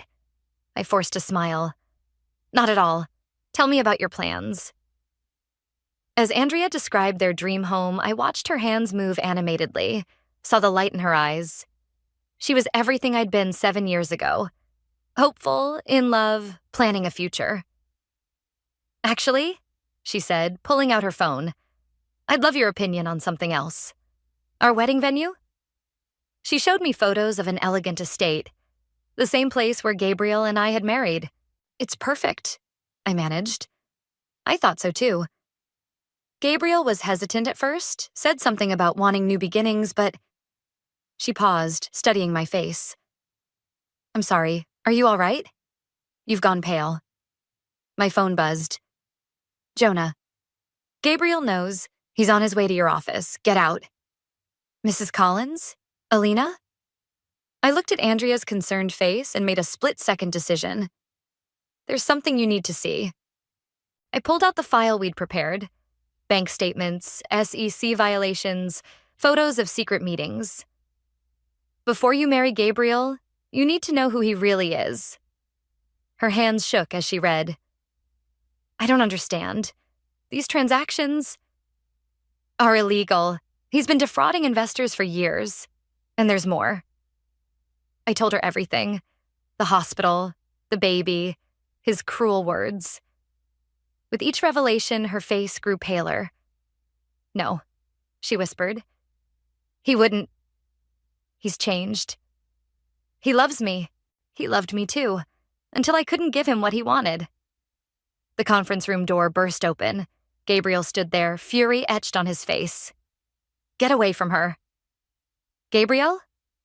Andrea's voice was small. Is it true? Whatever she's told you, she's lying. She's bitter, trying to ruin our happiness. Like you ruined mine? I stood, facing him. Tell her, Gabriel. Tell her what you said to me in that hospital room. You're pathetic. He spat. 7 years and you're still not over it? Andrea stood up, gathering her papers with trembling hands. I need to think. Andrea, wait. Gabriel reached for her, but she jerked away. Don't touch me. She turned to me. Thank you for telling me. I need time. After she left, Gabriel advanced on me. You've just made the biggest mistake of your life. No, that was marrying you. I held up my phone. By the way, this entire conversation is being recorded and copied to multiple secure locations. His face contorted. You think you're so clever. You have no idea what's coming. Actually, I do. I pressed a button on my phone. Now, Elisa. The office doors opened. 2 SEC agents walked in, followed by Elisa with more files. Mr. Myers, one agent said, we need you to come with us. On what grounds? Securities fraud, for starters. The agent began reading him his rights. I watched as they led him away, his perfect facade crumbling. Jonathan appeared at my side, taking my hand. Andrea's downstairs with Sienna, he said softly. She's asking to speak with you again. Is she okay? No, but she will be, just like you were. I touched my mother's necklace. The wedding's still 2 days away. What are you thinking? I'm thinking it's time for the final act. Call Elisa's contact at the newspaper. Tell them I'm ready to talk. Jonathan squeezed my hand. Are you sure? Once this goes public, I'm sure. I looked around my office at the life I'd built from the ashes of what Gabriel destroyed. It's not just about revenge anymore.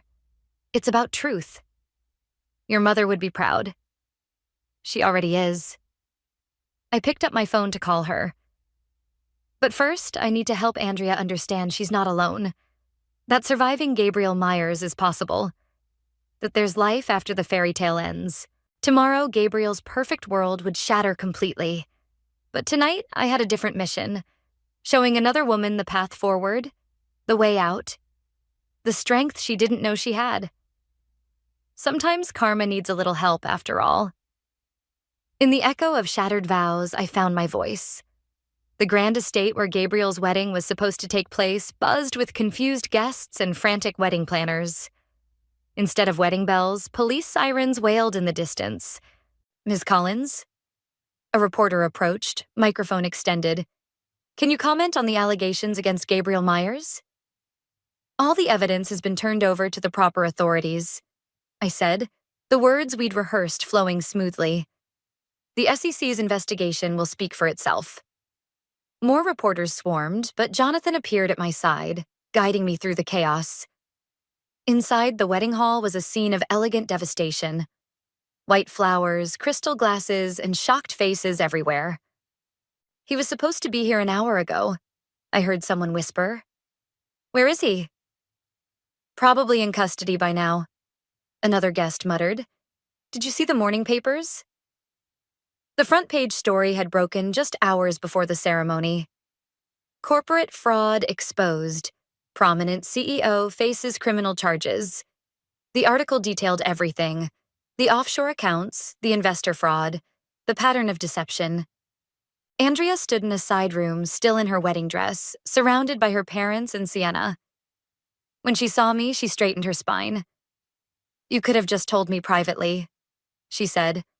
Why like this? Because private truths don't stop public predators. I moved closer. I'm sorry for the pain, but not for the truth. Her father stepped forward. Thank you. We had no idea. The foundation's money was invested with him. If this had gone through, Daddy, please, Andrea whispered.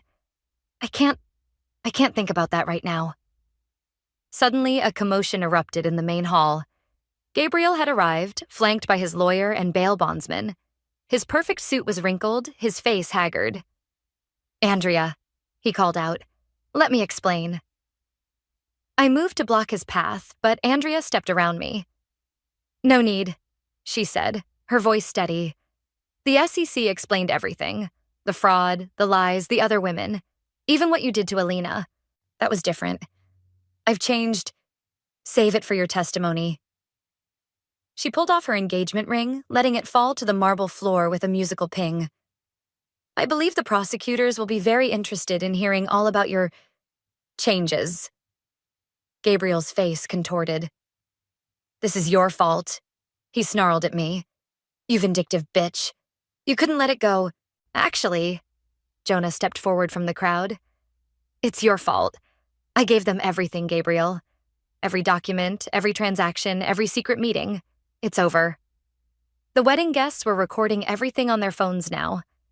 Tomorrow, this would be all over social media, Gabriel's carefully constructed image shattering in real time. You're all going down with me, Gabriel threatened. The board? The investors? No, I cut in.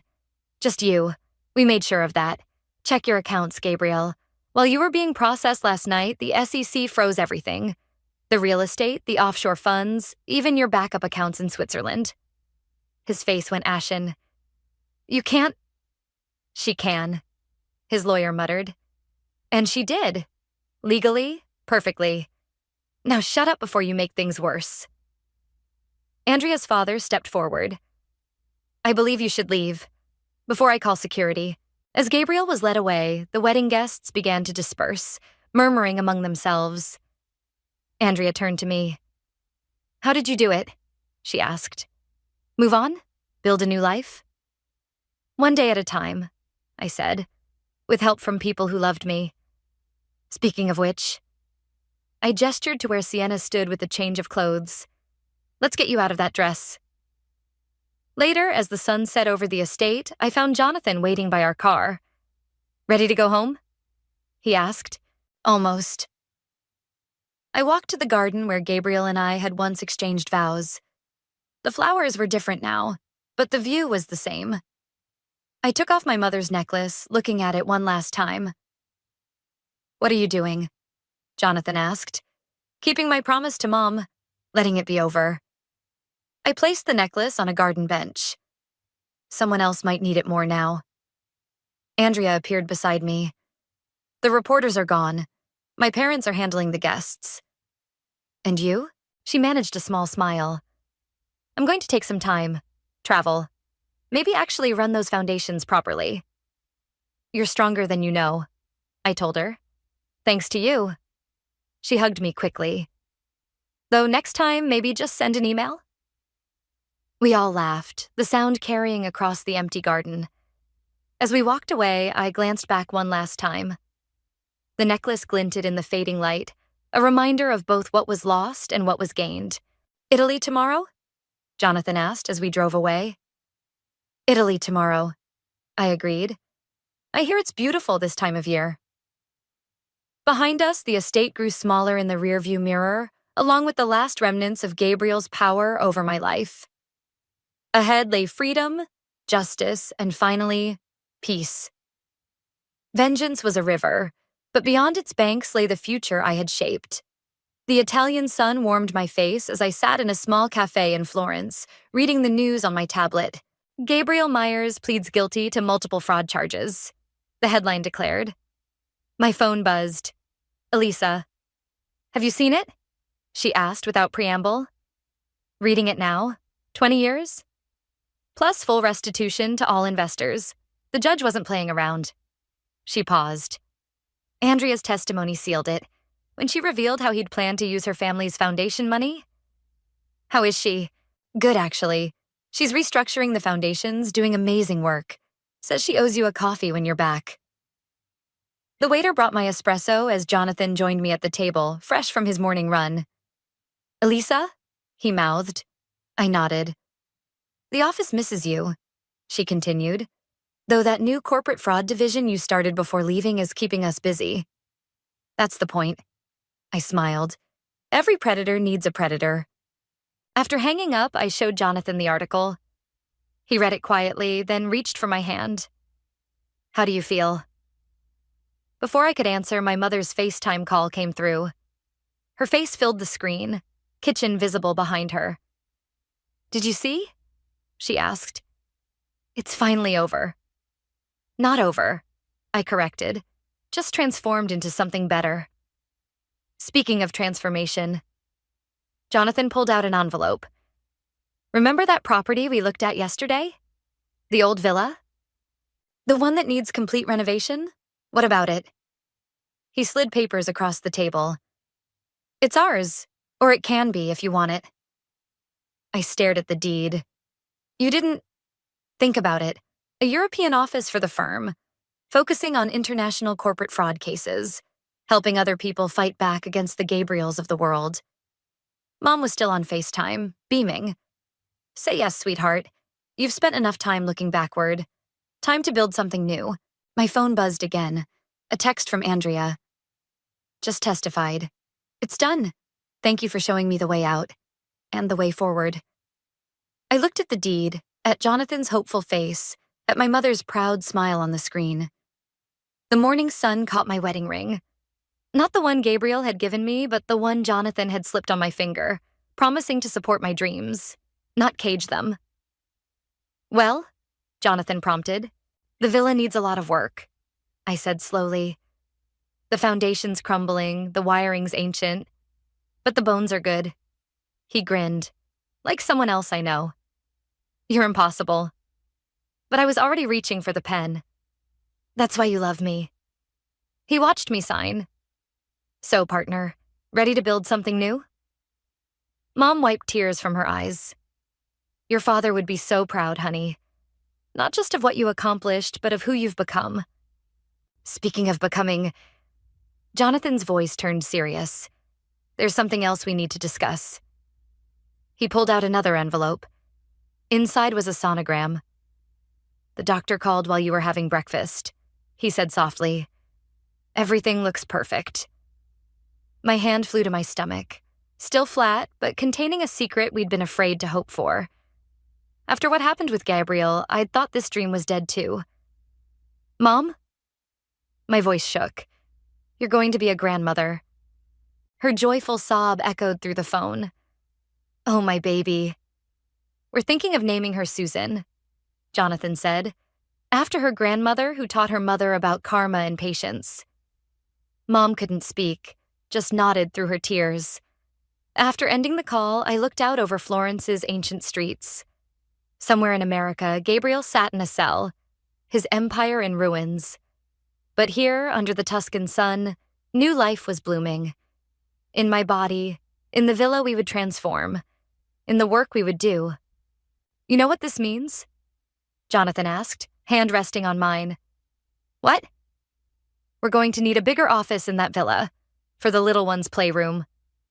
I laughed, really laughed, the sound echoing off centuries-old stones.